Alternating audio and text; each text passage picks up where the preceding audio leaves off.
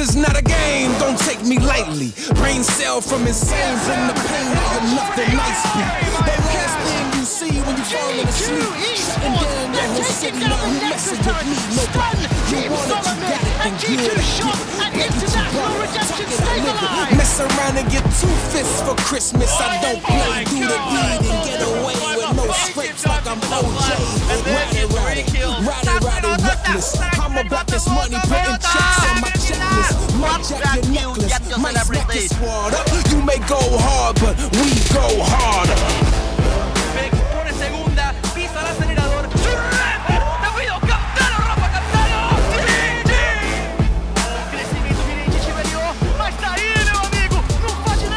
So if it's on the song, so if it's on the song, might see me banging on my chest like I'm king. Okay, what the problem is, mess around and try to rumble with the problem kids. King of the jungle, scooter talking in the politics. You wanted a leader, okay, now follow this. Never have if you wanna, I'ma put it on your slow, sitting like a freight train. Not of this earth, we are not the same. When my crowd to the side say hi to the king.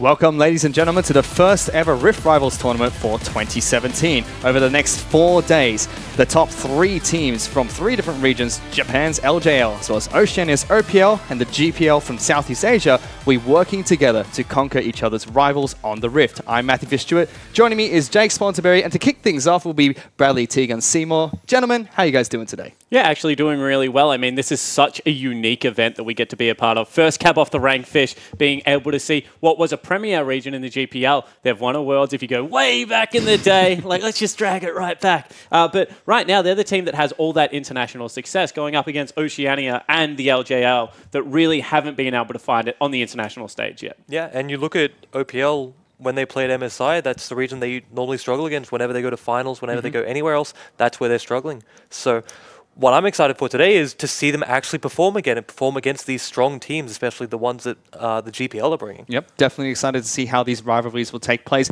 not only in this this version of Rift Rivals, but also all the other Rift Rivals around the world. There's a total of 5 taking place worldwide. But before we get into the rest of that, let's take a look at how the format works for this event. Firstly, all 3 regions will battle it out in best-of-1 group stages. The region that places first will then get directly seeded into the final. The remaining 2 regions, however, will have to face off in a King of the Hill elimination semi-final to see who else makes it. The final itself is a best-of-5 relay format. So lots of games, lots of pressure, and lots on the line here, and a very interesting format for League of Legends. Yeah, it certainly is. I mean, that King of the Hill style format is going to be so hyped to watch. I mean, you get to see third play third, and then we'll get to see which team can make that deep run and see if they can take it all, because that's just such an exciting format of League of Legends. I've never seen it played before, and it should make for some great upsets. Yeah, I've seen it way back when in Pro League and other games, and it's always just been an incredible format to watch because you get to see those unknown players just make those deep runs, dig really deep to try and do what they can for their team. And the question oldest time at these big international tournaments is we kind of know where third place North America stacks up against EU. We've seen it played internationally, but always coming into an MSI format, it's like, how good is the second best team in the Oceanic Pro League? How good is the second best team in, you know, the GPL? Should GPL actually have 2 seeds going into these events? They've been such a big argument, Fish, and now we finally get to see it all come out on the line, and we'll see exactly how it works out. Yep, great part about this as well is the fact that none of the region's seeds will ever play against each other. They will be working with each other throughout the entire event, just trying to take down their opponents across the seas. But for now, though, let's take a look at the schedule for today's matches. To kick us off with the group stage, we're going to start out with GAM taking on the Direwolves. Legacy will take on Detonation Focus Me. Following that will be Unsold Stuff Gaming taking on Mineski for the 3rd match What a today. name. What a name. Direwolves will then take on Rampage for their rematch and tiebreaker of their international records. They currently stand 1-1. And finally, Detonation Focus Me will take on Ascension Gaming from the GPL. And I mean, that's a huge day of games. Don't want to touch too much on the first one, Fish, because, you know, it is going to be hit on a little bit. But Legacy versus Detonation Focus to me, has to be one of those games that people look at. This is a perennial second-place teams from both the OPL and the LJL for the last year and a half. Detonation focused me. They had some glory a little bit sooner than what Legacy did, who hasn't been overseas now for 3 years, T-Gun. And when you have a look at it, the battle of the superstar AD carries are going to be lost going up against Yutapon. Of course, lost very young. Yutapon, more of that veteran, was in the top lane, now back in AD carry. We'll see how it works out. Yeah, I'm not sure that's something that you really want to be known as a perennial second-place team, or They are, though. Always the bridesmaids, never the bride. But this is a great match to look at. The thing I want to look at is Legacy starting blue side. They haven't lost a blue side game in the OPL yet this split, so that might be indicative of their draft of something like that. But that should give them an advantage, right? I mean, they haven't lost a game one either. Best of ones, it seems to be the Legacy format. Take me back into the olden days, Fish. Just give me best of ones all the time. Yeah, Legacy finally getting a format that would well and truly cater to their style, finishing second and winning every single best of one. But for now, let's get into the first game of today. It's going to be the Gigabyte Marines taking on the Direwolves. And these two teams, we've already seen them at MSI Play-ins, one going much further than the other. Yeah, Direwolves didn't look too crash hot at MSI. I'm just going to come out and say it. They had some incredible expectations of themselves and fell short. Now, I was pretty happy with how they did. They were pretty much par for the course for the teams that we sent over. Not amazing, but they performed quite well. They're going to be looking to redeem themselves here at Rift Rivals and try and prove why they were so confident going into MSI. And I think the big thing for me is Oceania in the past has been the day one team. That fell apart with Direwolves. It felt like they built up so much pressure onto themselves that they had to perform, and then it kind of fell to pieces because in the OPL, they look like a different team. They were able to sweep that grand final. Since they've come back from the MSI play-ins, they also took down the Chiefs, who are currently second place. So right now, Direwolves are still in form. I think a lot of this is mental demons, although going up against the Gigabyte Marines, who did perform so well, even though they've had a couple of roster swaps, is going to be a tough-ass first ship off the rank. And the best part about that is we didn't get to see Gigabyte Marines play against the Direwolves at all during the MSI play-in, so it's really cool to see these two teams that were across for each other from groups playing against one another. However, what we have seen historically is very high-skilled individuals coming out of the GPL, absolutely smashing Oceanic teams. We've seen it when the Bangkok Titans were able to take down the Chiefs in that best of 5. Even more recently, in the All-Star event that was in Melbourne, SOFM absolutely torched our whole lineup. I think he had a game where he took Ignite on Lee Sin and had 22 kills or something stupid. Individually, it just seems that the GPL teams are able to step up to the cab and really impress and dominate people, whereas if the game goes a little bit longer, it looks like Oceania's macro play does come in. Yeah, and one thing I was going to criticize Direwolves on coming into this is that their macro play might not be their strongest suit, and they've been told that time and time again in the OPL. So if they're going to come and step up and show that their macro is as good as they say it is, this is going to be the time to do it. Yeah, it certainly is, as well as the fact that they need to fix up their draft. We say they always rely on picking 3 winning lanes. They blind pick solo lanes a little bit too often in the OPL that makes me comfortable, and I think that's something that in an international event you can get punished for. On top of that, a lot of the Southeast Asian experts were criticizing Gigabyte Marines moving into MSI on their macro play. They had cleaned it up slightly, but I know something you touched on earlier today was the fact that they have been able to clean it up, but if teams don't play, if teams play to the Gigabyte Marines playstyle, they're definitely going to lose. Yeah, and that was a big question because was they actually a clean team, or when you look back at it, did people just play a really up-tempo game, you know, getting confused by lane swaps, getting confused by how much they were attacking the Rift Herald, how good Stark, for a brand new player into League of Legends Pro, actually was able to team fight at every point of the game. I just think that they were such a wild card in the truest sense of the word going to that MSI that they created the perfect storm that other teams could not keep up with. Yeah, and you have to look at it and say, were teams underestimating them back then? Because they sure as hell won't be doing that now. Now every team coming in is going to look at Gigabyte Marines and go, this is the team to beat. This is the #1 team coming in. These are the favorites. Everyone's going to want to look at them and measure themselves up and prove themselves against them. They certainly are. And speaking of the Gigabyte Marines, let's take a look at their lineup heading into game #1 against the Direwolves. Up in the top lane, we have their new top laner, Nevin. Levi will be heading into the jungle once again. Optimus back in the mid lane. No Way will be their replacement AD carry for Slay, and Archie will still be standing by as the support with their coach Tinny Kun standing behind them. Yeah, and I know that there's 2 changes. I know this is not the squad you guys saw at home, dominating the play-ins, really taking it to the world's best teams. However, every single piece of information we have been able to receive is this is still a super team. As far as the GPL goes, this was the team that was put together to dominate Vietnam, historically the best region going into the GPL, and I'm certainly looking forward to seeing if they can continue to impress. I think the biggest thing is their coach stays the same. When you look at the backbone of teams like this, you look what makes them great. Generally, it's the coach that knows exactly what they need to do, how to play the game, and how to teach his team how to play the game. And if he's able to stay there and be confident in his team, I'm still scared of them. Yep, he was the first coach to bring up Vietnam's first international export of SOFM, and is now bringing up Levi as well, who is a prodigy himself after watching him play at MSI. But let's first take a look at their opponents. The Direwolves, representing Oceania's first seed, will be going up against them. Chippy's in the top lane with Schönfire heading into the jungle. Fantix will be heading into the mid lane. It's your boy King in the bottom lane with Destiny as his support. You just love saying your boy King, don't you? I've got to take it away from It's not his Spawn once in a tag. while. Yeah, I mean, it is actually. It's YB King. Anyway, getting back to this Direwolf lineup, this is a team that you feel that if they get rid of the nerves, if they throw the monkey off their back early, they can have a good tournament. Because what we saw at MSI was uncharacteristic. King dying in laning phase without burning Flash. Schönfire getting caught in his own jungle multiple times and falling down. Their solo laners still looked relatively okay in Chippies and Fantix, and if the rest of the team pulls it together, and they can get to that late game, it's going to be interesting because they do play a heavy 1-3-1 style at times, and they are able to beat you around the rift with very good collapses. My only question is that them being nervous and untested, or is that just the competition that they're facing being that much more difficult than it is in the OPL? Like we've said before, they generally just steamroll in the OPL. They just pick 3 winning lanes, win all the lanes, Schönfire goes into the jungle and does whatever he wants. They're not going to be able to do that against Gigabyte Marines. Well, you think that, but at the same time, no one thought Gigabyte Marines were going to come out and absolutely steamrolls teams like G2 and TSM at the same time. So you do really have to throw all of that previous information with a grain of salt. I mean, sure, Gigabyte Marines looked fantastic at the last international tournament. However, I do think that was a mix, not of the late game team fighting, but of the early game nerves that came through for the Direwolves. I'm happy to give them the benefit of the doubt. We'll see after this game 1. That's why I'm so excited about it, whether that is the case, because they're going up against a powerhouse team with a jungler that will just punish any mistakes you make at the start of the game. Well, gentlemen, thank you so much for your analysis here. But before we get into Champions League, I want to get you guys predictions before we get into that one. Spawn, starting with you, who do you think is going to come out on top for the first game of Rift Rivals? I didn't know we were doing predictions. I actually missed the call meeting. I was so positive about the Oceanic team. I think this is going to be like a 28-minute steamroll. I think Gigabyte Marines are absolutely going to smack him in the laning phase.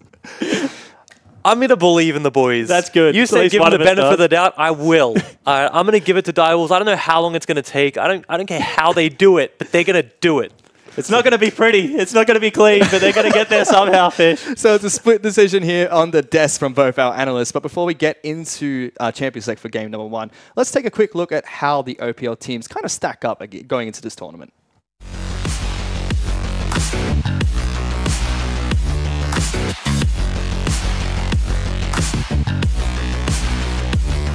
It's aggressive, it's fast-paced, it's raw.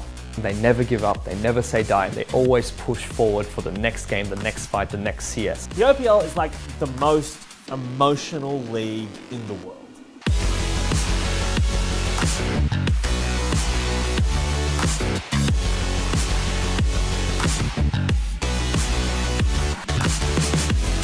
My prediction for this Rift Rivals is going to be incredible entertainment out of this cluster.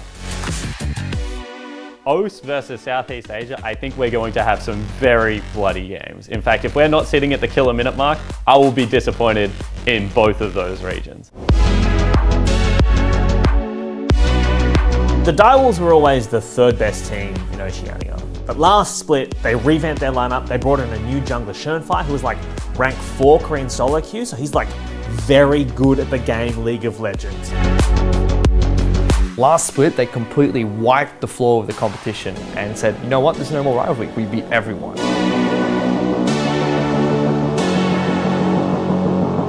Legacy Esports are the perennial 2nd place team in Oceania. And finally, we have a tournament where 2nd place teams actually get to attend. Every split, Legacy come like so close, and they just fall away at the end. Now they got a chance. Now they get a chance to go internationally, represent Oceania, and do their fans proud.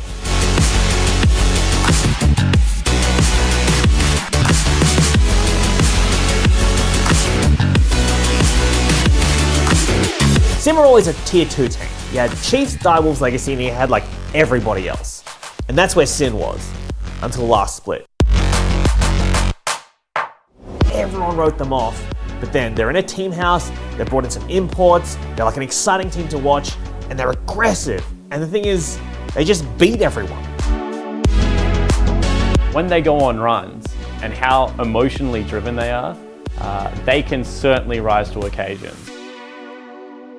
They're always really fun, they're really friendly, they're a little bit quirky. They're really cool people, fun to hang out with, and it kind of reflects in how they play.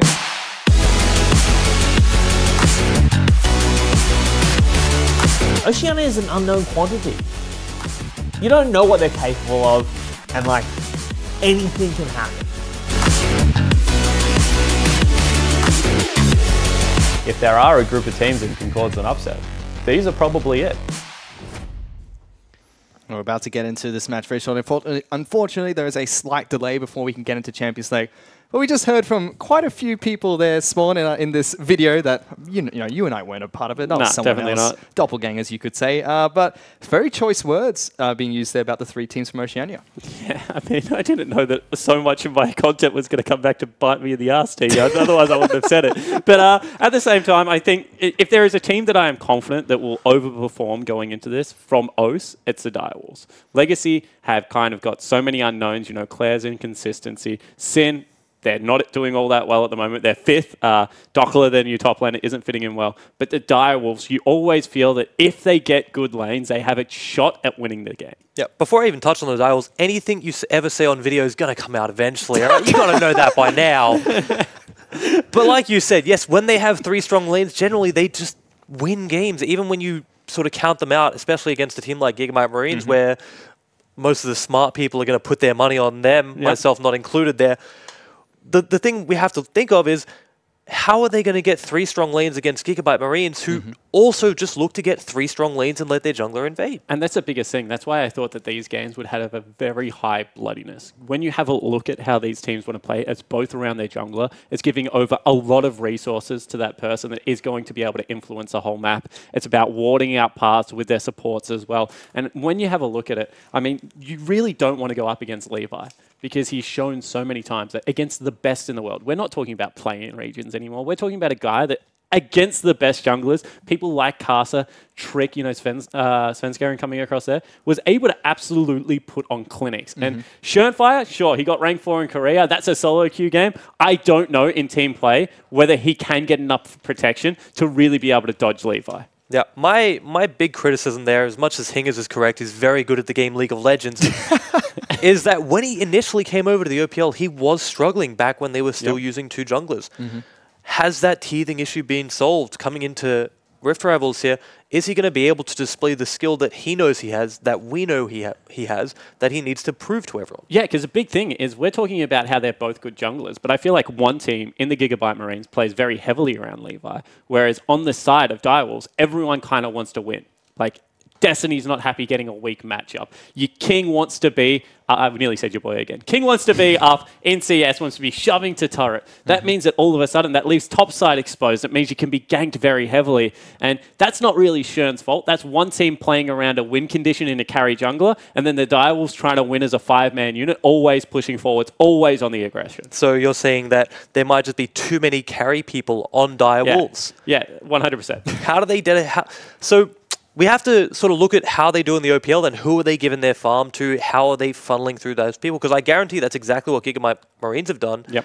And now we have to think, do Direwolves do the same thing, or do they just try and change their strategy to come in this with a bit of, I don't want to say cheese, but that's essentially what it'll be. Yeah, and I mean, I think it comes down to, as we're still waiting for this game to kick off, how confident are the Direwolves solo laners in blind picking things like Kassadin and Camille in this game, because that's what they do in the OPL. They say, we're going to take an S-tier solo laner that you can't really counterpick, and then we're going to allow other members to be able to, walk around the map. The problem with that is I think Gigabyte Marines have solo laners that the OPL teams just don't have at the moment. And that's what we've historically seen, especially mid laners. You know, Optimus is definitely going to be able to take it to to Fantix in that mid laner. And it's just one of those questions that until you see these teams clash actually in a competitive game, because we hear all kinds of things about scrims that you just don't really know how it works out. And on top of that, you know, just touching on what you mentioned about the two junglers there, the best part about this is both teams trying to unlock their junglers to try and kill the opponent's jungler, not to unlock them to do anything else. So curious to see how that bloodbath is going to take place in the jungle as well. And another point going on top of that is the fact that these solo lanes coming out from the Direwolves in the OPL steamroll their competition. Can they do that against Gigabyte Marines? Yeah, I mean, that's a big question. We keep whipping the camera around. This is probably the coolest League of Legends set I have ever seen in my life. The background's incredible, isn't it? I mean, that is legitimately, you just see the players sitting there. You see Victor, the IT guy, trying to get PC set back up. And then you just see, a really cool backdrop. I have actually never seen, street art League of Legends set. I mean, obviously, you see it in things like Get Jinx, but that's a really nice backdrop. We saw it in the video package before, which, by the way, was incredible. I was hyped just from that before we even got to the games. But getting back onto the teams for a second here. I'm just trying to enjoy a good set. We can enjoy this and talk about the teams as well. Oh, there's right? Let's go about this next.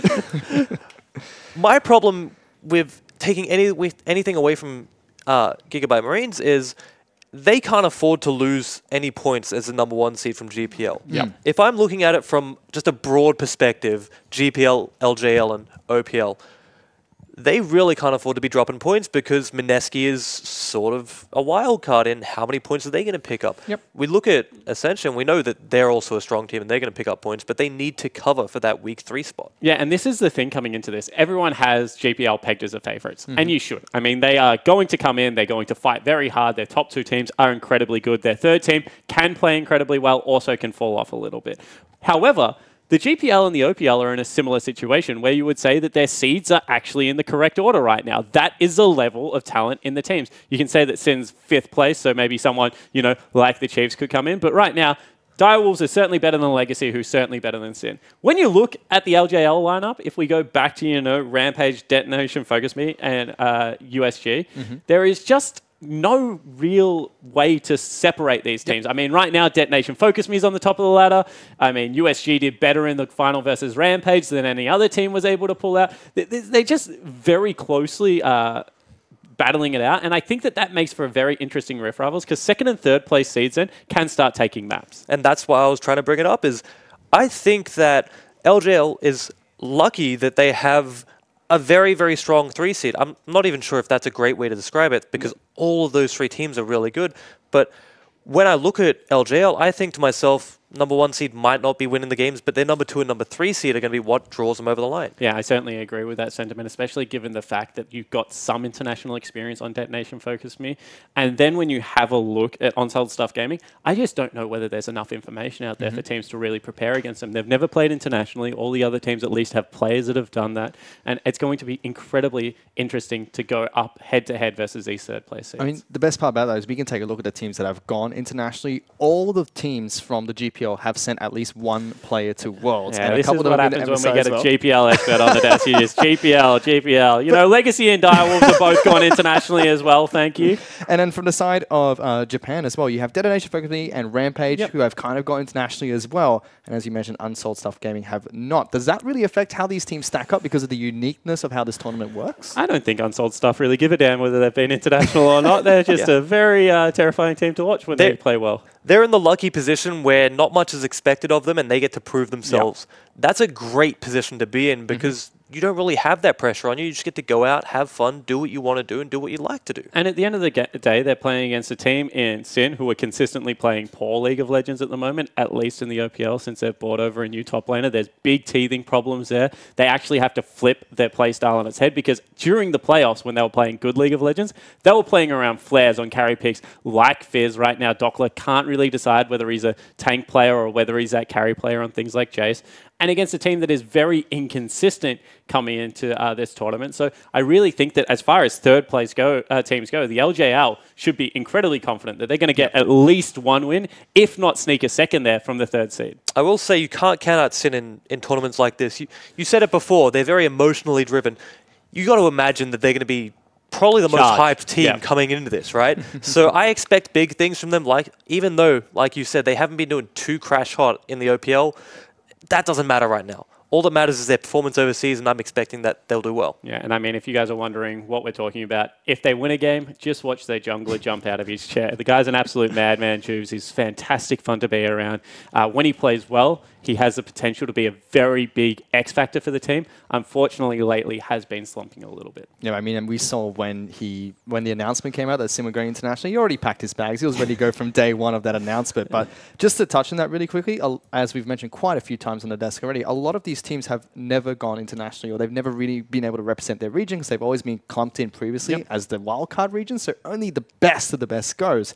So now all of them get a chance to, represent their orgs, represent their fans as well, and, give some international showing. And it's funny, you say only the best of the best gets to go. Historically in the GPL, the team that can get visas together gets to go. It doesn't matter if you win the tournament. It just matters whether you're eligible to be able to travel. That's how Mineski was able to make it through. That's how Bangkok Titans got to MSI 1 year as well. So I think that it's very interesting. But what we do know about the GPL is that they've consistently been very good. I mean, there's no other way to put it. Up there with Brazil and Turkey, they were the three consistent regions. I mean, now you can throw the CIS region in there. But we actually get to be into a game soon, Fish. Yes, we are into Champions League for the first match of Rift Rivals 2017. It's going to be the Gigabyte Marines from the GPL taking on the Direwolves from the OPL.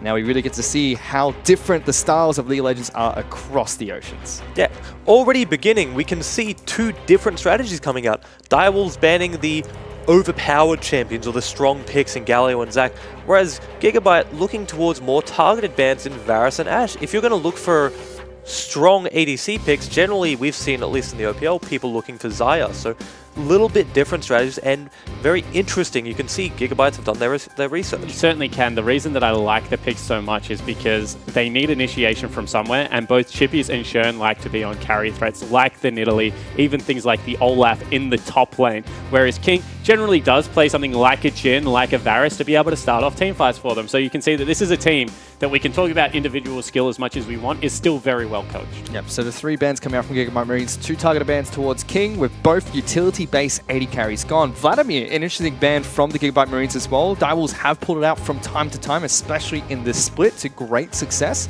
Interesting thing from the side of Direwolves, though, Kennen being banned out with Galio and Zac. Yeah, and what's going on with the roster here, Fish? You told me that, they're going to play Nevin in the top lane. There's been a roster swap. Yeah, we've got Archie going back into the top lane, which is what he played historically for the Saigon Jokers, and we have Saya, their substitute, coming in as the support for Gigabyte Marines. And that's really interesting because you have to think that the Direwolves would have been planning to play against the team that they've seen play recently, and that is certainly not the case. Archie swapping back into the top lane, as you said, is going to be incredibly interesting because he was a big tank player back when he was on Saigon Jokers. Yeah, I mean, he was a big tank player to the point where he picked up Frozen Heart on Ezreal top lane against Nyrelia. So that speaks to how quirky this guy is in the top lane. On the flip side, Direwolves, they lock in Caitlyn, which is probably the strongest AD carry in the OPL at the moment. Rek'Sai makes his debut at Rift Rivals, and we see Gigabyte Marines pick up the Kalista. I really hope from Gigabyte Marines this isn't disrespect to the Direwolves. This isn't them wanting to get their subs some playtime. I hope that this is a decision made, like you said, to sort of throw them off their game. Back to the draft, Kalista Thresh.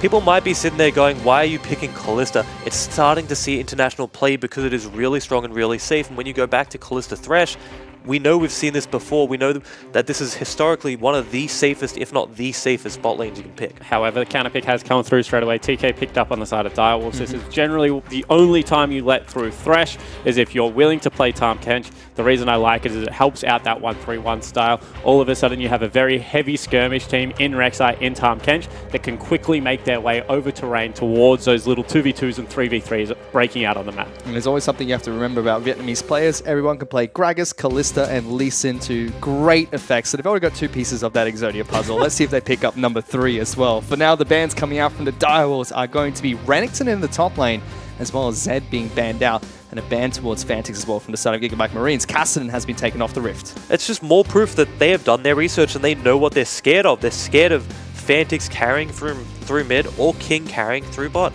I'm really interested to see what this 5th ban is. It's another mid ban in Orianna. So you can see they really just, I don't want to say are worried by Fantix in the mid lane, but they expect big things out of it. Yeah, and I mean, this is what we've seen. Initiations coming out of King, Fantix being able to clean up team fights. Corki makes a lot of sense. It's a big lane bully. Now that it does 80% magic damage on auto attacks, it does add that magical damage flavor. Comes online at only Trinity Force, but then just gets incredibly good with the double charge items into IE. There's just nothing that this pick doesn't give you at the moment. With the package, even has a little bit of global presence. I mean, it's just such a strong staple pick in that mid lane. I really like that they left top lane the last in Direwolf's side, by the way. You have Gragas early, but you can't anticipate where that's going if you expect your team, the opponent's team, to be able to play jungle and top. So they gave them that respect and decided, you know what, we'll pick a mid laner that, at least from Direwolf's perspective, they think can win in most matchups or at least go even, and then save Chippy's the perfect counter. No, Lee Sin was open, Tegan. They're just picking Lee Sin. That's what's going on here for Gigabyte Marines. But the final pick for them is going to be Victor, picked up for Optimus. And an instant lock-in coming out from the Direwolves. Chippies throws the gauntlet and picks up Fiora into the Gragas. And you have to say that both teams got really good drafts here. You've got a typical team fight composition out of the Gigabyte Marines that comes online very early. Victor just needs that perfect Hex Core. You only need a Bork coming out of your Kalista. Everything else is just utility around it. At the same time, coming out of Direwolves, you have such a good 1-4 composition with Fiora, with a Tahm Kench and a Corki to be able to attack that side lane if you ever get ahead in this game. I wouldn't even call it a 1-4 with how much mobility they have in both their mid and their support. This could easily be like a 1-3-1 or just a 1-0 with people just roaming around everywhere and just impossible to deal with. And that's something we've seen Direwolves being historically known for, their 1-3-1 team composition and their split pushing. They've shown that they can do other things, but when they go back to this style, they play it to near perfection. And I think that this is actually really good, because when you have a look at what our criticism of Direwolves, it was the fact that, you know, they came in, they looked nervous, they didn't give themselves, you know, safe lanes to play towards, they wanted to play aggressive lanes. Now you see Caitlyn Tahm Kench, that's a farm lane. You're not looking to kill anyone in that lane. You've got Rek'Sai, who's a very good farming jungle, and you've got two carries in the mid lane and the top lane that scale incredibly well. I actually don't expect to see a quick tempo game coming out of the Direwolves. If there's kills there, they will punish, but I actually think that they're more than happy to just leave this one to scale up. That's got to disappoint you, right? Yeah, a little bit.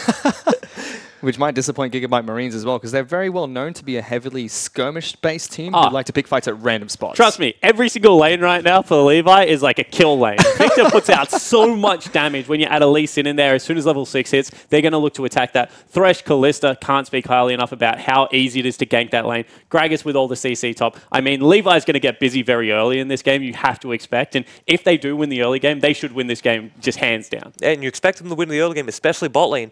You think of Tahm Kench as a lane that can't really be ganked, but post 6, Kalista, Thresh, they can do whatever they want. Yep. They can dive anyone in the game, and that's what they're going to look to do. And remember, both these teams would love to unlock their junglers, Direwolves, by pushing all 3 lanes. Gigabyte Marines, however, with a lot of vision in their opponent's side of the jungle. I love this. Now back onto Summoner's Rift for the first match of Rift Rivals 2017. And both these teams now looking to try and get a little bit feisty at level 1. Direwolves sneaking in towards the blue buff of Gigabyte Marines jungle. Yeah, exactly right. And you can see that we're playing a little bit of Slideshow League of Legends at the moment, see whether we can get that fixed up. But Direwolves going aggressive early, that's good. It does mean that they trade vision on the bottom side of the map, Fish. And we'll see whether this just ends up in standard lanes, because we did see lane swaps coming out of the Gigabyte Marines previously. I love any time people do interesting things at level 1. I hate the standard 5 people fan out and you just do nothing. When you come in, get that early vision, it means that you do want to know where the enemy jungler is and you do want to try and get your jungler active before him. Gigabyte Marines, they want to get early access to Churnfire, find out where he is. Look at all the deep wards being placed down by Direwolves. They're lane swap wards. Straight away, when you have a look at that, when you have wards on the way to lane, you have to expect that that is going to be someone trying to get funny with a lane swap. And that's what we saw a little bit at the MSI tournament. And now we see that the Direwolves are prepared for it. Yeah, very respectful towards Gigabyte Marines. Both junglers, though, starting on opposite sides of buffs. Levi will pick up red buff first, move straight towards Raptors. Churnfire got a little bit of a leash over on his blue buff. So we'll have to see how the jungle progresses between these two teams. It was an interesting choice by Gigabyte to only leash the red with their bot lane. We've seen teams start to leash both Raptors and red and just have their support tank it. And I think that might have been better for them here. And you see in top lane already, Chippy's trading aggressively against Archie. This is a lane to watch out for because Archie, he's historically been a great top laner in Vietnam, but he's been moved to support for Gigabyte Marines for the longest time now. And I don't even think he's played top lane in the regular split so far. Oh, that's a great hook. All of a sudden, King in trouble. Oh, there's so many spears being placed in towards King. Good exhaust being placed down by the Direwolves. They still continue to chase towards the AD carry from Gigabyte Marines. That's actually a decent trade from the Wolves. Yeah, that was a surprisingly good trade by them. No. Meanwhile, there's still fight inside the jungle. Levi and Schoenfire. We expected these two to go toe-to-toe, and they already at it so early into the game. Levi losing this matchup to kick things off. No summoner spells burnt by either jungler, but Schoenfire now going to have access into the Gigabyte Marines jungle. And this is the reason that people were really excited about Rek'Sai coming back into the meta. I'll touch on the build in a little bit, but all of a sudden, with the ability to have CC at only level 3, with good skirmishing potential, true damage, all the things that just make Rek'Sai potent, as well as the fact that she jungles incredibly quickly, you could see that Levi caught unawares there, and Shern just with some good pathing, being nice and aggressive. I want to touch back on the bot lane because of what happened to King there. I was expecting them to blow heal, if not flash, due to how Gigabyte played that, but they got away with it with just exhaust and trading a huge amount of damage back on Kalista. That's really important and really good by Direwolves, showing that even when caught unexpectedly, they're able to turn it around. Yeah, and I guess the big thing here is we take a look at No Way just going for a couple of deep wards there, trying to pop the blast cone over the wall, so Shern can't go for any cheeky ganks. You expect level 1 to be very difficult when you have a Tahm Kench. After that, when you get level 2 and level 3, it starts to become a pretty simple lane to execute. So the fact that the punish wasn't enormous, I mean, it's still a good trade coming out of the Gigabyte Marines, is certainly good as this lane will progress. Yeah, and now you can see King just plays without a care in the world about the Thresh because he knows he's got that safety net in Tahm Kench to just survive through anything. However, at the moment, Levi is close towards the bottom side of the map, looking to try and take down this Rift Scuttle. Has not been spotted out by the roaming ward. That is a dark river. That is Kalista's, Yeah. not the Direwolves, and it is a very dark river, which suddenly I thought Nocturne was in this game for a moment. He's not. Big interesting point, however, is top lane is down 11 CS and bottom lane is starting to fall down pretty massively. This is what we spoke about.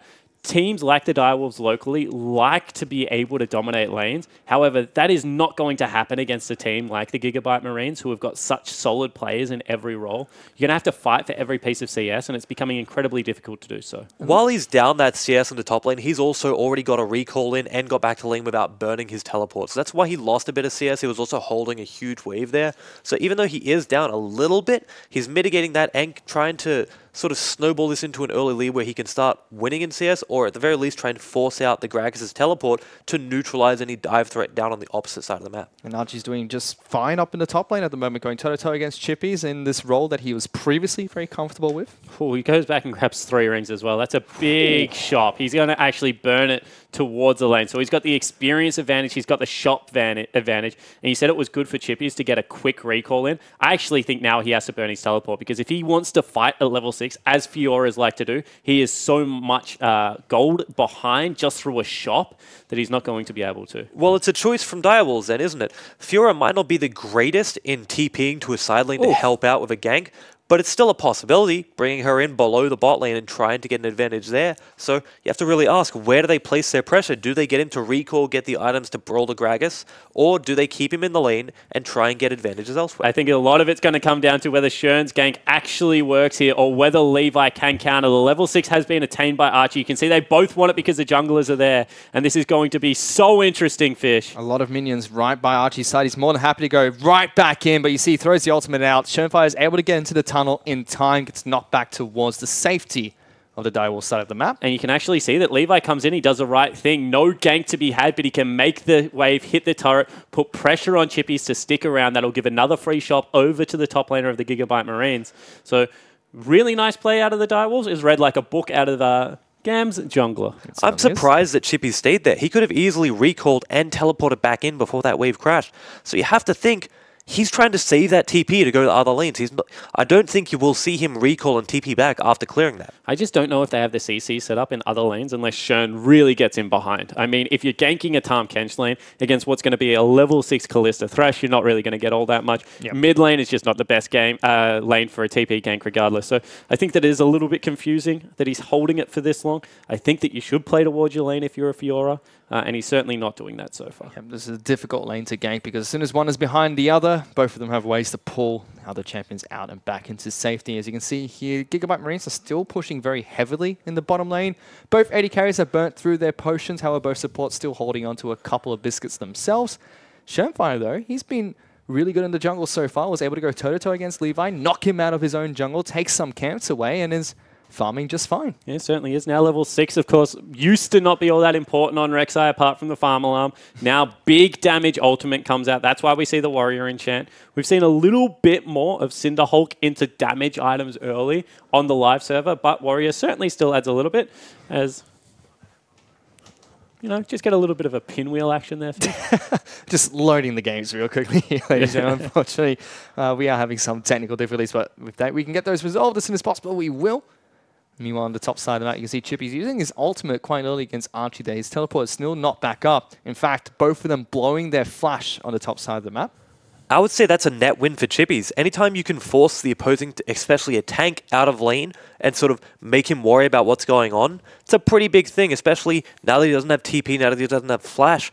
Expect to see Schönfire back up there to try and keep snowballing, get the Fiora further and further ahead. Yeah, and the other big thing is Chippy's gone for early sustain. He's already got a Blade. He's got himself a Corrupting Potion as well as that Vampiric Scepter.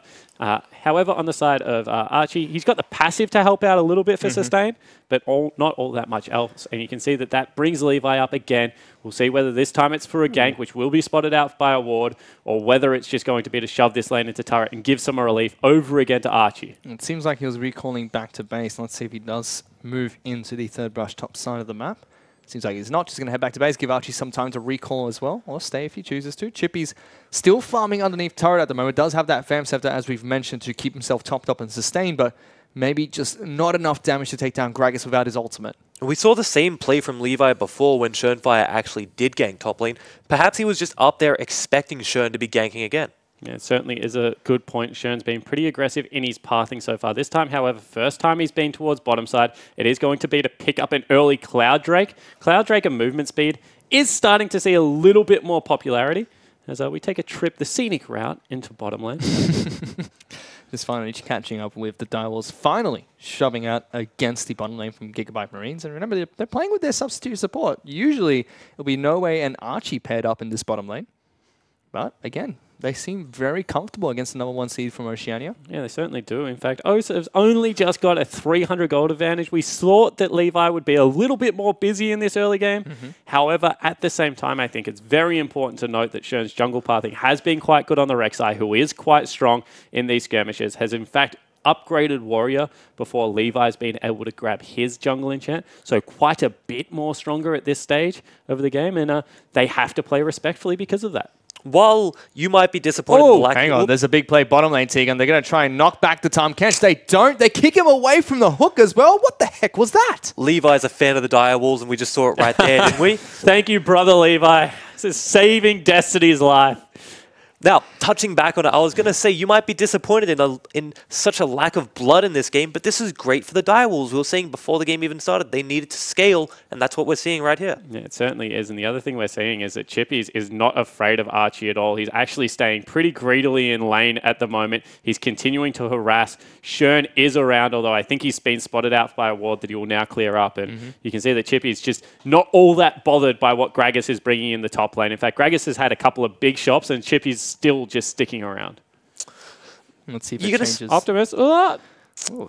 Getting some good damage on towards Fantix here, who we have not actually checked in with this mid lane so far. Both of them just farming back and forth, it seems, with Fantix picking up a decent CS lead for himself. Now, the problem with mid lane and expecting them to do anything but farm in this matchup is Corki is nigh ungankable from what Gigabyte Marines are bringing, unless you roam the Thresh up there and maybe even the Callista as well. So you're just going to see the same thing. He'll recall, he'll go back to base, he'll farm again.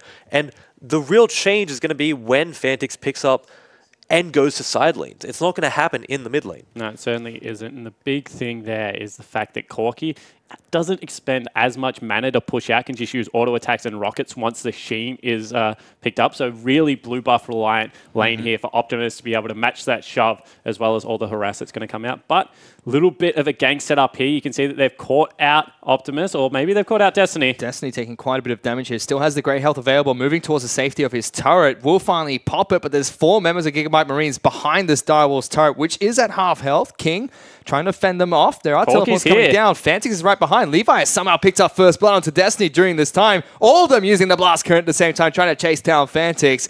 Saya's trying to close in as close as possible, but still, they pick up a single kill onto the support and back out. I actually didn't even see how that first blood went across. It must have just been an errant Q that hit him. A little bit of sloppy play there from Destiny to fall down after they had done so well to repel that gank. You felt that if they had have survived that, no first blood going over to Levi, this was actually a very promising early game for the Direwolves. Even giving away that first blood, which, like you said, is sloppy, Direwolves are only down 200 gold, and I think that's a testament to how well they've been playing. They've been passive, they've just been farming up. Very, very unlike the Direwolves that we're expecting to be this aggressive, to be this greedy team. Yeah, and I think that the big thing here is now how do the Gigabyte Marines respond, Fish? What's the next move for them? Because they're going to be getting towards one item spikes. In fact, they have it in the AD carry position. They have it in the mid lane position as well as the jungle item. They've got the Moby boots on onto Thresh. Is this when we start seeing lane swaps? Is there even more pressure coming down into that bottom lane as we take another look at this replay? Yeah, let's see how Levi picked up this kill. Seems like he was just able to tag out Destiny at the end of this fight. Potentially, I mean, here we'll go right here. Levi just turns around. Does he throw a cheeky Q? He actually follows up with it and still is able to pick it up because King had to flash, worried about the kick, of course, into the rest of the squad. So great move there out of the jungler of the Gigabyte Marines. And he's going for another one in the bottom lane. You can see Destiny has eaten up King, but he tags him, knocks him back, gets one kill. Now looking for the Catfish himself. 3 members of Gigabyte Marines surround the bottom lane of the Direwolves, and they pick up 2 kills. That's what you do. Whenever you gank a lane, you blow flashes, you go again. But they look for top lane as well. Archie in so much trouble. We'll find out next time if he's going to fall. Flashes away, tries to style on them. Shernfire will take quite a bit of damage from the turrets, but walks away. It's trading bot lane for top lane. And you can see that the map has been divided in half. A very strong level 6 achieved out of... Oh, Direwolves, come on, give me a shot here. Sandix goes a little bit aggressive. Level 6 achieved for the bottom lane means that they're able to go aggressive on the top side of the map. Now that Callista's picked up... Fiora's picked up a Tiamat, should be able to continue to bully around Archie as we get another pinwheel and just checking out whether we can get back into this game. Yeah, hopefully be able to get back into this game shortly. Unfortunately, guys, we have been having some technical difficulties. Some. I watched the League of Legends game via PowerPoint so far, Fish. This is... it's been great. Yeah, it's been interesting. It's been an experience. I'm learning a new skill set right now, which is how to cast a game. It just gives you more time to sort of... I don't know how to say it, but get on a I was going to say get on a soapbox because that's essentially what we're doing. Look, I'm just waiting for wacky transitions and clip art to start showing up. Then I'll be really excited for this match. But so far, just classic games of League of Legends. We are getting back into the game. There's still a little bit of choppiness, but hopefully that will be resolved as soon as we possibly can. Do you know one time I was playing a game on an SEA server, Fish, and a shark went through the pipe between... Vietnam and Oceania. I'm telling you, this is no word of a lie, so I couldn't even connect to the game server. However, it looks a little bit clearer now. So the reason why I know this is true, because I was casting the GPL and they were playing out of Vietnam and they had to postpone the games because of that exact reason. The shark bit through the underwater sea cable that connected Vietnam to the rest of Southeast Asia in terms of internets. Yep, very interesting. However, Fantix with his first package of the game, see whether he's able to make a play towards the side lane. You can see the top is pretty extended. They have a Tahm Kench as well as a Rek'Sai already up there. I mean, previously we used to see a lot of teams use the package to coincide with Dragon timings, and Dragon is now live for these two teams, but instead Direwolves are focusing on the Rift Herald after its recent changes. But this is going to be a team fight because you can already see top laners are teleporting in. Pinwheel again. We'll see whether Chippies follows up next time. This is too much suspense. I don't know how to take this. What's going to happen? Who's going to win this team fight, Spawn? Tell us. I do not know. I mean, when you have the package, you generally don't want to fight against that. But as I said, you would have to expect that Kalista, Thresh, Gragas, all that utility that's going to come out of the Gigabyte Marines team comp should be able to disrupt a lot of the damage dealers that's going to come out of Direwolf. So this should be a close one. The problem with having package here is he's going to have to dive into Gigabyte's blue side jungle to make use of it. And I don't see him doing that. Well, apparently he did, and we're still going with the fight. Yeah, so they got a hook on towards Chippies there. You can already see it's 5-2 to Gigabyte Marines, but somehow they've lost Archie as well, waiting for the scoreboard to be pulled up so we can see who has a Rift Herald. No, it's still standing in the pit. I mean, that looked like a big team fight. 5-2 was not what I expected. You can see 2 kills onto Chippies. The split pusher is well and truly going to be going. Kalista as well as Elise Sin have got all the gold on the side of the Gigabyte Marine. So 1,000 gold lead over them. As you said, Rift Herald's still available, so we'll live out the rest of our life in relative peace for the next 3 minutes, you have to expect. Hopefully. These teams can be quite brutal. So let's see if they decide to take it out later on in the match. I'd say the most important part of that fight that we unfortunately missed is Chippy's picking up kills. We're talking about them being passive and them wanting to scale. This is just going to make it harder and harder for Gigabytes to get active before Fiora is able to just run down a side lane and do whatever she wants. Yeah, already you would have to think as soon as that second items of the Black Cleaver, or potentially Trinity Force, as we've seen Chippies pick up a little bit more frequently now, is going to be a spot where you have to take multiple members towards that lane. Although now with Levi heading in and Archie burning the ultimate, see whether there is going to be a fight. Good parry from Chippies, but now it's down at least, and it is in this bottom lane. Chippies will be permanently slowed by this combo. He tries to turn around onto Levi. Fantix. Top lane, though. Fantix has got a kill on towards the support of Gigabyte Marines, and No Way will fall as well. Chippies is still going. Somehow still alive against this duo, trying to fight both of them. 2-on-1, sliding his way away if he can. Body bot will come through from Archie. Doesn't connect. He dodges the Q, looks for the parry, gets some vital procs, but it's not going to be enough. Eventually, the top laner for the Direwolves will fall. But that is perfect out of Chippies. He wasted so much time. As Fiora, this is half of your job, to have pressure in the split push, to be able to control the side of the map. They trade 2 for 1. They get that gold lead back very close, and they're going to be able to pick up this Rift Herald before it despawns. That's kind of a turret you have saved up in the bank, Tiga. Surviving that long in a 1v2 on the weak side of the map when your team's doing something opposite just shouldn't happen. It's as simple as that. Doing what he just did should never happen. And it's giving Direwolves Rift Herald. It's giving them priority in the top lane. They trade away that dragon. They don't even care at that point. They're just happy everything worked out as it did. And the other big thing is Archie didn't get the kill. So it's not like he's giving a maximum gold over to his direct lane opponent. Still going to be able to win that 1v1 quite handily. And it does look like it is going to be, for the first time in a long time, a Black Cleaver picked up, probably because of all the armor that's being picked up on Archie. You would have to think Trinity first versus carry and Black Cleaver versus tanks. Maybe I'm just crazy. I have a question for you. Do you think taking Rift Herald on Tarm was deliberate? I'm going to say no. That's gotta hurt if it's not deliberate. But as far as supports go, putting it on Tarm isn't bad. Archie actually roams down, goes for King, gets eaten up a little bit there, Fish. Yep, not able to use the ultimate effectively, but Gigabyte Marines get what they came for, which is the mid lane outer turrets, so 1-for-1 trade in turrets at the moment. I mean, I'm trying to think of reasons they would do it. Maybe Shern wants his sweeper to be able to continue to play aggressive, and they think that with Tracker's Knife and upgraded Sightstone already, they're in a position to be able to make this work. Also, the fact that Destiny can go to a side lane, help out a gank, and then drop Rift Herald afterwards, although he's just dropped it mid. Let's see if they use it effectively. Meanwhile, Shernfire has been caught out, pops his ultimate on towards the Thresh. Fantix has joined the fight as well. No Way will pull Thresh back to safety, who returns the favor with a Dark Passage. This has allowed Destiny to pick up that turret mid lane. So before we saw all of that happen mid lane, Gigabytes taking the Direwolves tower, we saw Gigabytes invading and taking away the blue of Fantix, and I think that's something we do need to highlight because it will hurt Fantix's ability to just shove out lanes.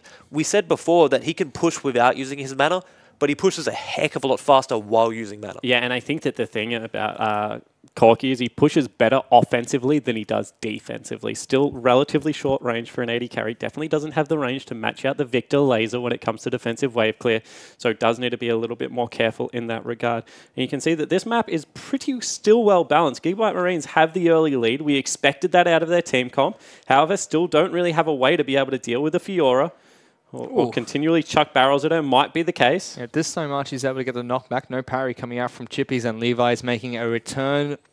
A gank? I mean, how much longer can you continue to do this for? Because there is good Baron taking potential on the side of the Direwolves. And, does he get it? They're going for it. Gets a parry, but still gets taken down by Levi eventually. So Gigabyte Marines get the pick in the bottom lane. Against the split pusher. There's only a certain amount of time that works. Because if that happens at 28 minutes, all of a sudden, Direwolves turn around. They just start up the Baron. You have to abandon the gank very early. They still have engagement tools coming out of Destiny, coming out of Shernfire. So maybe for the next 5-10 minutes, Gigabyte Marines can continue to attack Chippies. But unfortunately, after that, Archie's on his own. There was also a point where Direwolves could have rotated down there. They could have burnt the Tarm ultimate and got down there with Tarm and Caitlyn or Tarm and Corki, some sort of combination of people, and countered that. So I'm curious if they just didn't understand what was happening as fast as it did. Yeah, maybe that could be the case. You can see Levi still looking for a potential kick play here. King is waiting a little bit further back.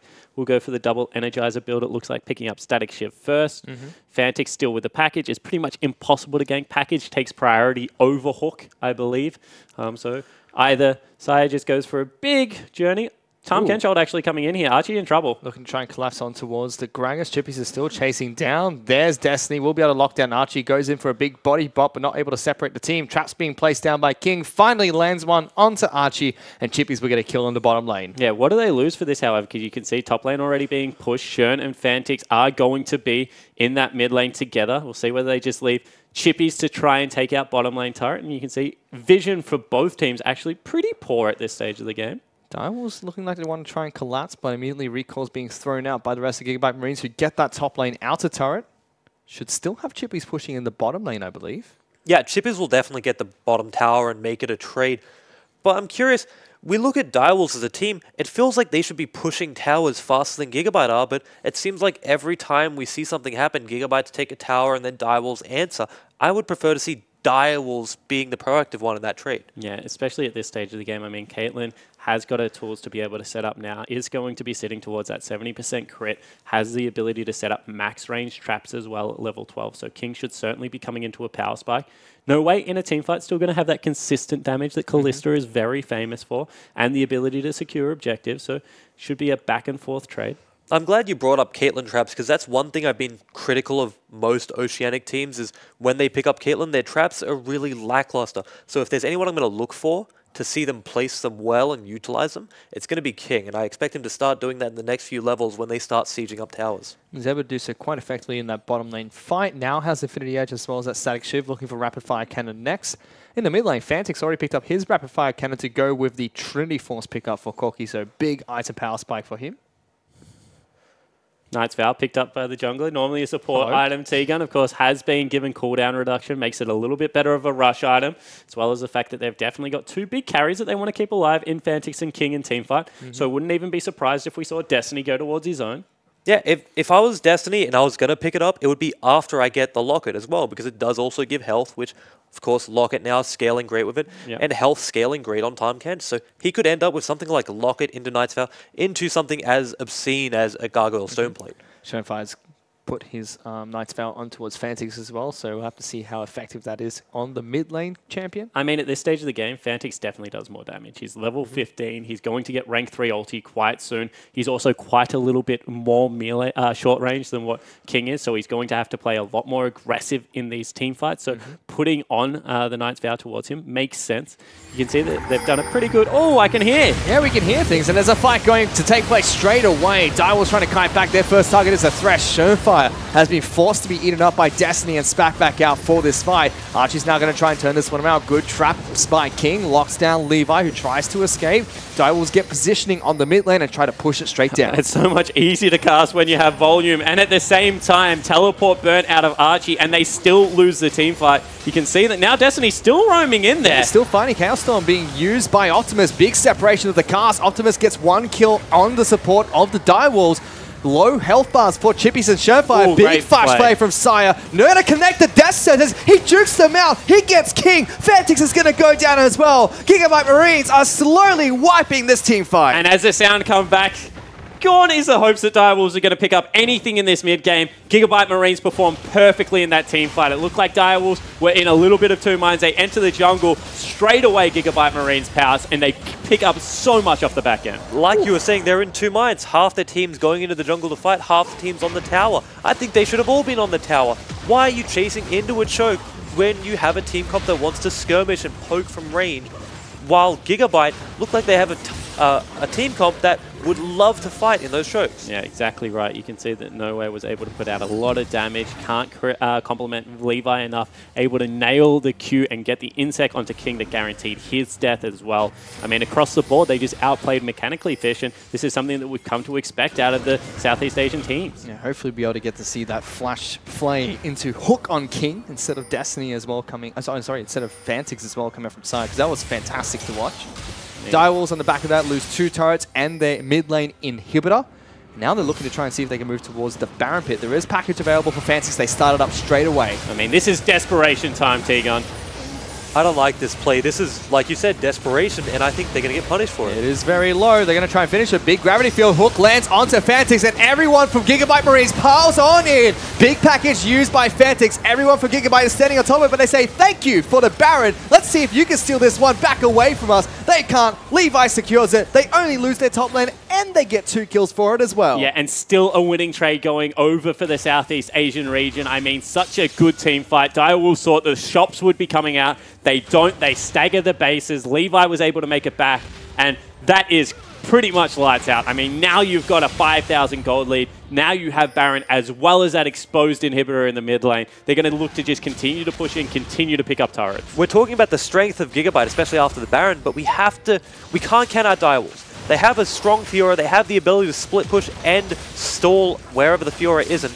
That's what they need to do here. They need the Fiora to go off on her own and let the rest of Direwolves defend on towers. Yeah, they need a turtle up fish. They I mean, that's what it comes down to. They need Fantix and King to be able to set down traps, be able to get good wave clear going, and just be able to stall out this game. But unfortunately, I mean, with all of the assists and the gold that's gone over to Archie, he's caught up in levels. He's absolutely fine in items as well. This is not an easy game for them to be able to do that in. Yep. That being an Ocean Drake was pretty lucky for Direwolves. I know whenever you take a dragon, you're happy. But from Direwolves' perspective, if that's an Infernal or if that's a Mountain, that is much worse than Ocean because most of these fights are so explosive, they don't get a lot of use out of the regeneration. Especially if they're fights that the Gigabyte Marines are looking to win just because of the fact that, you know, all the upfront damage that's going to come out of Optimus, Levi and Archie both looking for high impact ultimates. So certainly agree, team fighting Dragon in the Infernal is always the best. You can see that once again chasing out Chippies. I mean, Direwolves at the moment have to go up against a 6,000 gold deficit the Gigabyte Marines have gathered for themselves, and they're working against Baron buff, which will be live for the next 2 minutes or so. Good news story for them is Gragas does not have Baron buff, so he can't split push as effectively as he would like. I mean, I think Gragas at this stage of the game just wants to team fight if we're getting realistic. You can see traps are out. It's going to be hard to approach the turret, but at the same time, Siege is going to continue. Any more of those Qs start landing, you have to worry about Levi flying into your backline as well. Let's see if he is able to do just that. Seems like Baron buff may have expired already. No, it's still there. No, You still see there. the little purple dots that are Little going purple around dots. the champions. A little bit blind here, unfortunate. This is a difficult spot for Gigabyte. You can push in the lane, but how do you walk past Caitlyn traps? They did the right thing. They went to the lane that Fiora was in, but you can see they just can't get across that choke. Levi going in on top of Chippy's, dashes back out.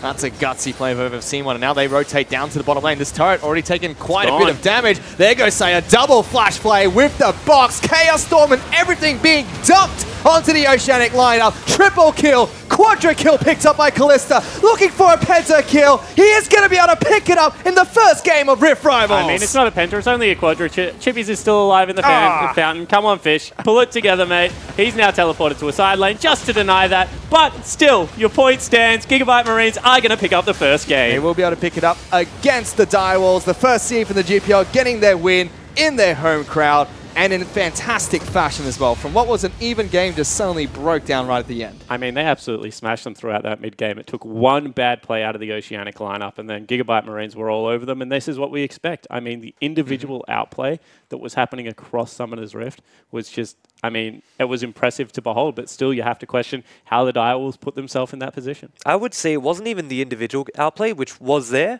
It was just the overall macro play from them. They were in the right place at the right time, doing the right thing. They win the team fight. They know the Desperation Baron's coming. They counter the Desperation Baron. They pushed through the Fiora. They did everything they needed to do to win that game. Yeah, they certainly did. At the same time, I mean, when people are flashing forward at the end of fights to secure an extra 2 or 3 kills, I think that you do have to look at individual members, especially given the fact that, you know, Archie hadn't played top lane in a while, looked absolutely fine. Substitute coming in for support on Thresh. Fantastic play out of Sayar. So I think that, you know, Direwolves had the right idea, but they just could not execute against the pressure that was the Marines. And could this be something that you were touching on earlier, Smon? The fact that now you can't really hide your supports in the bottom lane who are lower mechanically skilled players. Archie back in the top lane looked absolutely fine, as you mentioned. Saya looked really well gifted mechanically in the bottom lane. Could this be what Direwolves are trying to, Gigabyte Marines are going to try and throw against their opponents? I mean, I really respect that because at the moment, every single lane we see in League of Legends is either a kill lane or a heavy farm lane. And more often than not, we're seeing the kill lanes come out ahead internationally. So if you have got a mechanically gifted support, someone that can pull out the likes of the Thresh, of the Blitzcrank, and really punish these lanes, I think that right now that is the best way to play League of Legends. And I'd say that was Sire.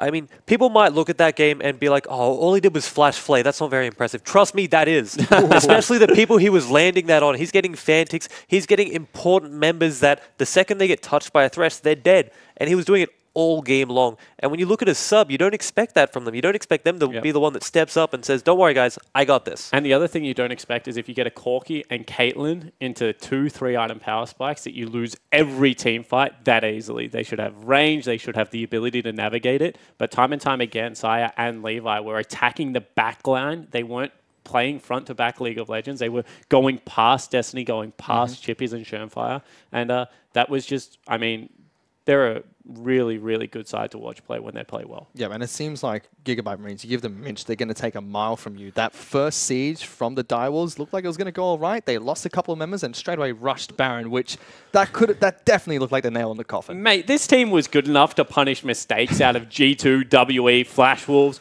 They're not going to have any problem punishing mistakes coming out of either Rampage or the Direwolves at this I mean, if you really want to beat them, you have to play a very solid game from front to back. Direwolves did it for the first 15 minutes of the game and then just dropped the ball and you saw it explode. And we were saying before that Gigabyte's problem area could be after 15 minutes, but that didn't look like that's what happened. This was the Gigabyte that took games off TSM. It might not have been the same roster, but it was the same backing. It was the same coach that has instilled this gameplay and this knowledge into them that they've been able to utilize. And I mean, the fight mentality certainly wasn't there. It was, you know, hold half a map down. We're going to gank Chippies enough that the Fiora doesn't get out of hand. And then as soon as they went towards team fights, they were able to pull the trigger decisively. So this is a team that certainly had a game plan against Fiora and executed on it beautifully. And it seems like we didn't see that early game prowess that we normally see from Gigabyte Marines, but their late game shot calling and decision making looked fantastic, which is something they usually lack. Is this a good or a bad thing for them? It's always good. If you play a part of the game well, no one will ever call it bad. I mean, what this shows is that our narrative coming into this is incorrect. I mean, that they're a team that will beat you at any stage of the game. Maybe they weren't good enough to go late game against, you know, WE and SKT, these guys. But, I mean, this is a whole different kettle of fish, and they looked world-class again. Who is good enough to go late game against those teams? I don't know. I mean, that's a hard thing to measure them up against, isn't it? I mean, it certainly is, but that's where we got all our narrative from the Gigabyte Marines. They dealt with the play-in regions very handily. Then they were able to push the world-class teams, and where they did fall down, it was mid to late game. Their early game was terrific, even at a world's level. So right now, we have to say, is their late game, like, you know, B tier against world-class team, which is going to be very... like, it's more than enough to get it done versus these teams, and I think that they've just proven that point. Yeah, they were able to style on the first place team from the OPL quite efficiently, and moving forward into the rest of their matches, that must be a great morale booster for the rest of the GPL teams, knowing that they've already secured 1 point against the best teams. Even if they, you know, potentially drop a game, might not as matter as it would have if Gigabyte Marines dropped the game. Yeah, it's also just a boon for their team. Now they've sort of taken the pressure off the other ones. They don't have to worry about being the first team to get a point or being the ones that need to be relied on. They can go out and play with a little bit less pressure, which will be beneficial to them. Especially if the fact that the Marines are confident against both of the seeds that they're going to be playing against. Because if they're confident against the OPL team, if they're confident against the LGL team, I mean, that gives someone like Mineski, like Ascension, to not have to worry about picking up every single game. A point or two will do out of both of those seeds for Gigabyte Marines to get through to that final day without even having to go through that crazy King of the Hill format, which you have to be very happy about. And I mean, if you're Oceania, you might be sweating already after that first match, because now hey, you've got Legacy and Sid got to pull it back. I hate to break it to you. As soon as week 1 of the OPL happened, I was like, whew, this is going to be a real spicy tournament for us to be involved in. I don't think that this tells us anything we didn't know, Tegan. Correct me if I'm wrong. I still held out hope, all right? Like I said, I believed in them to the bitter end. Even until the Nexus went down? I still believe in them, all right? All right. I still believe in them. Tegan still has hopes and dreams for Oceania. Speaking of which, they still will be playing another match coming up right after this. Legacy will be taking on the LJL's Detonation Focus Me. But for now, let's head into a quick break before we get back with that match.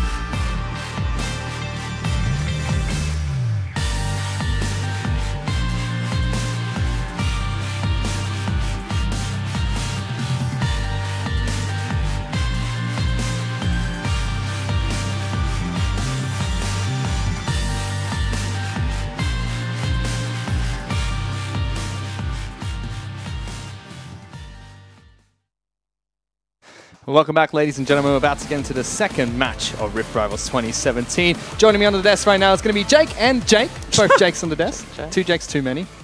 He has a Y. I'm the real Jake. You're the real Jake? He's Spawn? Okay. I actually believe I was born way before you, so I'm going to claim the real Jake. That's up for debate, I reckon. I don't reckon it is. Well, we can have a fight off about that later on. Hey, I'm not fighting him. He's way bigger than me. I just said that I claimed the Jake title because I was born first. Well, then I think other Jake deserves to win that one now. We're about to go to the second match of today. It's going to be Legacy taking on Detonation Focus Me. Another Oceanic team playing in Rift Rivals' second game today. Are we going to see another Oceanic loss going into this match? I mean, you would know better than me about this one. Legacy coming into this season, they've won all 3 of their games, but they've been 2-1. Haven't looked the cleanest. No, definitely not. They've obviously... They haven't lost a game 1, so they got that going for them. Yep. And obviously, that'll help out in the best of ones. But yeah, they've lost, I believe, every game on red side. Yep. So that's something you've also got to look at. I'm not sure what they're starting on. Do you know? I mean, they're starting on the blue side, Blue so side? that should be something. There you go. Maybe blue side drafts are OP for their coach Soul Strike. Soul Strikes. Yes. However, when you have a look at this, I mean, Detonation Focus Me, they've got a little bit more of that international experience. I mean, they were still able to finish top of the LJL. We can't underestimate this lineup. And where they have experienced players in Udapon as well as Ceros, they are going up against, you know, the rookies of the lineup in Legacy, in Claire and Lost. So it will be an interesting game. It definitely will. And before we break down that game a little bit further, we do have an interview with the mid laner for the Direwolves after their loss against Gigabyte Marines. Let's throw this one right now to Hingers. Hey guys, I'm here with Fantix, a difficult loss in the first match. What were you guys' expectations going into that game? Honestly, like, for our team in general, we had, like, mixed expectations going to the game. Like, we weren't really sure what to take from it. So, you know, I think, like, we all went in, like, with the intention of, you know, just testing out how the other teams play and, like, see how well, like, how much we can learn from this and, like, adapt for, you know, further on in the tournament. So, yeah, it was more of, like, an experimental game, I guess. At what point did you guys feel that it had really gotten away from you in the game? Because I felt like it was very, very close right towards the end. Yeah, yeah, exactly. Like you said, I think, it was pretty, like, close. Like, you know, we were just trading for, but, like, pressure back and forth. And then, you know, they just, they managed to, like, outmaneuver us in, like, the clutch situation. So, yeah. So your next match is up against Rampage, the #1 LJL seed. How are you feeling about that moving forward? Yeah, they're a pretty solid team, but, you know, I think they're definitely a lot weaker than Gigabyte Marines. So, yeah, I think we should be able to take that one. Excellent stuff. All right, well, thanks for speaking to us and best of luck with that match. Thank you.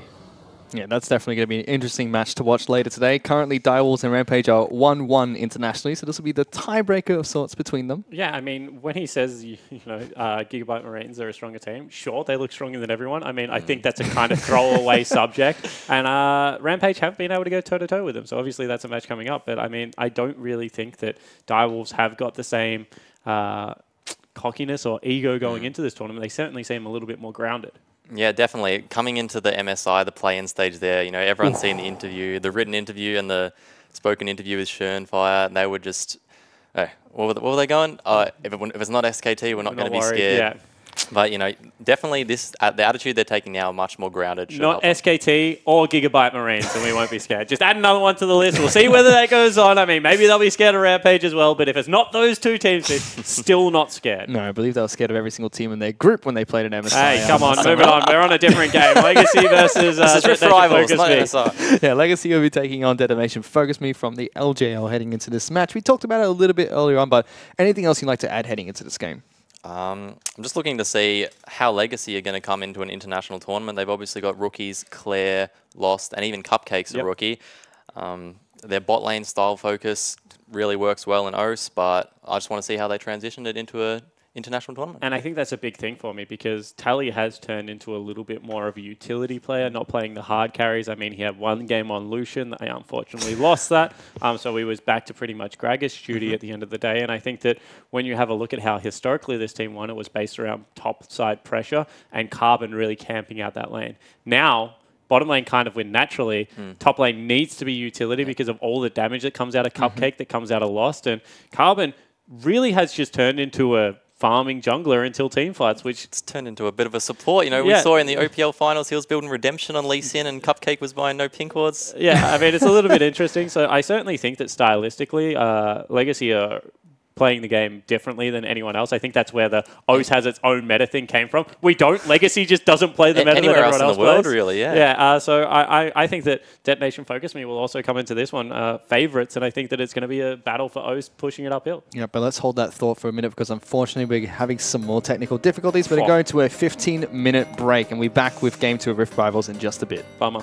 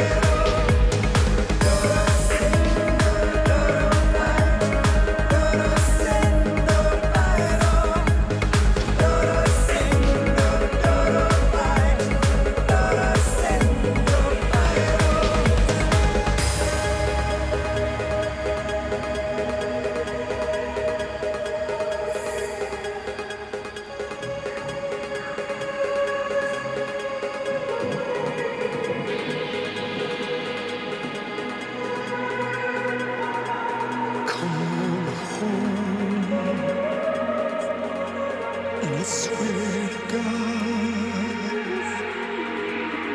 I will hold you in my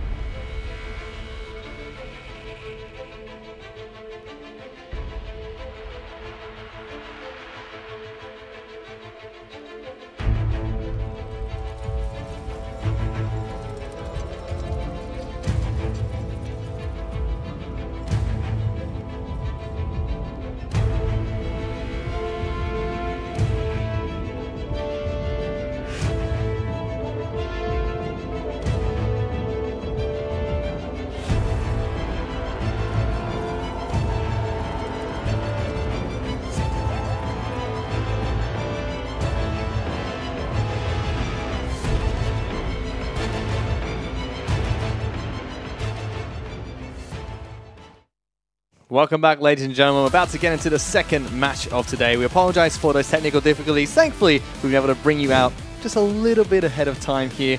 As always, I'm Matthew Fish-Stewart. Joining me is Jake Sponsbury, as well as Jake, the support for Avant-Garde in the OPL. We're about to bring you guys through this second match of the day. And without further ado, let's bring up that lineup straight away for Legacy, representing Oceania. Oh, sorry, let's bring up the head-to-head first between Legacy and Detonation Focus Me.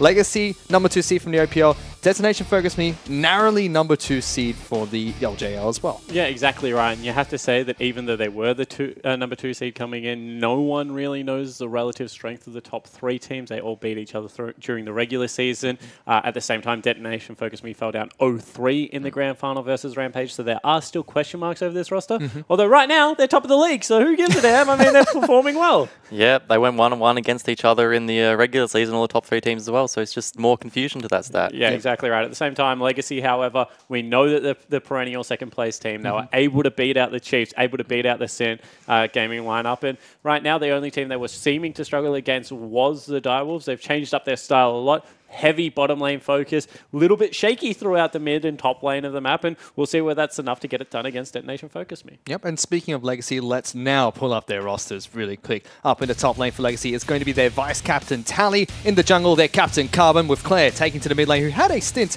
in the CS League of the LGL last year. Lost and Cupcake, the superstar support, probably the best bottom lane duo at the moment in the OPL. Have to see how they perform against I mean, are they really? Razor's had 2 pentakills. Can you really say that they're the best Razor's bottom lane? playing really well this split fight. I mean, I don't know about duo lanes, but if I had to throw Razor up against a duo, that's probably who I would take into the AD carry position. At the same time, definitely do have their strengths, although very unorthodox. And I think that that is what leads the OS has its own meta conversation right now, is how unorthodox this lineup is. Yeah, it's not even just the picks. It's for Legacy, it's how they play. Like we mentioned, their jungler Carbon's building Redemption. He's buying all the pink wards. Legacy will often draft Lucian into Champ Select then. We'll see how this goes. See if they'll pick up that Lucian Braum that I was just about to start talking about. Let's see if we can get any predictions going up for you guys coming into the Champions League, because we're going to skip through that lineup really quickly and get right onto the Rift as soon as possible. No more delays if possible as well. And straight away the bans are coming through. Legacy, target bans already on the blue side of the Rift. They're going to take away Fiora as well as Elise, which is commonly a red side ban. And both of these teams deciding to play their lineup that they actually submitted to us. I love when that happens, of course. This is a team that we've seen so often in the OPL and the LJL. As we didn't go through their players, let's just hit on it very briefly. Siros, very good mid laner over in the LJL, known for pocket picks like Zillion, but also just a very good standard mid laner on the control mages. And Udapon was their AD carry, big Vayne, big hyper carry player, then went to top lane, back to AD carry. Interested to see how he performs. Yeah, also really interested to see this first pick Xayah come out of Legacy, see if they pair it up with the Rakan. A lot of regions, I think there's still a lot of mixed priority on those 2 as a duo lane. So let's see how Detonation respond. Looks like they're looking for the Thresh right now. I mean, Tahm Kench is still available, so that is going to be counterable. Don't know how the Rakan lane goes into it. Rakan seems to struggle a little bit into heavy bully lanes. Xayah doesn't have the longest range and needs some points in the E to really be able to get going. They, of course, have a fantastic level 1 together with the Ws being picked up. Yeah, they do have a lot of level 1 and 2 pressure in the bot lane, because obviously Xayah's W boosts up Rakan's movement speed, and I also believe he gets the attack speed bonus as well, which allows them to win out those early trades quite easily. Well, let's see if they decide to lock it in. Instead, Legacy pick up Jace as their second pick of choice, probably flexing between Claire and Tally at the moment. I mean, it certainly is a possibility. It's been one of Claire's better picks. He's always been known for his AD carry mid lane style. Corki also being relevant at the moment is definitely a boost for Legacy's composition. Rek'Sai getting priority in 2 drafts already, however, today is pretty interesting. I mean, it's seen a lot of picks overseas, and we're seeing that even though Shern didn't get the best mid game, still had a very promising early game. Yeah, Rek'Sai is one of those champions. It doesn't matter about his current damage output. He's able to get those really, really interesting gank paths over walls and such, with the early flashes as well. Legacy went for the lock-in of Rakan to keep that duo in the bottom lane, not going for the Time Catch pick instead, whereas Detonation Focus Me, they go for an Ashe pickup for Yutapon. I mean, I love this bottom lane already. Ashe Thresh has just got so much pressure at every stage of the game. As soon as they hit level 6, it even accelerates past that. We got one of the best ganking junglers, as you said, for Steel, going to be able to attack that bottom lane. And we know that's a generally winning lane for the Legacy lineup. We'll see how they go against Yutapon and Vivid, because that becomes pretty dangerous throughout the game. Yeah, there's a lot of positives on both sides. Obviously, Rakan's got the Flash ulti engage as well, so both bot lanes should feel pretty vulnerable coming into their level 6. Obviously, Xayah's got a little bit of an upper hand. She's got her ulti to get her out of there. But on the other side, Vivid's got the Lantern for Yutapon. And Detonation Focus Me seem to have done their research here, because both Nunu double and the utility jungle. I was gonna touch on that. If I honestly thought Legacy were gonna early pick the Nunu, because Carbon has showed in the finals that, and even in this regular split of the OPL, that he is so much. He's like a different person on those champions, isn't he? He certainly is. A Flash Snowball, Engage Lord that comes out of Carbon. I don't know what team that was against. Yeah, I can't remember either. I think it was against, the equal third place team in the OPL at the moment. Yeah. Let's just go with that. No names, we'll just say ranks. Well, for Legacy, their bans are going to be Kennen in the top lane and Corki. Corki makes sense, is rising in popularity around the world, but is very famously used in Japan at the moment. No Renekton ban. This is so interesting. Of course, perennial first pick. Oh, the Ziggs pick up, however. That is very, very unique to Detonation Focus Me. They actually played that in the mid lane towards the end of their season and in the final run. And quite a few times as well, not just an off pick here and there. So they've had some practice with the champion. We saw a little bit of Ziggs last split as well as early in this split being used in the bottom lane. Yeah. Mid lane is relatively unknown for a while, since maybe Season 3 or so. Yeah, certainly it's the case. However, what it means is if any of these ganks turn into a pick and Ziggs is able to get into the lane, they're going to be able to push down turrets very quickly. Very quickly, yeah. He's got his execute on his W now. That was that was the original change that brought him into the bot lane, being able to get those turrets down. A Rengar for Carbon. Lock in Rengar for Carbon, and Tally will be picking up Rumble heading into the top lane. Not sure how I feel about that. With Lee Sin available, with the fact that he can go towards something like a Kha'Zix if you want an aggressive jungler, has seen much more priority than Rengar. Of course, Carbon is a historically... I hate the fact that they're called Legacy Esports, because I can never say Carbon is a legacy Rengar player, because obviously he is. But that's a little bit strange to me coming through there. And Shen being picked up for Paz is also strange, because Rumble is a lane at the moment that you can bully with something like a Renekton, something like a Camille up there. Maybe even if you have the pocket pick coming out in the Skull champion. Kled. I always remember the stupid parts of champions. Like, I remember Willup and Skull, but I don't remember Nunu and Kled. So we'll see whether this is a different team cup coming out of they could have even looked for something like the Jarvan as well for gank pressure, because we've talked about Rek'Sai's early gank pressure.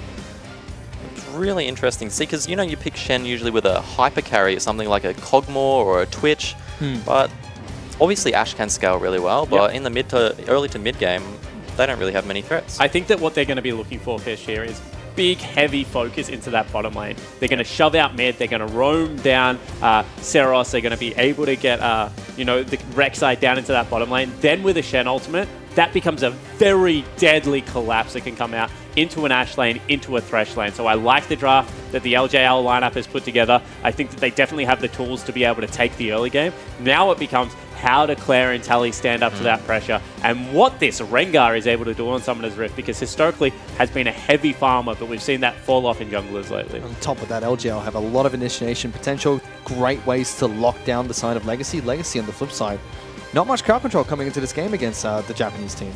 And the one thing you don't want to do against Xayah, however, is charge into her. So even though they have the ability to start up team fights, is going to be pretty interesting to check out if they are able to, head first or rush into them. Yeah, I'm really interested to see how these types of team fights are going to play out, because both teams, they want to go towards the team fights. Obviously, Legacy's Claire on Jace can look to split push, open up a 1-3-1 into the Shen, because you assume Shen's going to build some early magic resist, so they might look to swap out those lanes there. But both teams have quite a bit of engage. Legacy's Rakan, they've got the ulti Flash W, and Detonation Focus Me, they've got Ashe. So I'm interested to see how this will go into the mid game. Yeah, we'll have to keep track of that later on in the match between Legacy and Destination Focus Still, Me. of course, if you just checked out his player cam, little bit jet lagged. The trip from Japan to Vietnam is famous for how long it is. Of course, it's only a couple of hour flight. But big yawn coming out of him right there at the moment, Fish. And, you know, that's we'll have to see how this level 1 invade goes on first. So there is interesting discussion points between these two leagues, respectively. The LGL, it's a recently established server. I believe they only got it last year, and the competitive play has not been around for too long. But the good thing for them is the good part for Japan is the fact they've been able to play against other servers, something that Oceania is not able to do unless they want to accept a higher ping. Yeah, exactly right. I mean, even to get onto the some of the Garena servers is close to 120 to 150 ping, which when you're playing on 8 in Sydney isn't really the best. Ooh, this is cheeky. They're moving in for an early invade on towards the Raptor camp started up by Carbon here. They didn't get any, however. No, they don't steal anything So at all. instead they just leash for it. What good guys. I mean, historically, OS and LJL have got on terrifically. I mean, all we hear about whenever they go overseas is that they are thick as thieves, they scrim each other, best of friends. So lending out a leash for the jungle, that is a very nice thing to do. Yeah, just a helping hand. And that's a really weird and interesting creative invade from Detonation Focus Me. Usually we see the blue team look to invade upon red side's Raptors, never really the other way around. And suddenly Utopon's taken quite a bit of damage here. That Not quite looked sure like how he was Lost chunked caught out. them 1v2 and still was able to chunk them out. I would love to have seen what happened there. As, you see more aggression here. Going very aggressive in the bottom lane. Flash being burnt by Loss. Exhaust being used by a Cupcake. And that is the double W start that you were talking the about. incredible power spike coming out of Rakan and Xayah just shows, like, look at that. There's no counterplay to it, really. If the Rakan can catch you with that, he gets 150% move speed bonus or something, I believe, when Xayah activates the W for a short period of time. You can't, you know, an immobile carry like Ashe can't really do much to that at level 1. And now Ashe has no flash or heal available for herself. You can see that straight away, however, Rek'Sai paths down towards the bottom side of the map. We'll meet out Carbon here, we'll steal. Did he see him? Oh, there you go. Dropped the ward just at the last second. Yep, so of course wards no longer break back. It is one of the most positive changes I can speak of that we have made to this game. Trinkets only, actually. Is it really? As a poor support main, if you use your Sight Stone, it's actually going to stop your back. I don't use play support at all. And when I do play support, Fish, I don't build Sight Stone. Yeah. So When this guy plays support, he picks up Smite. I don't know how I feel whenever I play any of those games. It's just me underneath a turret with no support running around. But, you know, it's fine. Let's focus on these games where they don't have any Smite support spawn.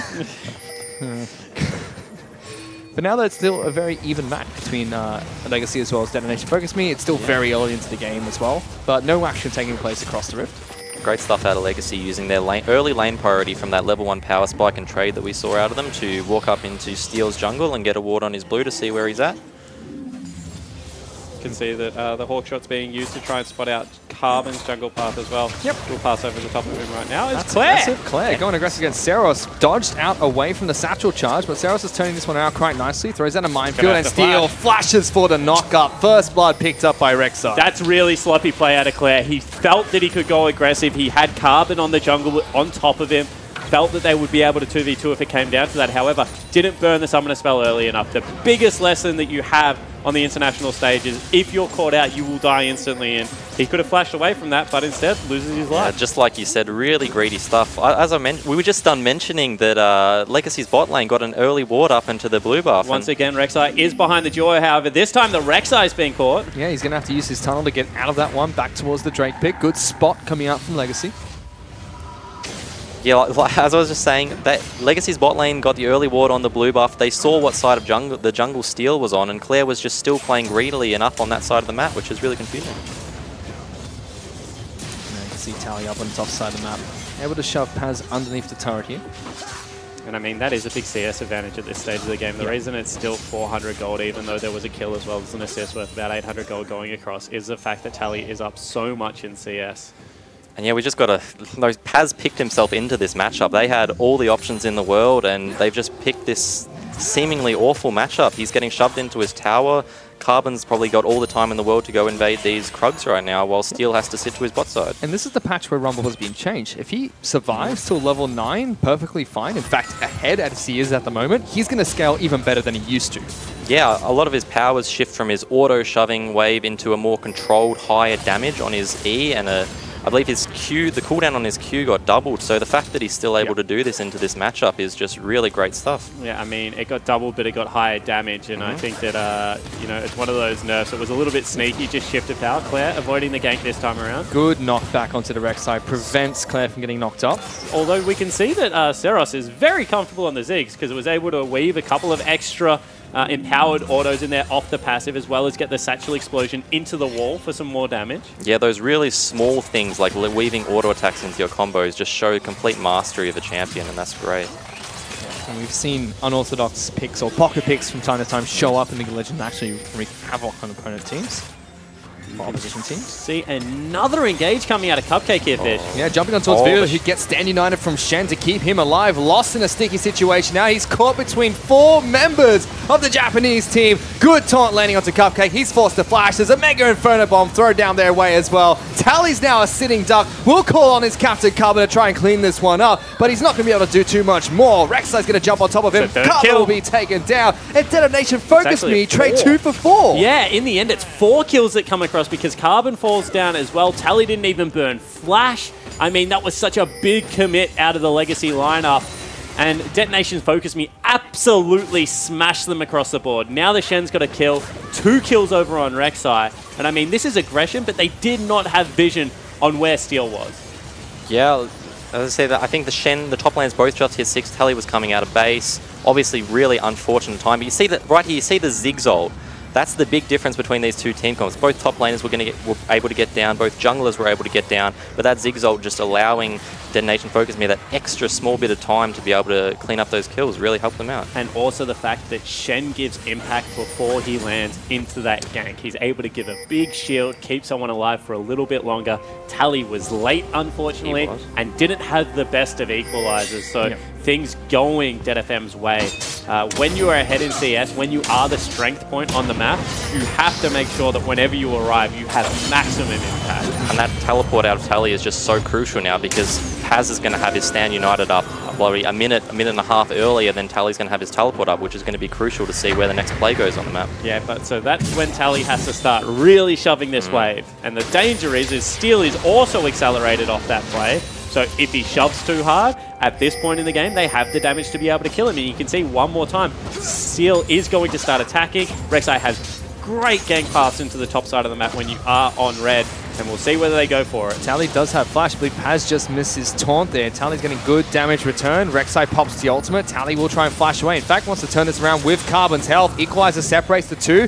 Good flash away from Steel to get under the safety of his turret. I mean, a flash for a flash, a couple of ultimates burnt on the side of the Legacy lineup to try and get something done there.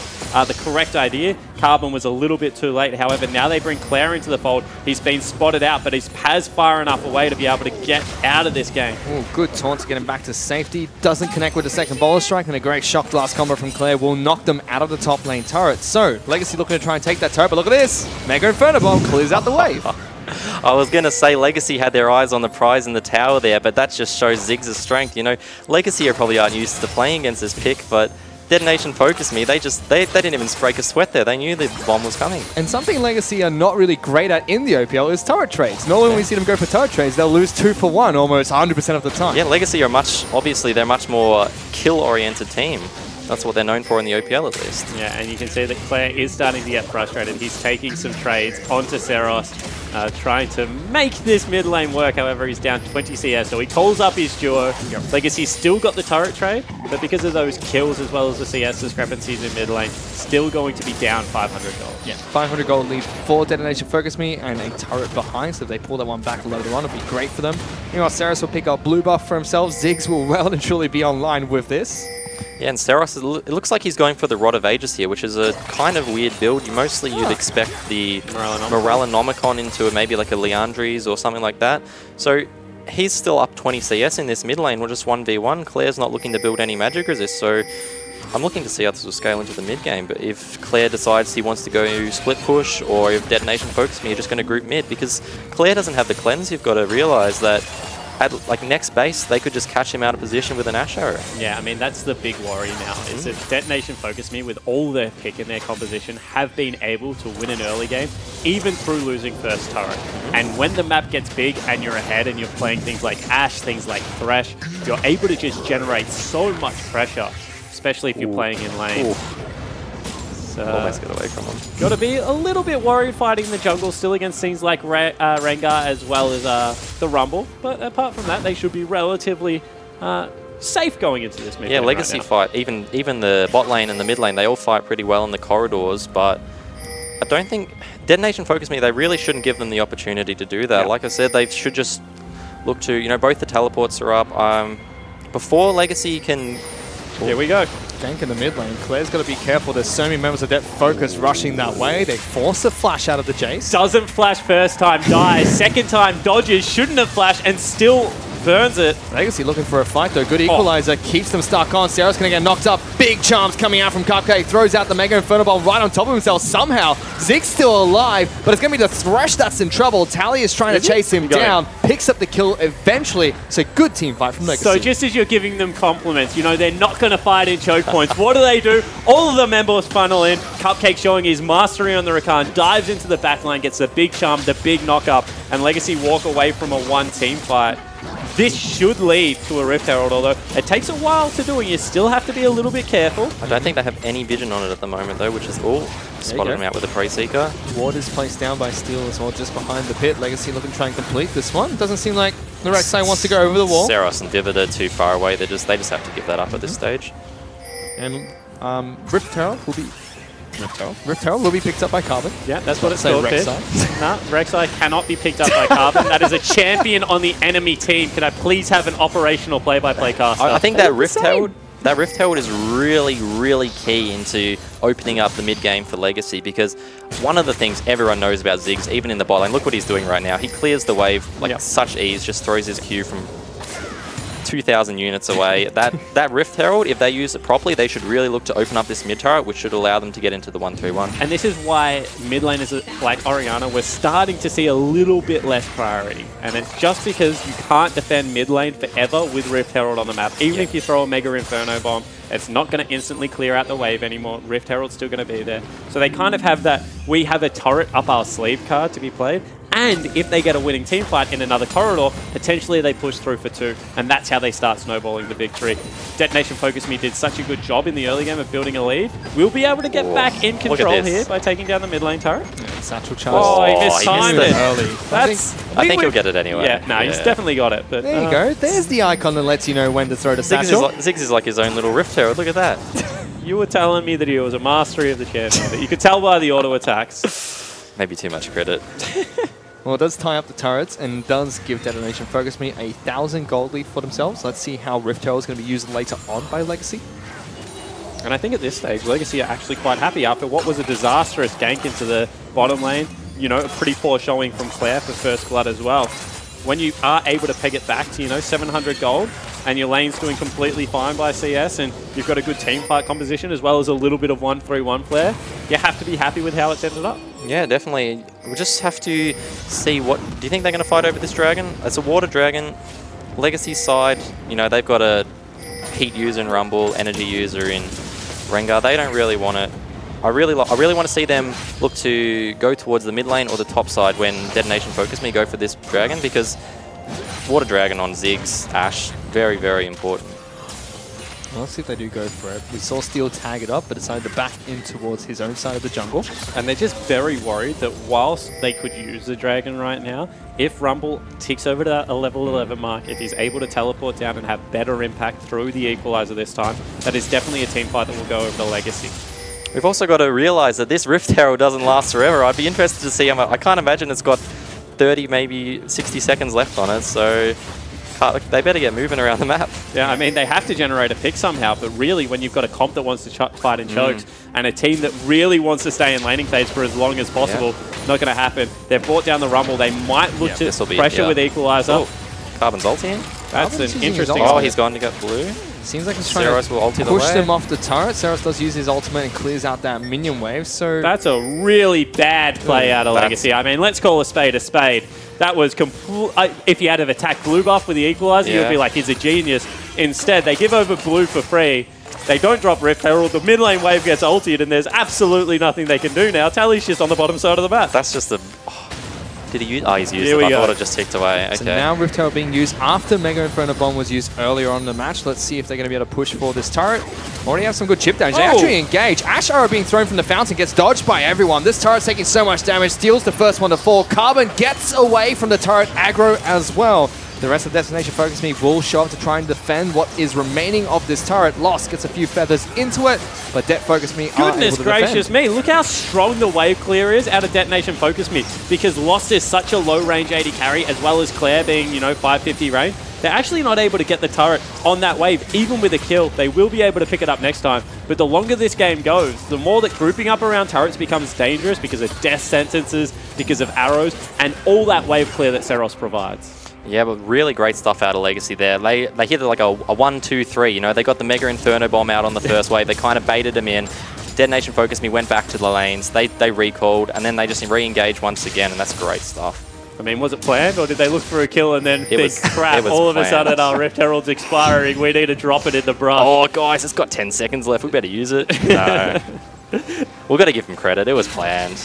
Well, it has given Legacy 1,000 gold lead over Det Focus Me, so let's see if they can use that to their advantage. Adaptive Helm picked up in the top lane by the Shen. Of course, repetitive damage going to be coming out of the feathers, as well as the burn out of Rumble. So not the worst pickup this game. I think that's actually a really high value pickup this game. Most of the time, it's pretty low impact. It's like against Rumble. It's very like Rumble specific item, but I believe it works against the Talia feathers as well. Yeah. Does that mean they want Shen to go up against Rumble for a period of time? Because everyone else from the side of Legacy is AD based. He really has to. When you have a look at the Rumble lane, he's going to push so incredibly well. So you want to be able to match that through the Tiamat. You want to have a little bit of anti-shove there.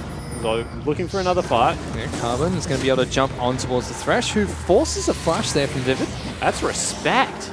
Straight away, he was just out of dodge.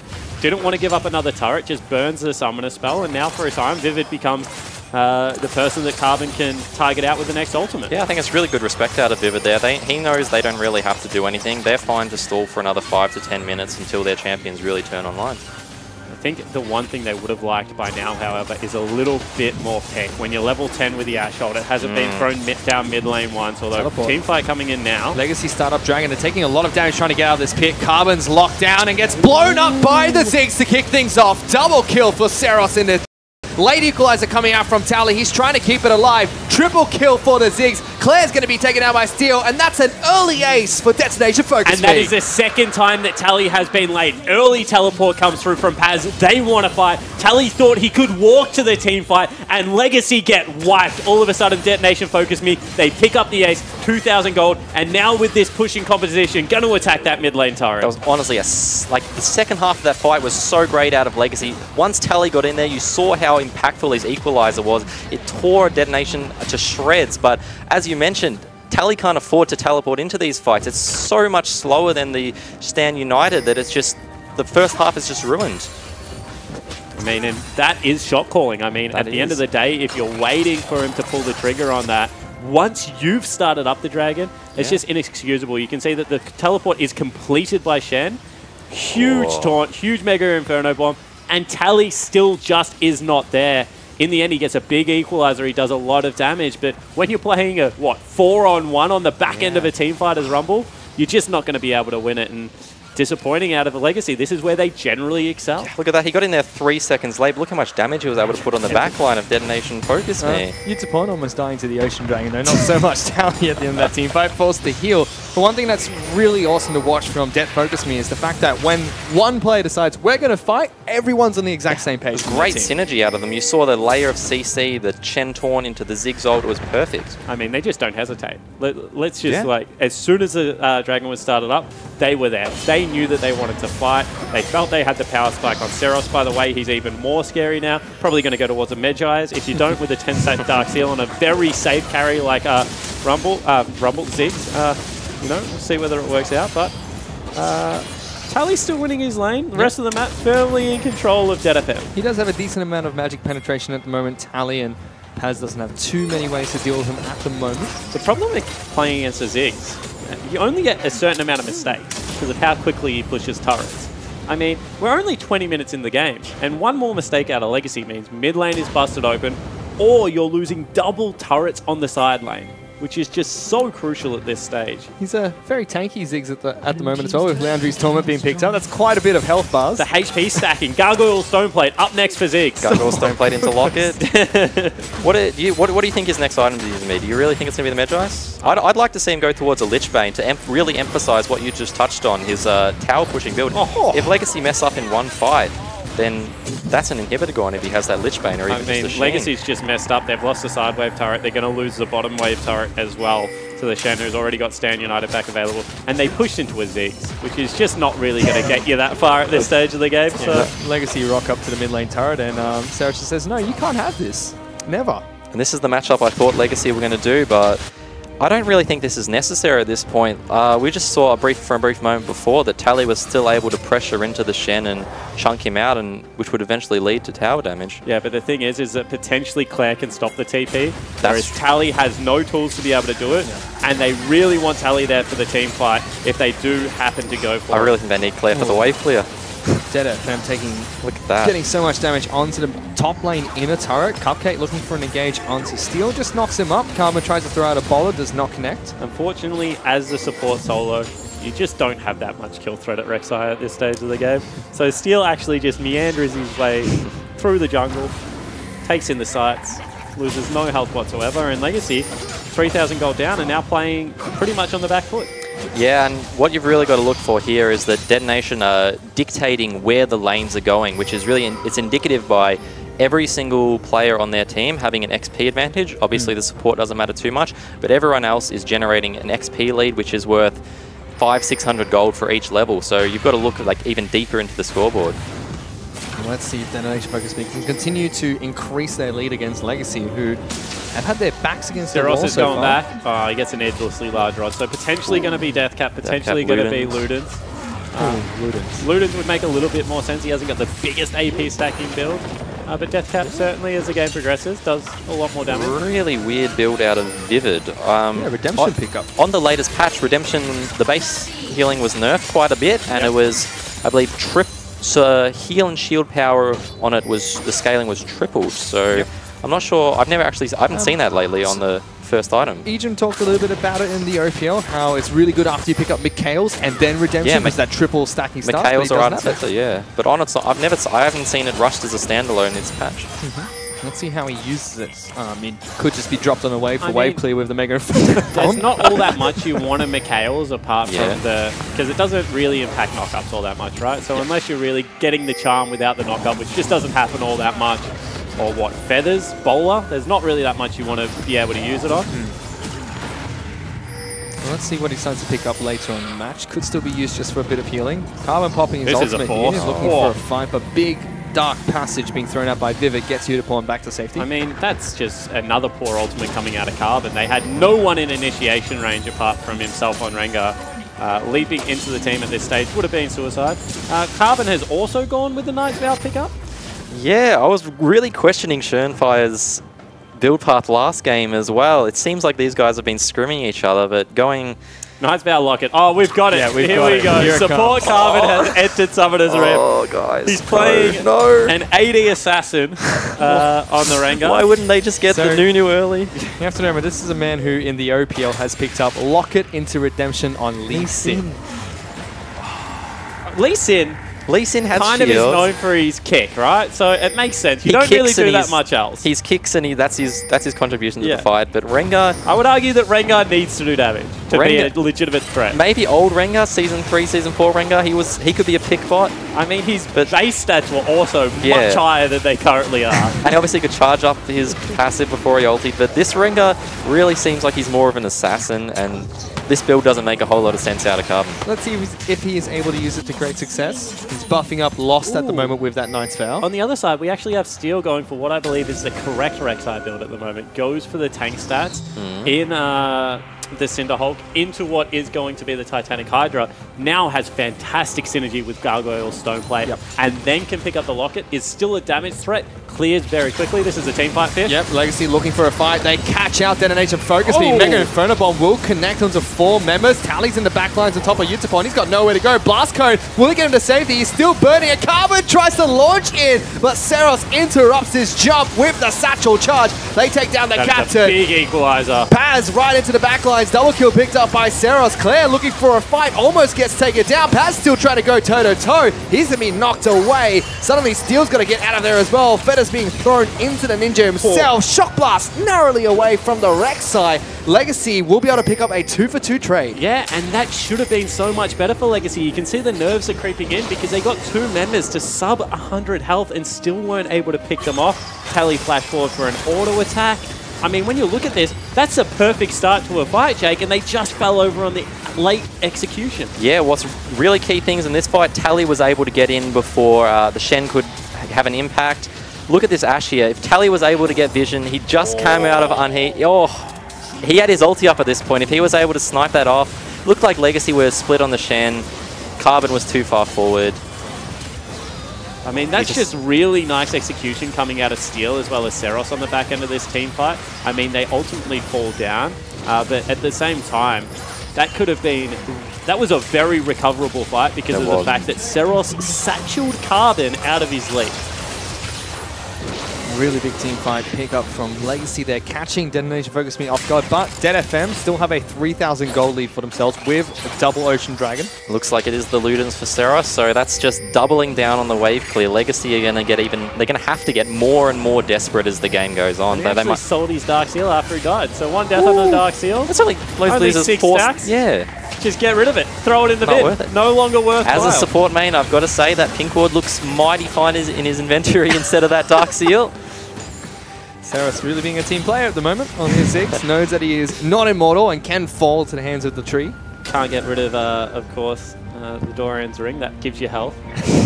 He's a very tanky Zig. So it looks like he needs that for his Gargoyle Stoneplate. Steel's going towards the Dead Man's Plate, I believe. Yep. So not looking for that Knight's Vow or Locket or the Gargoyle Plate, as we thought.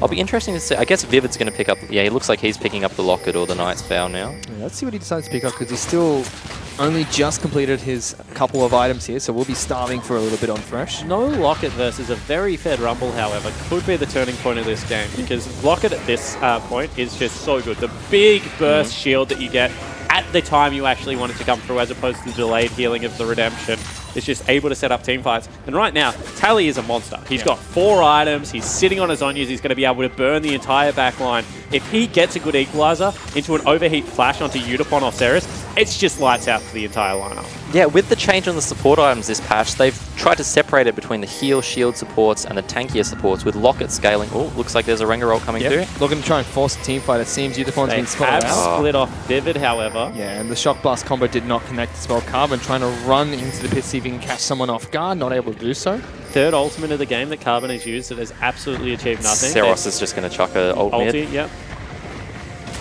And they're still scanning out. They find Vivid as well as the rest of Debt Focus Me moving through the jungle. Hasn't ulted yet. He thinks there's a team fight in the making. Shock Blast combo did not connect. There Mega Inferno Bomb early. Cupcake caught out. Has to dash back to Lost. Gets that extra range. Paz has been called up. Good sidestep from Carbon, but he's a sitting duck at the moment. Equalizer use trying to deter them. Shock Blast combo onto everyone. Good damage. Redemption will heal them back up slightly. Feathers being thrown into the back lines by Lost. Cupcake's trying to charm his way out of some trouble here. Death Focus Me, they're incredibly split, and Tally is now burning through the back lines. Pops his Zhonya's a little bit early, but Claire snipes him from downtown, and Rumble is still chasing the back line of Death Focus Me. In the end, it's just a 1-for-1 trade. I actually love that Zhonya's coming out of Tally. It prevents any damage that's going to come out. It means he can continue the fight. However, once again, Detonation Focus Me were able to split up Legacy. You saw that Rumble was on one side of the team fight with Lost. Cupcake, Carbon, and Tally were chasing the opposite side of the team. It really does look like a confused Legacy lineup that are just winning through being stronger at this stage of the game. Teleport? Teleport's coming in. Yeah. Seems like Paz wants to get a deep teleport flank. Will get knocked back. Only taunts Cupcake, who is perfectly fine. Now to Debt Focus Me try to rush Baron. I mean, potentially, I don't think that's the right call. Seros is still dead for 10 seconds. He won't be able to make it in time. It looks like they're walking over to it, though. I'll just get the crab. Yeah, getting his Rift Scuttle first. We'll spot out the scrying, or it's being used by Legacy, so no, it's not exactly warded at the moment. Carbon, however, is looking to face check a little bit. Could Very pop ultimate. worried about it. I wonder if that actually has vision. Does not. Pops his ultimate to get some vision of Debt Focus Me. So that's a better ultimate. That lets you know they're not on Baron. It's more useful than his last ultimates. I've got to give you that. But as you were touching on in that last fight about how Legacy were able to split up Detonation Focus Me, they've got to really just take it away, because Carbon was super overextended and they've just tunneled on him super hard. He is, you've got to admit, at this page, if you're Carbon, you know, the items he's built, he's not having a great game. He's relegated himself to a support role. He's looking for picks, he's looking for vision. Chains Warriors Enchantment to Cinderhulk. Yeah. Full support, ready for action. And really, we saw him jump onto Seros and get 2 rounds of spells out and do no damage. And then the Equalizer hits Seros in the head and his health melted. So you can really see where the carry threat is on this lineup. It's definitely in the top lane. It is not in the Knight's Vow Locket Rengar that is running around Summoner's Rift. Well, Ardent Sensor has been picked up by Cupcake here.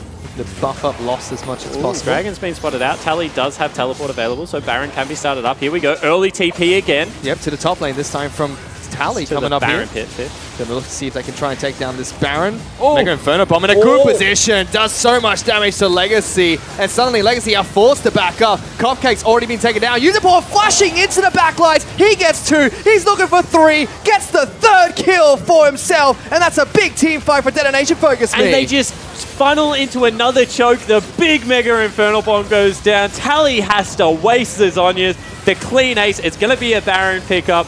And all of a sudden, Detonation Focus Me, what looked like an even game has now just turned on its head. That fight just showed Legacy they're out of options. That is a fight, you know, you pick the Rumble, you want to fight around those types of objectives. You want to siege around with Jace. If they come in, you poke them out. Kiting with the Xayah, but that Ziggs ult, I'd love to know how much damage that did, because that was insane. It just completely dismantled everything that Legacy wanted there. You can see the 2 auto attacks and a cheeky satchel now take down the turret. Still doesn't even have the Lich Bane, but no, just does not need it. I mean, Seros is having an absolutely stunner of a game on the Ziggs. This all of a sudden really makes playing red side versus Dead FM incredibly hard. On the blue side, you have the ability to ban out some niche things. On the red side, you generally have to get rid of the Galio, rid of the Zac. I mean, potentially Elise even at this stage, because she's so strong. And that just means that, you know, things like Rek'Sai, things like the Ziggs are going to get through, and Detonation Focus Me just looks so well practiced on them. And remember, the current format means that Det Focus Me only have to play 2 games in group stage. So their only other opponents against Ascension, maybe that forces the ban, gives them an edge in that next draft. Do you want to ban Ziggs? Because this guy, he's a good mid laner. You can't take that away from him. He's got a lot of other options. He was known for his Zillion. Yeah, he's got his Zillion. That's another weird pick that can just wave clear for days. So are they able to throw away a ban for that? He's got so many more things up his sleeve. And I'm just so happy that Yutapon is back to playing AD carry. He's such a dynamic player to watch. I mean, flashing forward in that last Baron team fight. He is an X factor that will win you games. And 3-1 and 12. Maybe didn't have the early game we expect out of an Ashe, but in these team fights has certainly looked up to par.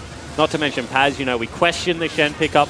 4-0-11, certainly doing it justice. Across the board, Dead FM just looked incredibly comfortable against what is a team fighting Legacy comp. As a team, they played great around the Shen. They saw that communication must be on point. He got into those fights so much earlier than Tally, and that was what really set up the early game. That's that inhibitor. Inhibitor falling really quickly there for Detonation Focus Me. They push down middle. Legacy are 10, oh sorry, not 10,000. That's way too large. 8,000 gold behind Detonation Focus Me. Not even 8,000 gold behind. They're 7,000 gold behind. Yeah, okay. No, you can't. That's all right. 3,000 gold difference. It's fine. It'll be 10k later on. The gold differential is expanding, Fish, is what I think you're trying to say. Still got a 3rd on this Baron. I'll be interesting to see how they use it. I think at this stage, just look at Shen's items. He's beefy. He's probably able to... Still actually went with the Gargoyle Stone play. Yeah, so held on to the Giant spell. Usually, a little bit of extra hit points. Yep. That's actually I haven't really considered that going into the Titanic Hydra. I believe that scales off the bonus damage scales off your percent health. Yep. So Cinderhulk giving you extra health based on more health you have. It's kind of like an aggressive locket, aggressive stone plate locket. Well, Locket is complete for Carbon. Still no stone play for him. He's working. He's coming on it. Don't worry about it. He's going to be very healthy. Almost there. But Locket is complete for Vivid, and we have another Knight's Vow complete this time for Paz. All right, let's actually set up this late game. So we've got Paz pushing in the bottom lane. No one's going to be able to stop him. Super Creeps are coming mid lane. He's got the ultimate. He's also got teleport. Right now, with Udapon and Seros being able to just walk up and free hit turrets, if Legacy do not pull the trigger, they will not have a chance. Oh, that's a big 4-man knockup coming out from Cupcake. Suddenly, everyone has to try and pile on in, but still, Legacy support falls first. Mega Inferno Bomb comes out. The Equalizer is just a little bit too late, but does quite a bit of damage there. Tally wants to try and clean this one up. They've already lost one member. They called Paz up to the top lane, but Legacy can only trade 2 for 1. And that's why you can't go to the Shen lane. Imagine if Tally was there at the start of that fight. So heartbreaking. So many of these fights, Ooh. you see on the back end of it, Tally's equalizers are just shredding them, but they're just not early enough. Well, Legacy are going to try and defend what was left of their inhibitor. Tally flashes on him, pops the Zhonya's, hook lands onto Carbon. He's been locked down and taken down despite how tanky he is. Tally wants to go toe-to-toe. It's not enough. Utapon survives, and Lost gets hooked at the very last second for an ace picked up by Dead FM. And let's see how quick Seros can take down turrets, because they've got a creep wave there. There is 8 seconds on Claire, but he just does them so damn quickly here. He sure does. Cupcake trying to do whatever he can. He just can't. Turret 1 gone. Turret 2 destroyed, and the Nexus will be taken down. It will be Dead FM coming in on the top for the LJL. And I mean, that's a clean victory.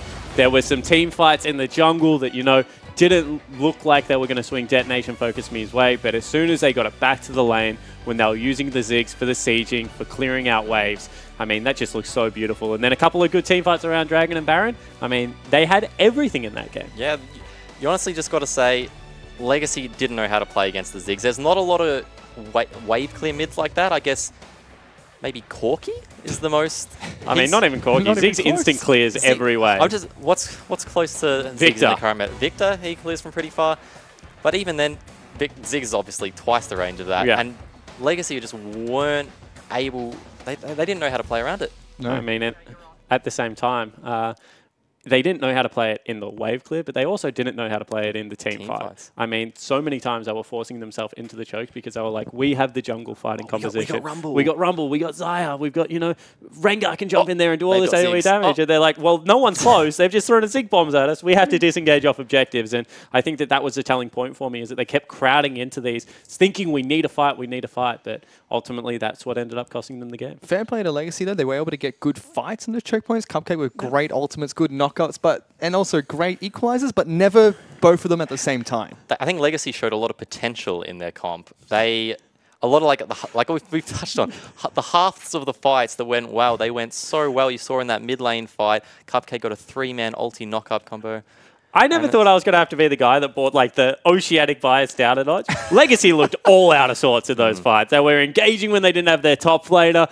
Lost wasn't able to get access to any parts of the fight. I mean, that Xayah looked next to useless if people weren't running into her. I really do think that, you know, it looked okay from Legacy, but that was just because they were willing to continue the fight against the Rumble because 4 people were already dead. I mean, you're not worried about losing a member or 2 to Tally. If everyone else is cleaned up, you've got the objective and you're pushing for wins. And we can actually take a look at that first team fight that you were talking about, Jake, where it was half and half for Legacy. The first half went really poorly for them, and the second half looked okay. That'll come up on your screen shortly. It was a Dragon fight that kicked it off. And the thing for me is, look where Tally is teleporting from. He thought he could walk to this fight, and he could not, because 3 members are dead by the time he gets here. He gets a good equalizer, sure. He's doing some good damage, but if that is the fight the Legacy are looking for, either wait for Tally to arrive or teleport instantly. Yeah, that's just poor communication out of Legacy. Carbon just recently burned his ulti of trading out for Vivid's flash. We touched on that. Vivid, like, really great respect out of that. If he doesn't get picked, he knows he's going to win the fight. And Legacy were just 5 seconds too quick. Yeah. Well, at every single fight, it seems like 5 seconds too quick. Just have to wait for Tally to get there. And it just wasn't enough for Legacy. And the other replay I really want to take a look at is that Baron fight that came up for them, because this is what decided the game for Dead But Focus this is the opposite. They're like, okay, we've been punished once. Let's all crowd into a Baron pit. And that is such extreme damage out of one ability. And you can see that on the back end of the team fight, sure, they have good return damage, but the damage, like, Seros had already wiped that fight. When you start a fight at half health on every member without burning any ultimates by a Zig bomb, I mean, fight over. Game over. That's how you lose games. When you've got an Ashe flashing in that confidently, when Rumble ult's still up, you just know the fight's over. You saw how much damage Seros's ulti did there. Tally even had to use his Zhonya's on it, and that just set up the fight, really. And you can see that one team is on the exact same page, where they're saying, if they go to this objective, guys can take Dragon, you know? Make sure that you're teleporting in with the Shen. We're going to be able to stall them for long enough. And as soon as the ultimate hit, they're like, okay, now we win the fight. Whereas Legacy looked forced, they looked rushed, they looked nervous, honestly, and a little bit of a different showing in class. Like in every fight, even the ones that Legacy executed like really poorly, you saw how much damage they were able to output with the Jace, the Xayah, the Rumble, but their coordination just wasn't on point. Yeah, it certainly was. Detonation Focus Me looked fantastic in the match, pulling out an unorthodox mid lane pick, but that's all for that game. We're about to get into the third game just a bit, but we're going to take a short break before we get to that one. Claire going aggressive against Seros, dodged out away from the satchel charge, but Seros is turning this one out quite nicely. Throws out a minefield and Steel flashes for the knockup. First blood picked up by Rek'Sai. They've lost in a sticky situation. Now he's caught between 4 members of the Japanese team. Good taunt landing onto Cupcake. He's forced to flash. There's a Mega Inferno Bomb thrown down their way as well. Tally's now a sitting duck. Will call on his Captain Carver to try and clean this one up, but he's not going to be able to do too much more. Rek'Sai's going to jump on top of him. Carver will be taken down. And Detonation Focus Me trade 2 for 4. Legacy Startup Dragon are taking a lot of damage trying to get out of this pit. Carbon's locked down and gets blown up by the Ziggs to kick things off. Double kill for Seros in this fight. Late Equalizer coming out from Tally. He's trying to keep it alive. Triple kill for the Ziggs. Claire's going to be taken out by Steel, and that's an early ace. Yep, Legacy looking for a fight. They catch out Detonation Focus Me. Mega Inferno Bomb will connect onto 4 members. Tally's in the back lines on top of Utapon. He's got nowhere to go. Blast Cone will get him to safety. He's still burning, and Carbon tries to launch in, but Seros interrupts his jump with the satchel charge. They take down the captain. Big equalizer. Paz right into the back lines. Double kill picked up by Seros. Claire looking for a fight, almost gets taken down. Paz still trying to go toe-to-toe. He's going to be knocked away. Suddenly Steel's going to get out of there as well. Feda's being thrown into the ninja himself. Shock Blast narrowly away from the Rek'Sai. Legacy will be able to pick up a 2-for-2 trade. Paz has been called up. Good sidestep from Carver, but he's a sitting duck at the moment. Equalizer use trying to deter them. Shock Blast combo onto everyone. Good damage. Redemption will heal them back up slightly. Feathers being thrown into the back lines by Lost. Cupcake trying to charm his way out of some trouble here. Depth Focus Me. They're incredibly split, and Tally is now burning through the back lines. Pumps his zonies a little bit early, but Claire snipes him from downtown, and Rumble is still chasing the back line of Depth Focus Me. In the end, it's just a 1-for-1 trade. Mega Inferno Bomb in a good position. Does so much damage to Legacy, and suddenly Legacy are forced to back up. Cupcake's already been taken down. Utapon flashing into the back lines. He gets 2. He's looking for 3. Gets the 3rd kill for himself, and that's a big team fight for Detonation Focus Me. Oh, that's a big 4-man knockup coming out from Cupcake. Suddenly everyone has to try and pile on in, but still Legacy support falls first. Mega Inferno Bomb comes out. The equalizer is just a little bit too late, but does quite a bit of damage there. Tally wants to try and clean this one up. Cupcake trying to do whatever he can, he just can't. Turret 1 gone, turret 2 destroyed, and the Nexus will be taken down. It will be Det FM coming in on the top for the LJL.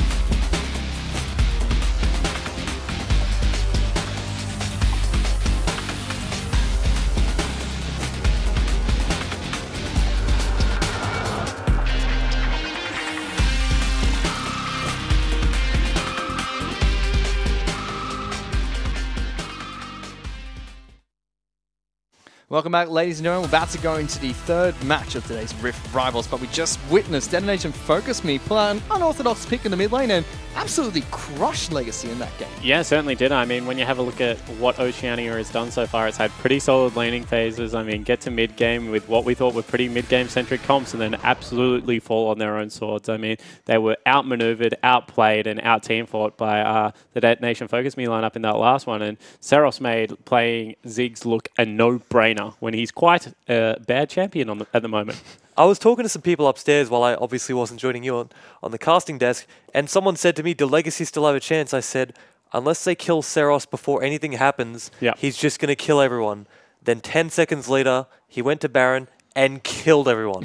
Certainly. And that's what Legacy struggled with, was just working out how to play against the Ziggs, because like you said, he's a bad champion, but the way I look at it is he's an unorthodox champion that no one knows how to play against. Yeah, and I guess the big thing for me was the laning phases where they really struggled against it, because he was just shoving out waves, rotating to help out side lanes. You could see that Claire was leaving. There was relatively no kill threat on the mid lane. I think that had a lot to do with the fact that they drafted a Rengar for God knows what reason, and Claire wasn't able to 1v1 him. So at the end of the day, I mean, you can talk about unorthodox versus bad, but at the end, they played around it, and Legacy didn't have an answer. And this wasn't something that was unknown. It has been picked in the LGL by this team as well. But for now, let's actually check in with Carbon, who is standing by with Hingers to talk about that last match. Hey guys, I'm here with Carbon, and a difficult loss to start off the tournament, but how are you feeling overall? Feeling okay. I feel like we didn't play that awful when we weren't clumping for Ziggs ults.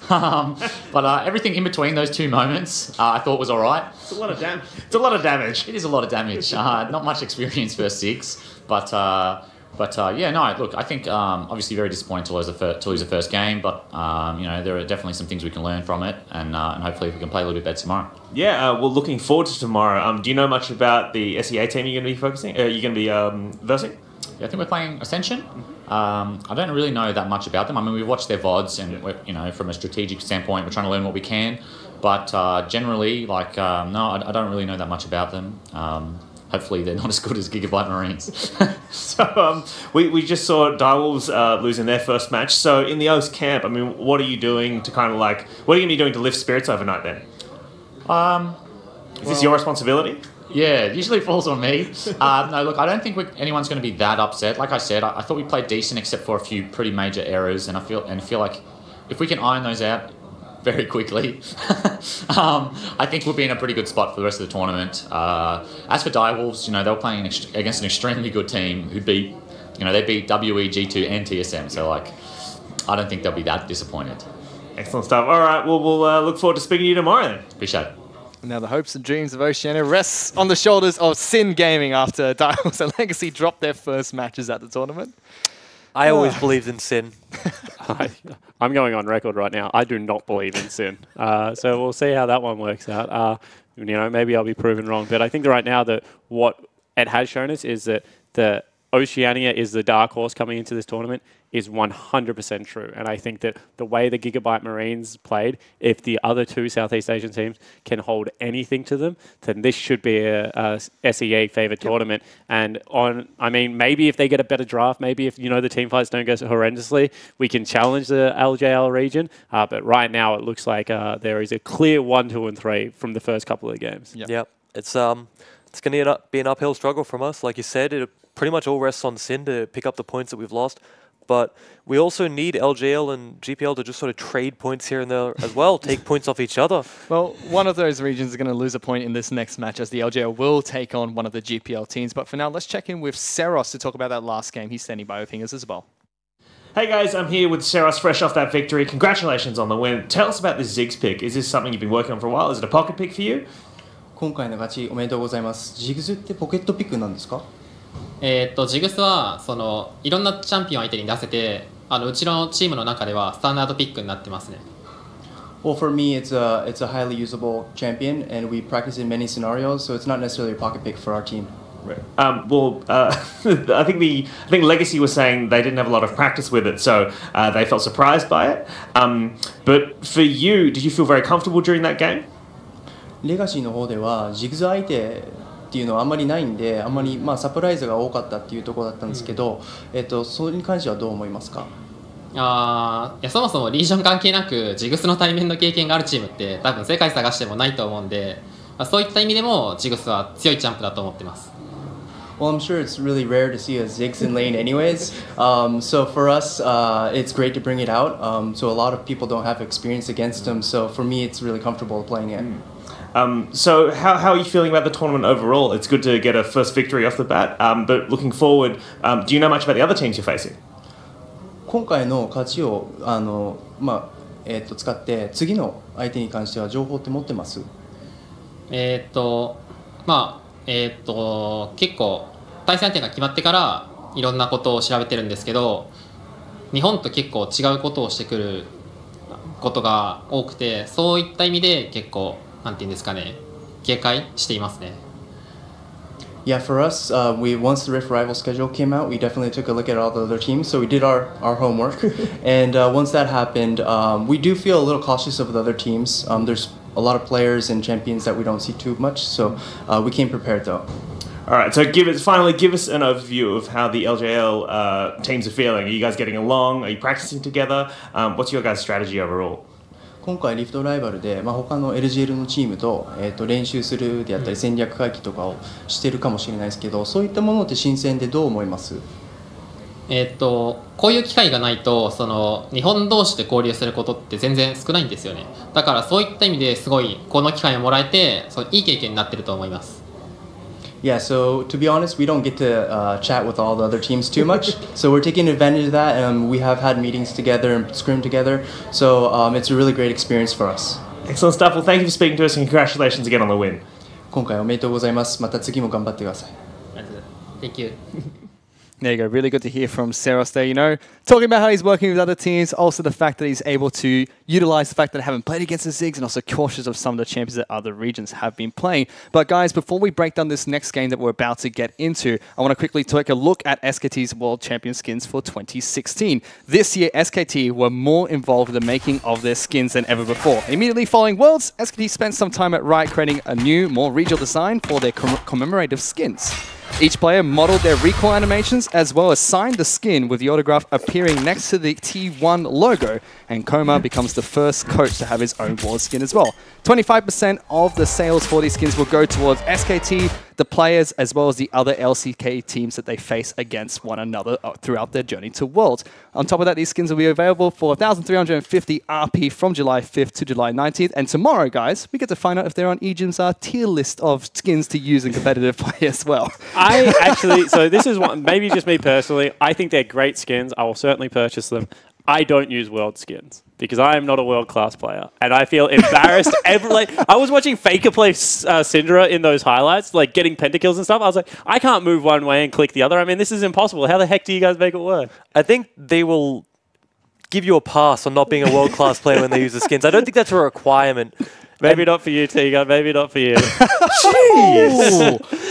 I was here to talk up the skins. I was going to say I really identify with smashing my desk after getting a little upset, but here you are, just getting ready to roast me instead of talking about this amazing artwork. Come on, Spawn. The man has a family there. Let's get straight into this next match. It's going to be Unsold Stuff Gaming going up against Mineski. Finally, one of the undefeated regions is going to have to drop a point here today, as the third seed from Japan as well as the third seed from the GPL are going to face off against one another. I'm looking towards Unsold Stuff to win this. I think that LJL has had the closest between all three of their seeds in terms of skill, and when I look at Mineski, all I can think of is they're inconsistent. There's a good chance they're going to come out and absolutely demolish them, but there's also a good chance that they come out and look horrible.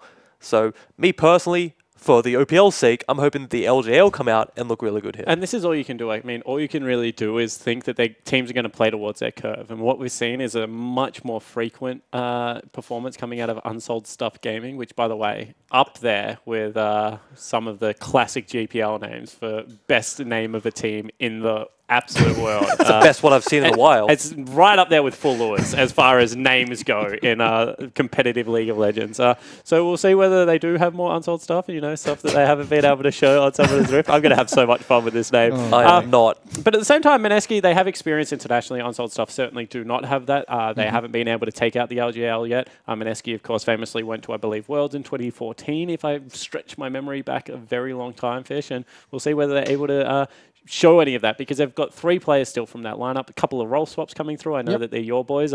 Beat out who was it? Singapore Sentinels to get that world's berth. Who used to be part now you're just roasting me and he's just throwing shade everywhere on this. I think what's happened is since the Oceanic teams have lost, Jake Spawn Tiger is a else little to talk upset. about here. There's nothing else to talk about. Yeah, well, let's go straight into the lineup of Unsold Stuff, from the LGL and take a look at their players coming into this one. Remember, guys, that this is the 3rd place team in the LGL at the moment, and my goodness, they still look great. I mean, they're only 1 point behind the top 2 teams in the LGL, and it's been consistent that way throughout multiple seasons. There you go. Up in the top lane, it's going to be Upman, as well as Neo in the jungle, Remind in the mid lane, Hereti as their AD carry, and Enti as their supports.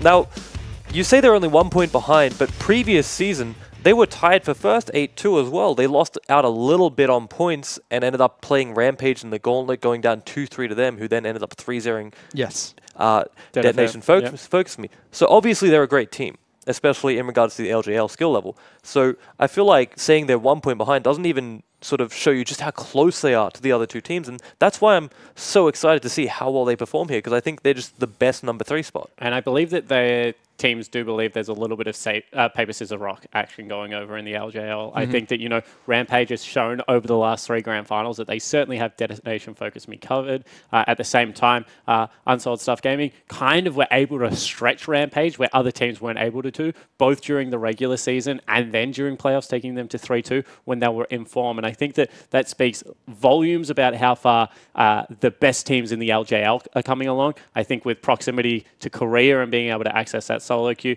as well as, you know, be able to go on short boot camps across the ocean when they're able to. They do get scrims versus challenger teams in Korea. So I think that this is something that is a benefit of that server that, you know, maybe the GPL and maybe the Oceanic teams aren't able to experience just because of regional proximity. We'll have to see how that helps out the LGL teams. For now, though, let's take a look at their opponents heading onto the Rift for this 3rd game. It's going to be Mineski, a team that has been to Worlds before and be relying on a lot of their experience from 3 of their veteran players. It's going to be Kaigu moving up into the top lane. In the jungle, it's going to be Hammers with Exosen in the mid lane, Zensho as their AD carry, and TG as their supports. Yeah, and I know that this is one of the places that I'm going to implement nicknames. So it's Exo and Zen. Absolutely no way that we're saying the rest of their name for the rest of this game. And, you know, you mentioned it. They've already been to Worlds, and this is a team that certainly has some world caliber players. And couple of lanes role swaps since they've been there last, and we'll see whether they're able to continue any kind of form, because the GPL as a region historically has been so up and down. I mean, Vietnam now has started to carve its way out with multiple victories, but in the past it has been, you know, Filipino rosters as well as the Thai rosters that have been able to make their way to these international events. Yep, and multiple countries from the Southeast Asian region have been able to do just that. For now, though, before we get into this next game, let's take a look, a preview, so to speak, of the LJL moving into this tournament.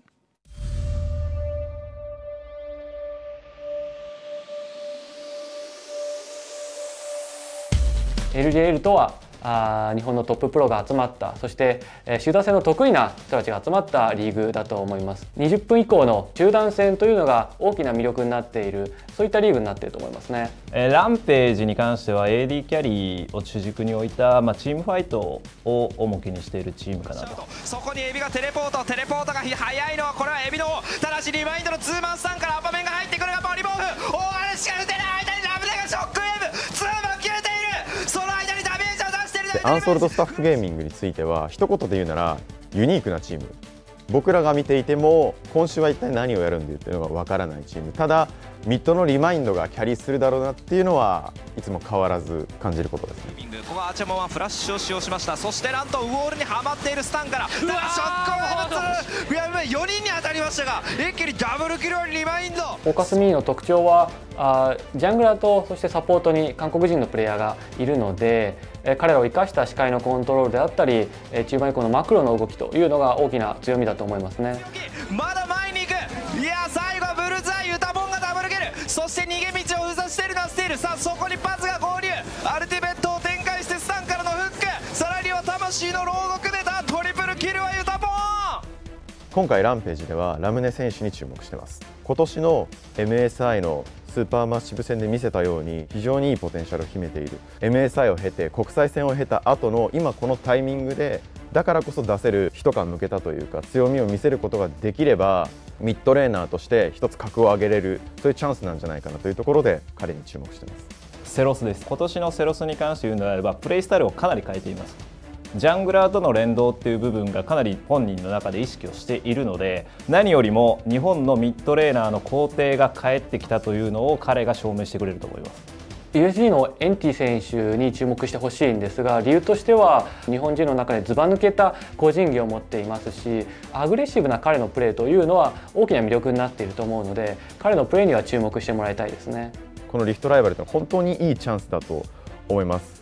本当に強いチームが育っているんだぞっていうのを世界に示してほしい LJL のリーグの強さというのが、見せられるかなと。ランページは集団戦だしフォーカスミはマクロの動きだし USG は序盤のレーンフェーズの強さ十分世界と戦えるポテンシャルを持っていると思いますね。Yeah, watching that video makes me sad. I wish I could cast half as well as some of those Japanese play-by-play shoutcasters. They sound phenomenal. But Mate, they would be better English shoutcasters than you are. Can we get Jake, the other Jake, the real Jake, onto this desk with Tegan? You know, that'd be a much friendlier desk. Don't you think, Tegan? No comment because I don't want him to look at me and get roast me again. Great, now it's the analyst against the host. It's going to be a fantastic time on the desk. But let's go straight into this next match, guys. It's going to be Unsoulsoft Gaming from the LGL taking on Mineski from the GPL. And the Japanese casters there were talking about how, you know, a lot of the Japanese teams, they ramp up to 20 minutes and it's just explosive fighting from 20 minutes out. Yeah, and I think that's what we saw in the last game. We saw very big comfort around objectives and neutral control coming in. I think we also saw some of that macro play that they were talking about from Detonation Focus Me.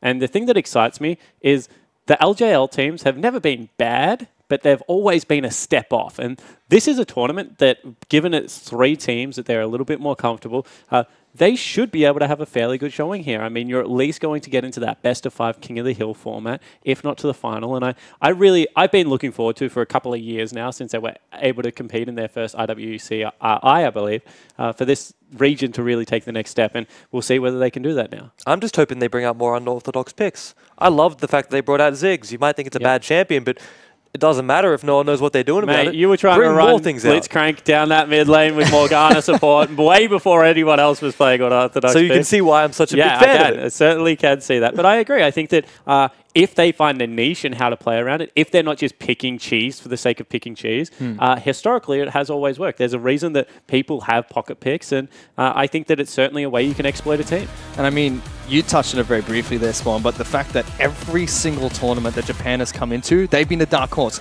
Tons of analysts go, you know what, this is the tournament that LGL are going to come out ahead. And you watch the first 2 games and they lose and people kind of fall back a little bit. This time around, they're coming off of the first round victory against Legacy. Let's see if Unsoulsoft can do the exact same thing here against Mineski, because we are into Champion Select for game number 3. And that's 2 bans on blue side that you commonly seen thrown at the red side of the Rift. I don't like those bans at all. To me, that screams that they can't play those champions or can't play against them. Either way, it really constricts your draft opportunities and places a lot of pressure on your coach when you just have to ban away strong things that you should be able to play. I mean, you have to see a first pick Rek'Sai here, in my opinion. You've already got rid of Zach, Elise, Lee Sin. The next best jungler on this patch by an absolute mile is not going to be locked in T-Gun. Wow. It's definitely not Varus, that's for sure. You got to expect, if they're not going to pick Rek'Sai here, they have to have multiple options they expect Mineski not to ban or not to even think about. Otherwise, it's just poor drafting. Well, let's see what Mineski tried to use against this. For now, they could lock in Ashe as their AD carry pick of choice, which they could also save for Exo's pick here, because they don't have to show their hand now that Varus has been locked in, but that's what Mineski want. Yeah, it certainly is. So initiation coming out of both AD carries, high pressure lanes. We'll see whether they're going towards Blade of the Ruin King still, or whether they have transitioned over to Essence Reaver builds. We've seen a little bit of both internationally. Just want to hit on the lane swaps, Fish, because I know that you're a big fan of the Mineski lineup. Exo was their AD carry back then. Kaigu was their jungler, I believe. Is that right? That's right. And, of course, TG's always been their support down there. Very good staple for that roster. And they've also left the roster and come back to the team at multiple times at different times as well. So good to see that they're all working together and playing as a unit again. Hovering the Ivan. Whoa, Warwick! Wow. You weren't joking about these surprise picks coming out of the LJL. Warwick instantly locked in for Unsoulsoft. I don't know why they picked it there, because surely there's no way Mineski ban it, right? I've been trying to save support in case, you know, something a little bit surprising comes out. Maybe they want to play a more traditional support, and they're worried that, you know, Blitzcrank could be available, although with Zyra lock-in, Blitzcrank is definitely a possibility for NT now down in the bottom lane of Unsold Stuff Gaming. But this has been, on both sides, a very strange draft so far. Priority on champions that we have not seen prioritized internationally. I'd be a huge fan of the Blitz pick. You can see Mineski now starting to target supports with the Tahm Kench ban. Hopefully they don't ban the Blitz, because I really want to see it. Now that you've put it in my head, I can't stop thinking about it. The Warwick pick, I haven't seen it in competitive very much. I've seen it a lot in solo queue, and I'll tell you what, when it's in my solo queue games, it's always just doing things I don't even understand, but it seems to work. So if that translates into competitive, I'm going to enjoy this. I mean, it has been played a little bit in the European LCS as the support bans continue to trickle through.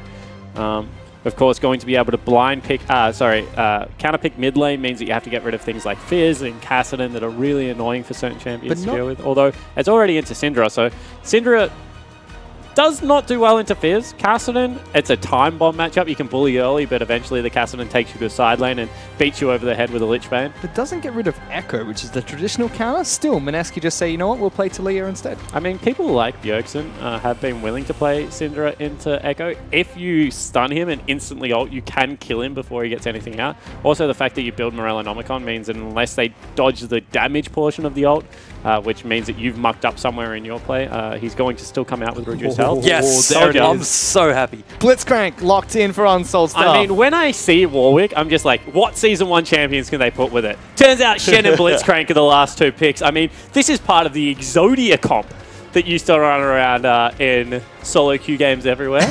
I'm excited about it. What just surprises me is we all identified this as a very high potential pick, yet Mineski just let it go through. Yeah. So either they think that it's bad, or they think they can deal with it quite easily. Now, their bot lane duo that they have in Ashe Zyra does not deal with it. So I want to see how they get around this. Taliyah, just touching back on the mid lane, is actually quite good at dealing with it because you just roam down bot lane, 3 or 4 man dive it, and Blitz is kind of useless in those positions. But the problem is that Taliyah, in my experience, isn't good into Syndra. She doesn't push the lane hard enough anymore. Syndra is able to punish that mid-range style mage. So you can see Cleanse already picked up in case there's a stun. You can also see that timers are running down, and that is actually a jungle Jarvan, which is completely bonkers because doesn't clear as quickly as the Gragas does on the current patch. It must be a lane matchup thing that they actually, once the Shen was locked in, they felt that the Gragas was a better lane pick.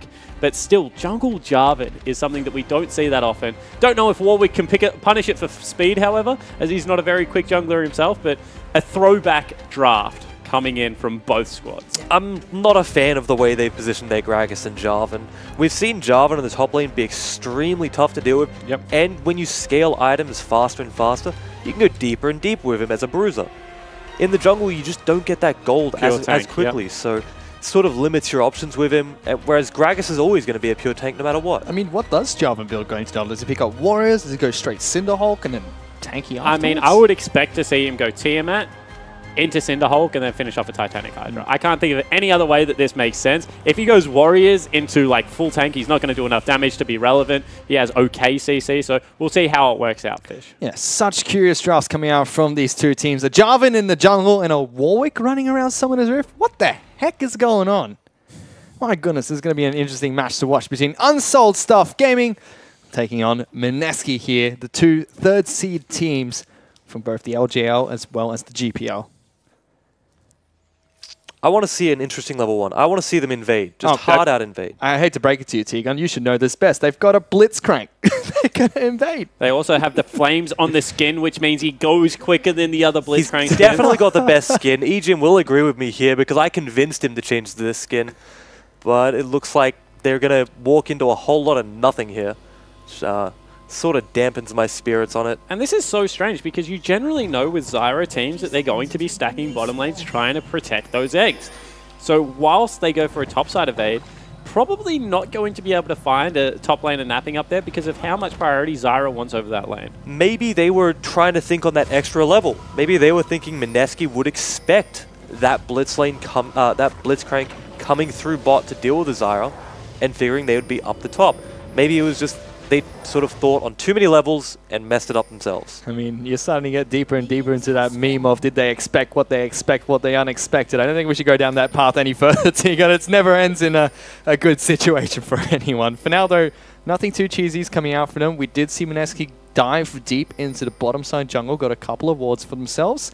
Unsold Stuff did the same thing top side, but didn't drop down any wards, so just scouting out for some vision. But what this does mean is so many of the totems are burnt over. Actually, they burnt to each. So generally when you invade that deep at this stage of the game, it means that Warwick potentially can get busy early and look for some early ganks. However, as it was only 2 totems each, neither jungle really at a disadvantage. There was a really smart ward coming out from the bot lane of Unsold Stuff as well. They walked their duo and warded over the wall into the red brush just to make sure after their invade that Mineski wasn't stealing their red away. It wasn't something that got caught on the camera, but it was just something that needs to be highlighted from these teams. So Warwick has been reworked quite some time ago, actually. It's not that recent anymore. Can get very early ganks off thanks to the fear that he now has, but he's still one of those champions that you expect to sit in the jungle, farm up till he has his ultimate. Also because the Q now takes you behind the opponent if you hold it down, and that's what really you're looking for the synergy. You know, pop the fear, gives you all that damage reduction, get behind someone, fear them back into your squad. What you're also looking for is if they time that correctly, they can follow you through a flash. I've seen it happen many times before, and that's what a really, really good Warwick is going to be trying to do when he ganks. Meanwhile, in the bottom lane, Z Unsold Stuff positioning Blitzcrank quite aggressively, but let's go back to top lane because Jarvan's going for a gank, misses the flag and drag, just gets an auto attack down. One of the problems with Jarvan jungle is he's got a very telegraphed gank. He has to throw out the E, then the flag and drag has to come out. Has a W for a little bit of a slow, however, is easy to dodge out of. Upperman should be even more safe if that's a thing, as soon as he gets that Shadow Dash. That's why he went top for the very quick gank, and don't expect him to camp out that lane all that much anymore, Fish. Here on the bottom lane, as we were mentioning before that gank, Unsold Stuff positioning very aggressively, trying to push in this Ashe Zyra lane, which is normally a pushing lane themselves. Top side of the map, Shen fancies a trade against Kaigu on his Kragus, gets a decent amount of damage down, and Jarvan going into the mid lane now. That was a hook landing onto the Zyra, forced to flash away. Weird choice to burn his Ignite. You never really get in the kill there. You expect to burn either a flash or an exhaust. Just a little bit sloppy, but still, you've burnt the flash. I expect Warwick to be down there as soon as he can really think of getting something off. And now he goes over wall, telegraph gang path coming in. You can see that they're actually pinging him. Oh, they got him with the hook. He has to flag and drag out, gets back to safety. No summoners burnt. But still at the same time, 2 summoner spells burnt mid lane. EXO actually has to use both the Ghost and the Flash during the trade that went down with the Remind. I mean, Unsold Stuff Gaming across the board have scouted out the ganks that are coming through from Mineski, and they've actually capitalized really well. And you were talking before we even started about Syndra being quite strong into Taliyah.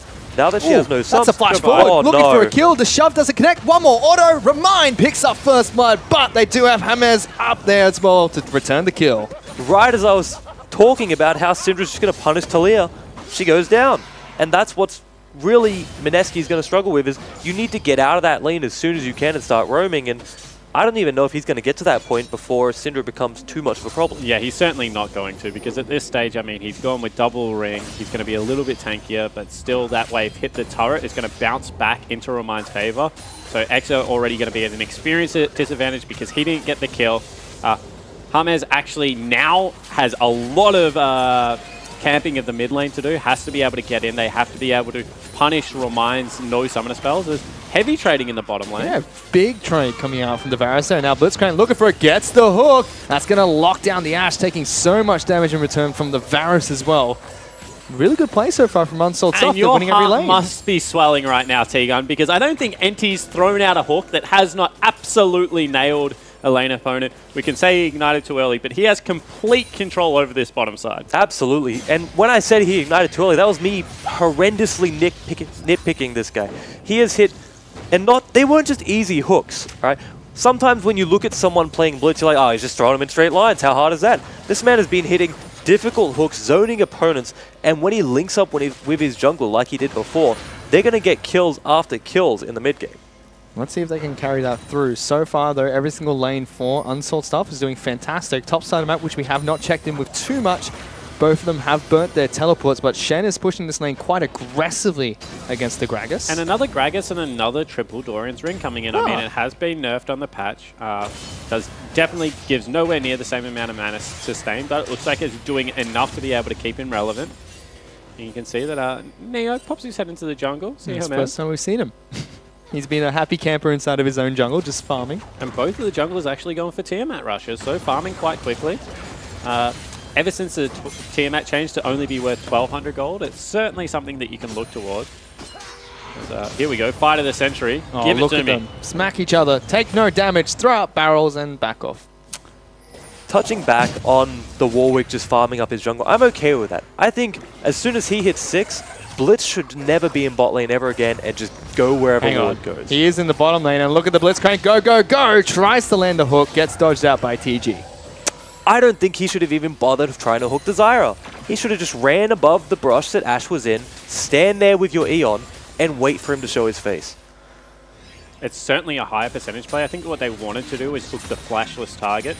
He also has flash himself. I think the other thing you do is just flash on the Zyra if that is the target you're committing to.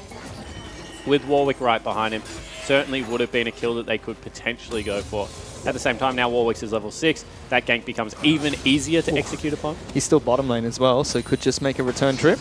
This is belief in your laners right here from the Warwick. He knows that that's not something that's going to happen again. Jarvan, however, is on the top side of the map, looking to try and farm out more of his camps. Moves towards red buff. As you mentioned, does have that Tiamat. Is able to clear these out quite quickly, but no impact from him so far besides picking up a kill in the mid lane. Warwick has gone away from the bottom lane, is moving towards his Raptor camp instead. And I mean, look at both of the junglers just fly through. I mean, it's greedy itemization. It means you have to put a Titanic Hydra into your build at some point for that purchase to really be worthwhile. However, has got them through to level 6, which is where both of these junglers want to make a big impact fairly early into the game. So I think that this has been a very unique early game as NT actually looking for another little bit of engage. He does the cute thing, waits for the ward to expire before running back in. Of course, they couldn't see him anyway because he was on a control. Touching back on the junglers, you said that now that they've hit 6, they're going to look to start being active on the map. I think both of them are going to end up in bot lane, as we can see Jarvan already here. I would love to see Warwick clear his top side and pass down. The reason I say they should end up in the bot lane is Zyra Ashe, as far as a bot lane perspective goes, is one of the strongest level 6 bursting lanes in the game right now. So the second they tick 6, I'm expecting everyone to end up in that lane. Yeah, it potentially could happen. I mean, Taliyah wants to leave. I think that the best thing that Warwick can do, however, is go mid and just get another kill for Remind. If EXO falls down one more kill, loses another creep wave of CS, he's out of this game. I mean, already gone towards Merc Treads as his first item. You can see that it's going to be the Sork Boots picked up on the other side for Remind, just so he has a legitimate kill threat. He's also gone a little bit unorthodox in his choice of Keystone Master, as I'm going to say, with a Storm Raider's Surge. Not something that you see many Synders go towards. Generally prefers the burst that comes out of Thunderlords, but will be able to stick with the play incredibly well. Although now, lots of members in the bottom lane. Yeah, looking for a big dive onto this bottom Shen, lane duo. Arrow connects, and Varus will be knocked up and shoved back. EXO with a big kill there, and it will be Zyra that picks up the second one onto NT. Mineski fight back. That's actually really good execution. That's what we were talking about, the ability to get down into the bottom lane. A little bit late on the Shen ult, however, damage still would have come through. Clean double kill. They move into mid lane to see if they can pick up the mid lane turret before they get there. You can see Gragas is going to go and potentially just throw a cask at the creep wave. And Mineski should win this base race. And on that bot lane dive, if I'm Shen, I'm happy that ult doesn't go through, because all that happens is if you do get through, you die. 3 people die instead of 2. Instead, now he can push up top lane with that Tiamat, continue to put pressure down, although big collapse coming Body in. Bop comes through. Remind forced to flash back into dangerous territory, trying to go toe-to-toe against EXO. Teleporter is coming in from Unsold Stuff Gaming, who are trying to fight with their backs against the wall. The rest of Mineski will join the fight. Hermes doesn't have enough mana to go through. Double Taunt coming in for the Shen. TG's the first to fall. The mid laner for Unsold Stuff will fall next, and it's a 1-for-1 trade after all. What a strange collapse coming out of both teams. I mean, Remind flashed towards the other side of the map to be able to look for a kill there onto Hermes. And because they did trade with a little bit more health and ultimates available, they're going to look for the first dragon of the game. You can see a little bit of a pause coming in here. But you have to say, overall, that is a very positive trade coming in for Unsold Stuff Gaming. And I think that's something they planned in ahead. You said yourself, the Syndra flashed forward. The rest of the team was already collapsing in there. Yep. So I don't know if they were planning that, 5 or 10 seconds ahead, or they just made a split-second decision and said, let's do this. Yeah, I mean, when you have a look at it, it certainly looked like it was a little bit more of a scripted play. They had just burnt so much in the bottom side of the map. They knew that Gragas had used Cask on the turret, so legitimately no ultimates available at that stage, and they were able to punish quite hard. And we've already seen this from the previous Japanese team we watched, Detonation Focus Me. What they're able to do is, as soon as one player says, all right, we're going to do X, everybody's on the exact same page, and it seems like Unsold Stuff Gaming able to do the exact same thing time and time again in this match. Yep. Now, looking forward in this game, I want to see more sort of fluidity to where they're going. I don't want to see them just end up back in standard lanes or just in lanes in general. I want them to be roaming really heavily in the jungle, looking to create just picks instead of trying to siege up places, because I think that's where they'll really shine. And I think that even though they lost first turret, they would actually take that trade because they opened up the middle portion of the map, which means that all of a sudden it's not just Blitzcrank and Warwick, it's Blitzcrank, Warwick, Syndra that can get mid lane priority, shove up and go attack a side lane. And when you have a Shen that can join the fight much more frequently than what Gragas can, you don't really mind sitting him in a long lane. He's not going to get camped out. That's not generally a win condition. So I think that right now USG is in the driver's seat and Mineski have to really respect the power of the pick that comes out. My only problem is, while they are in the driver's seat, if they don't start getting things done, they will scale off. Like I said before, Zara Ashe, extremely strong, especially at 6 and post 6. If USG aren't able to start getting picks and start off being proactive, if they start getting caught and having to react, that's where I think the game will start getting away from them and they'll start to struggle. I mean, they're both kind of front-to-back comps at the same time. I mean, Jarvan's going to be more of a tank. I mean, you're going to have a tank up there in the top lane. You're going to have Talia trading damage with Syndra. I mean, Syndra better in the burst scenario. Talia arguably better over a long team fight, or if she gets a big shove out. You know, you have Varus versus Ashe. Really, the only way late game becomes incredibly difficult is if you completely lose control over these objectives, because that means that Blitzcrank is running forward, fishing for desperate hooks, as opposed to, you know, sitting in that fog of war, setting up the set plays that we like to see Blitz able to capitalize on. Still yet to see too much coming out from the Warwick so far, just very standard, farming up the jungle, looking for a couple of gank opportunities, but nothing has presented itself so far for Unsold Stuff Gaming. But Jarvan, on the other hand, has had some impact early, just not as quite as a traditional meta jungle, so to speak. They've shown that this isn't something they just made a split second decision on, though. They definitely knew going into this draft that's where everything was going. I don't think it was just, hey, these lanes don't look quite great for us, let's sort of switch around what we're doing. And then they're trying to get it to work. So we are going to be able to get back into this game after that pause. Just a quick recap. There was a small skirmish in the mid lane, which was traded 1-for-1 between the two teams. However, Unsold Stuff had much better health bars and a lot more ultimates available, so we're able to move down towards the Dragon Pit, pick up an Infernal Dragon for themselves. I'd be super happy with that. Like I said, you're a really bursty team. Any additional AD and AP you can get is going to help you blow up whatever priority target you decide to go for. And with Blitz, with Warwick, both champions which can pick out an opponent, that's going to really benefit them for the next, 15, 20 minutes. Trust me, Remind knows that they're a bursty team. He's actually scrapped going for Morale and Omicron and just picked up more early penetration in the form of a Haunting Guise. Wants to get through the early Merc Treads magic resistance that's coming out of multiple members and really be able to take over this mid game. That's a bold call, but certainly one that should allow for much more pick-heavy fights to come out. Let's see if Remind can use that to great effect. So far, though, we've had a lane swap from both teams. Unsold Stuff sending their top laner down to the bottom lane, as well as AD carry and support's top side of the map. Mineski mirroring that with their AD carry and support top side, but they have Jarvan waiting in Fog of War top side of the map on a control ward. My worry is they're going to get dove again. The exact same thing we saw happen bot's going to happen top. I just hope they have an answer this time. Have the jungler up there when Jarvan gets there. Have your mid laner either pushing really hard or able to rotate and stop Thalia from just ending up there and overwhelming you. Jarvan's going to be the most patient man in the world right now. He has not moved away from this top lane, waiting for so long.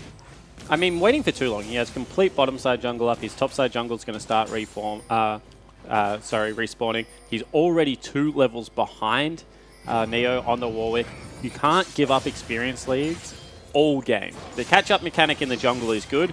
it is not this good. And they're reading the play because they're actually stopping EXO going towards it, and they actually teleport in early. Big fight top lane. He will be able to get the courage of the Colossus there to get a big shield to save. Blitzcrank now trying to turn around the play. TG's the next one to fall. They're jumping on top of the 80 carry as well. Piling on in. Unsold Stuff Gaming pick up 3 for nothing. And they just read it superbly. They know that Kaigu can't teleport first because he's just going to be taunted out. At the same time, they block Talia's path to be able to wall up, and then they get the ultimate out of Upperman, and they're able to shove through a turret. Great counter game coming out. And that's exactly what we were just talking about. I was worried that the same thing that happened bot was about to happen top, but this time, Unsold Stuff, react well, execute well. I can't believe Blitz survives it. I mean, Mana Shield, as well as Courage of Colossus, and the Shen Shield, just enough to be able to save him. Really good ulti coming out of Heredia there to be able to tie down multiple members. And then Neo just makes the gank work. I mean, we already talked about it. Warwick has so many more tools now. Didn't even have to burn ulti for that. And at this point, do we question Zyra's choice to take Exhaust over Ignite in positions like that? If that's Ignite, the Blitz dies. But since she's taken Exhaust to deal with what I assume to be Syndra's mid to late game, it seems like they're going to struggle now. Even Ignite still feels like that would have been a 3-for-1 trade, which if you Unsold Stuff, happy to take. Game would be tied up 5-5, but they currently have about 2,000 gold over Mineski in their back pocket. I think what you have to question is kind of the bans they threw at the support position, because NT was always going to play a kill threat. I don't really see many Brahms being deliberately picked into Zyra's anymore, let alone Tahm Kench, who has next to no tools to be able to deal with it. Whereas, you know, Blitzcrank is certainly the favorable matchup. So if you're going to take Zyra, that's fine. You just have to ban away the things like Thresh and Blitzcrank to deal with it quite well. I mean, at least the Braum pick, Braum ban makes sense against Gragas, but the Tahm Kench, I just don't see a place in this game. For now, though, we're going to see Hummus pick up his own blue buff there. Seems like he was trying to be stolen away. Actually, no. He tried to give it to Exo. Yeah. Picks it up for himself. Exo just burnt double spell rotation to be able to pick that one up. Of course, has gone with an early Banshee's Veil, so has no mana regen coming out of something like a Morellonomicon, so that hurts the Taliyah a lot. Unsold Stuff have rotated the top laner back towards top side of the map. TG and Zen still sitting up here trying to whittle down this turret, but Shen's perfectly fine up He's here. got a Titanic Hydra fish. He's got wave clear for days if you can't force him off the lane, and that is exactly what you just saw. He was able to stand and deliver. He's got the double procs out, and they're actually trading across map so much quicker than what Mineski can actually force right now. And like you said, while they're trading, I don't think this is the right idea to what looks like they were going to pull Taliyah up and just stay in this setup, because Unsold Stuff Gaming is just going to do more things bot lane. They might even kill the Taliyah right now. Yeah, it looks like they're collapsing. They're actually behind Hermes as well. Look at this, Warwick trying to lock them down. Banshee's Veil still available. Fear comes down. There's that ultimate to lock him down immediately. Remind flashes forward. An arrow will connect, but they don't care. Unsold Stuff get a pick and now target the mid lane. And this is such an exciting game of League of Legends. Vision denial, pick, stopping the rotations coming out. This is how you love to see League of Legends played internationally. And it just looks like they're beating him to every position around the map, pulling the trigger, no hesitation. I mean, this is just so fun to watch. I mean, you could have stopped after saying there was a Blitzcrank in the game. That's fun enough for me right now. I mean, come on, Blitzcrank and Warwick in the same game. We're a little bit too lucky today. We've got a Ziggs as well in the mid lane. It's really fun to see the different styles from multiple regions clash here. LJL known for their unorthodox picks. Well, if they weren't before, they sure as heck are now. The GPL region known for their aggressive plays, but so far, not much of that coming out of Mineski so far. Actually, not even all that much coming out of the Gigabyte Marines. You'd have to say that was a lot more passive, a lot more calculated and smart. The Gigabyte Marines certainly played the cleanest game of League of Legends so far, but the LJL squads certainly look with a 5,000 gold lead at 16 minutes in that they want to challenge for that top spot in this tournament. You can see them setting up now around the Dragon with a Blitzcrank trying to deny more vision, and this is just what we want to see, par for the course. Another Infernal, and I think Mineski have to try and fight this. I mean, otherwise the game just gets out of hand. Then you're dealing against double Infernal Drake going up against a Syndra, up against a Varus. I mean, that's just going to be a very miserable late game for you. And the scary thing is this is with great vision control champions. Zyra can throw plants into brushes. Ashe has double Hawkshot that come out.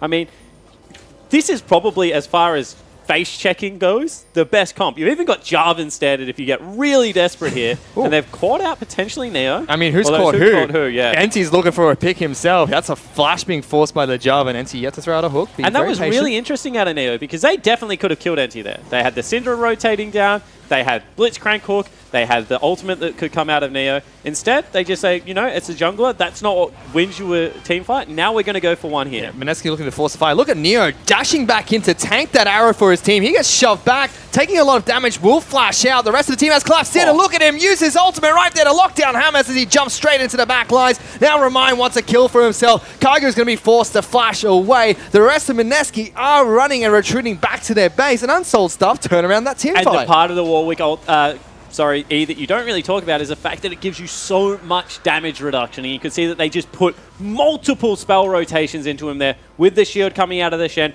The heal, it was enough to keep him alive. They get the pick, they turn around, take another dragon, and Unsold Stuff just looked fantastic. Absolutely, and taking it back a little bit before that Warwick ulti, when we saw them sort of catch Neo and then Unsold Stuff try to turn it around, and we were questioning, why did Blitz not hook there?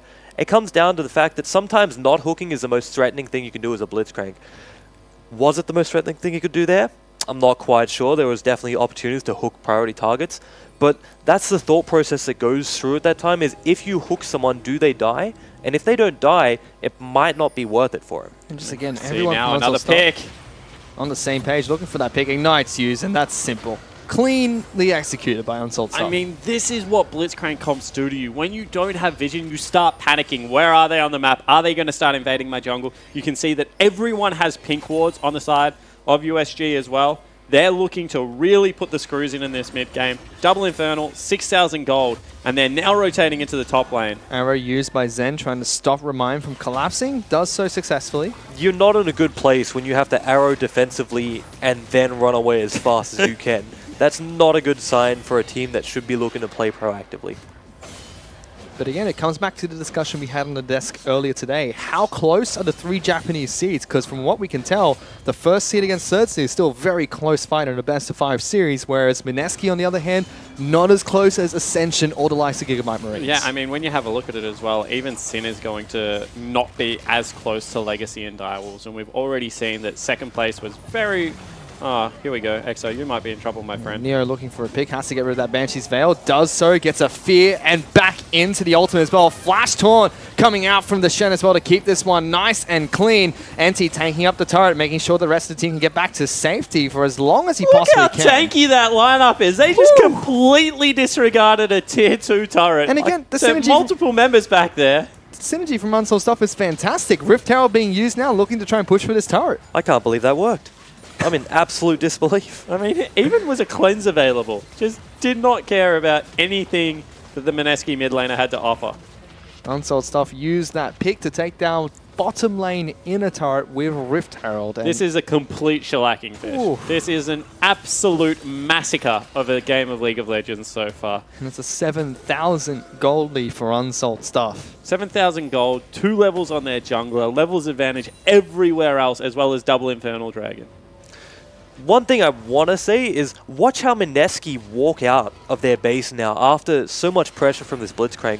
They're going to be scared of every brush on the map because all they're going to be thinking is he here? Is he there? Yeah. What is going to happen? I mean, NT is actually what goes bump in the night right now as far as Mineski is concerned. I mean, hide beneath your bed, find somewhere because... honestly, this game becomes incredibly hard. You have a good Baron taker in Warwick, as well as a Blade of the Ruined King user in Varus.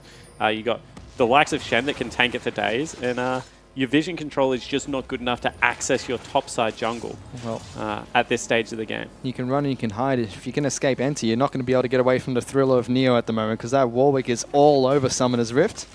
And Unsold Stuff are still looking to try and capitalize on the pressure they have at the moment, moving towards top side of the map. Still taking things relatively slow against Mineski. Slowly. Hey, they've got double Infernal Dragons and an 8,000 gold lead at 22 minutes. How quick do you want them to play the game? Objectives only 6 minutes ago. Objectives only spawn so fast, Fish. I think they are playing slowly though now. There we go. Blitz has flash. Anytime Blitzcrank has flash and he's not flashing at someone, he should be flashing at someone. I mean, I think they're just waiting for the next dragon to come up. They've controlled topside. If they ever phase check, they're going to be able to pick up a kill in the Baron. If not, then they just rotate Vision back down bottom. They pick up another Dragon for themselves, continue to put the screws in. Because you have to remember that you lose one team fight, you give over all those big shutdowns, and all of a sudden you're fighting a game on a little bit more equal footing than you want to be. Right now, they're certainly playing the calculated game. Vanessa, what do they really have to do to get back into this game? They've got tons of initiation, but it seems like there's no one they can initiate on from this team of Unsold Stuff Gaming. I mean, take the game to 45 minutes when everyone has equal items. You still don't have the Dragons, but you hope it's enough to get it done, because right now they are losing every single matchup. Oof. Yeah, there's not really much they can do in terms of trying to pick someone. Like Fish just said, they're all just too tanky. The only one they could feasibly kill is probably Syndra, maybe Varus. And they are rotating for the Syndra now. Yeah, Arrow comes out. It's been thrown. It's not going to connect. Remind, flashing and healing immediately to avoid that. He flashes back towards people a little bit too often for my liking. That man. He wants to remind them that he's still here, Spawn. He needs to, he's just asserting dominance. He's just showing them that you can't scare him away. It's just getting ready to fight.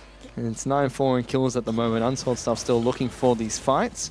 Mineski, though, are looking to try and grip around this Baron pit because Unsold Stuff have started it. This could be the start of a big team fight. The problem is as soon as you approach that, the hook comes out. As you can see, they have to be so careful. And Neo actually doesn't take all that much damage. Big taunt coming out, Fish. Shen going to lock down Kaigu. Ultimate thrown up by Heretti to keep him locked down even further. Meanwhile, in the back in the fight, it will be Hummus that jumps in, but he takes a Syndra ultimate to the face and falls immediately. Kaigu, the tankiest member of their team, is already backing away from this fight. Exo as well. Ooh, Zen looking to try and jump in. Good flip coming out from the Taliyah, locking him down. Syndra stun narrowly misses the AD carry from Mineski. And all of a sudden, you maybe have to back away. That team fight was a little bit close for USG's liking. They do end up taking it 1-0, but you can see that everything was burnt on their side, and instead they were just hard reset the map for now. That's about as well as that fight could have went for Mineski, and they still came out on the losing end. So I think you were absolutely spot on and said their only goal here is to drag the game out to 40+ minutes and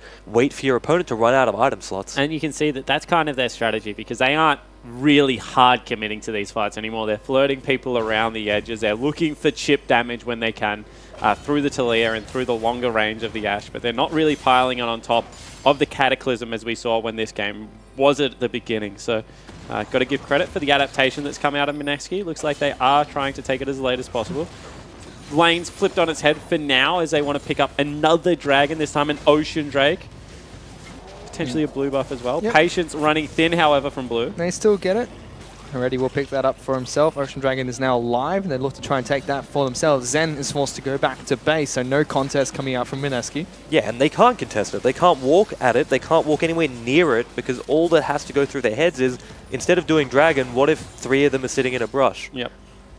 And the big thing is it's an Ocean Dragon. And when the team has Blitzcrank Syndra, you're not really all that concerned about the gradual health and mana you're going to get across some nice macro transitions around the map. You're just trying not to get 100 to 0. You can see as soon as that's done, however, they move back in to regain control of the jungle. Members of Mineski head for the hills, Fish. Unsold Stuff just look unstoppable at the moment. Mineski don't want anything to do with this pick Another they put Ocean together. Drake coming up, so a little bit unlucky here out of Unsold Stuff Gaming. They could have got, you know, something like a Mountain, something like a third Infernal with how well they've controlled that objective. But still, lots of pings going down towards the Baron pit, which is controlled quite heavily by Unsold Stuff. That should be the next objective on their minds. Bottom lane tanks are going to find. In fact, Shen actually getting the better deal of this wet noodle fight at the moment. I mean, certainly is. There's absolutely nothing you can do at this stage of the game as Gragas. He's got more damage than you, has more survivability. Good ward on topside of Baron. This, for some reason, people never sweep topside Baron, so we'll be able to spot them out. Let's see if they can stop this. Baron already down to half health. Early teleport coming out from both top laners. Unsold Stuff peel off. They don't cancel, but cancel teleport coming out from the that is so Gragas. bad. He has to start running there now. All of a sudden, Baron can start up again. Neo has pretty good sustain. Should be able to get a couple of Qs in here to be able to get some health back. And Gragas is just not that quick. He's a big fat man. He's not all that mobile. Well, Mineski going to try and go for this. Wall has been built by Exo, cutting off 2 members, 2,000 health. Hummus tries to jump in, slides and dies, goes in, but still picked up by the Warwick, immediately locking down the Java, and he jumps over the pit, gets his ultimate off, and Shen is coming straight behind the monster himself. TG's trying to juke this one out. Good ultimate from Kaigu. Will knock back 2 members coming out from Unsold Stuff, but they get Baron. They've got a pick, and they're marching towards the base. And all of a sudden, they might have still got another pick here. You can see he grabs 2 fleeing members, does does get knocked back, so the fight will end there. However, the siege has only just begun. And all like that experience deficit that we were talking about so early in the game has just come back so big for James, because he was in the pit. He was alive when the Baron was killed, but 3 levels on the Smite means he cannot get a look in. NT looking for a pick, gets Kaigu, locks him down, just does a bit of damage. Kaigu tries to go back in. Good flick. And we'll be able to knock Blitzcrank back. They pick up a kill for themselves, and now Shen trying to dash on in. This Ignite is bad. used onto the Gragas. Unsold Stuff desperately want to disengage. James is trying to join the fight as well. Exo throwing out rock after rock. Remindo snipes off one in the back lines. We'll get an ultimate coming out from Java to lock him down. That will be a pick for themselves. Unsold Stuff, they've got no health bars. They don't care. They just keep moving forward. James is off somewhere fighting the Wolf Camp for some reason, but still, it's the Japanese team that comes out on top. I mean, he also killed Remind, who kind of blew up their mid laner, Exo. He's about to die. The Thriller comes through and picks up the ace, I mean, and that that might should be game. I think that is game. I mean, 13 seconds left on TG. As a support main, do you really fancy this fight, T-Gun? I mean, you go out there and you give it your all. You get right on top of that ADC.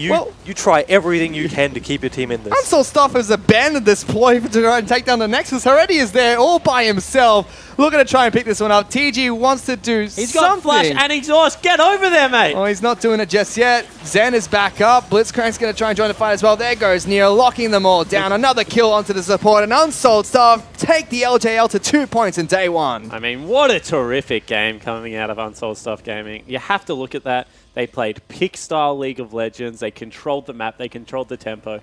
And every fight they went for, apart from that first bottom lane dive, was completely on their terms. Absolutely, and most of that was because of the Blitzcrank. They just went wherever he went, built off the hooks.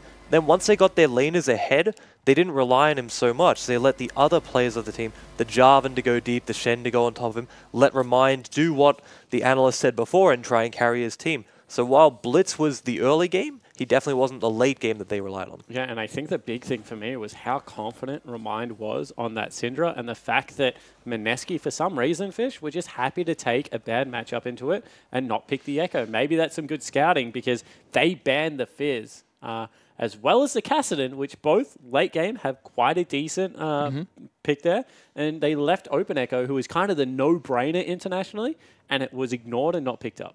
And I know this was the matchup that you really wanted to look at today, Tegan. Mineski taking on Unsold Stuff. Has it answered your questions? Are the Japanese teams really that close and Mineski far behind the rest of the GPL squads? It's hard to draw huge conclusions given it's only one game. It might just be that inconsistency we said from Mineski. But if I was going to draw a conclusion, I would say yes, it's Unsold Stuff just being a very strong team. It looked like they were in control for the whole game. Yeah, I mean, I think what it shows also is that they adapt very well in game. There was one collapse that went against them, and they said, we can read this play. It's not going to happen to us again. We're good enough to be able to respond, and that's exactly what they did. They also knew what part of their map was winning. I mean, we saw how much pressure was coming out of that mid lane early. Double summoner spells burnt out, then the ability to go for an early turret dive. Sure, they traded kills, but that sends a big message to Exo that he needs to up his game. Otherwise, mid laners at this tournament will be able to pick on him. Not only did they trade kills, it was a solo kill for a jungler coming in and cleaning up because the jungler's in the right place at the right time. If Untold Stuff's jungler was somewhere else doing something, they might have been able to get advantage in 2 lanes at the same time. It just so happened he was also in mid trying to stop that counter gank. And so now LJL have 2 points heading into Rift Rivals already, and the best part about that is we get to see them play 2 more times today. We have Rampage playing the Direwolves in the next match today, and Dead FM get to play their final game in the group stage of Rift Rivals. They could finish today 4-0 at their current rate. I mean, I would not be surprised, honestly. They have played some really good League of Legends so far. It's been exciting. It's been good tempo games. Unless something goes catastrophically wrong here, if this is the strength that the LJL are bringing, I mean, they should be able to go toe-to-toe with the GPL in this tournament, which I don't think a lot of people expected. It comes down to, like, how does Rampage stack up against the Gigabyte Marines? Because, I mean, that Gigabyte Marines look like they're a clear outlier, but we haven't seen those first seeds from the LJL as well as Southeast Asia play yet. I'd also say we have to wait for Ascension to play a game, because while LJL have looked impressive, coming into this Rift Rivals, everyone said Gigabyte Marines and Ascension were the #1 and #2 teams. Yep. Not just the best 2-slot team, the #1 and #2 teams. So until we see them play, I think it's hard to say if LJ can really contest the mid or not. Well, we still get to see a lot more games here today. Next up will be Direwolves taking on Rampage, but before we get into that game, we're going to take a quick break. That's a flash Oh, forward, looking no. for a kill. The shove doesn't connect. One more auto. Remind picks up first blood, but they do have James up there as well to return the kill. Teleporter is coming in from Unsold Stuff Gaming, who are trying to fight with their backs against the wall. The rest of Mineski will join the fight. James doesn't have enough mana to go through. Double Talk coming in for the Shen. TG's the first to fall. The mid laner for Unsold Stuff will fall next, and it's a 1-for-1 trade after all. And look at Neo dashing back in to tank that arrow for his team. He gets shoved back, taking a lot of damage, will flash out. The rest of the team has collapsed in, and look at him use his ultimate right there to lock down James as he jumps straight into the back lines. Now Remind wants a kill for himself. Kaigo's going to be forced to flash away. The rest of Mineski are running and retreating back to their base, and Unsold Stuff turn around that team fight. Meanwhile, in the back in the fight, it will be James that jumps in, but he takes a Syndra ultimate to the face and falls immediately. Kaigo, the tankiest member of their team, is already backing away from this fight. Exo as well. Zen looking to try and jump in. Good flip coming out from the Taliyah, locking him down. Syndra stun narrowly misses the 80 carry from Mineski. Oh, Mineski going to try and go for this. Wall has been built by Exo, cutting off 2 members, 2,000 health. James tries to jump in, slides and dies, goes in, but still picked up by the Warwick,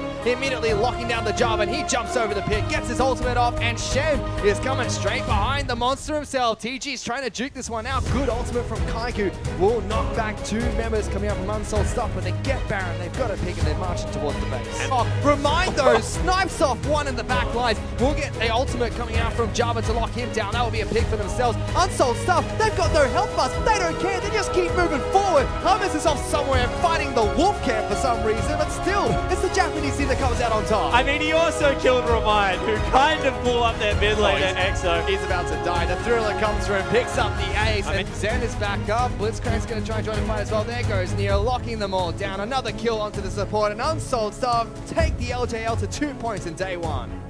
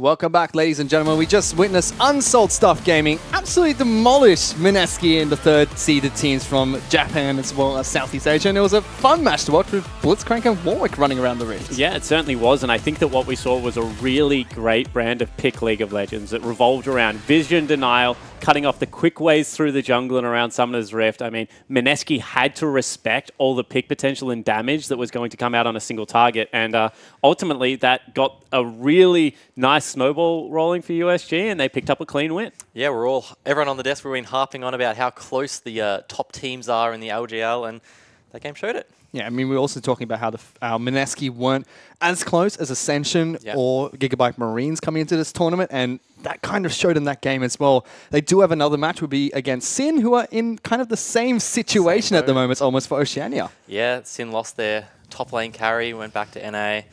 So they're looking to rebrand themselves, I guess, find out who they are again. Yeah, and I mean, when you have a look at it, they still have a pretty solid bottom half of the map in Ryoma as well as FBI and Rogue. But the big questions are how are Dockler and Juves going to stand up in this tournament, because they by far look to be the weaklings on the Sin Gaming lineup. We didn't really see all that much out of, top lane as well as jungle combo, though, apart from the Jarvan falling down 3 levels against a Warwick, which was a little bit funny, Jake. Funny? Sad? I mean, he was equal at experience at level 6 and then somehow got 1 level to 3. So I don't know what happened there, Fish, but something devastating happened. He just transitioned back to the season 3 jungling. He bought Moby, he would buy Moby. Yeah, just Oracle sit in a bush and wait for a gank. Yeah.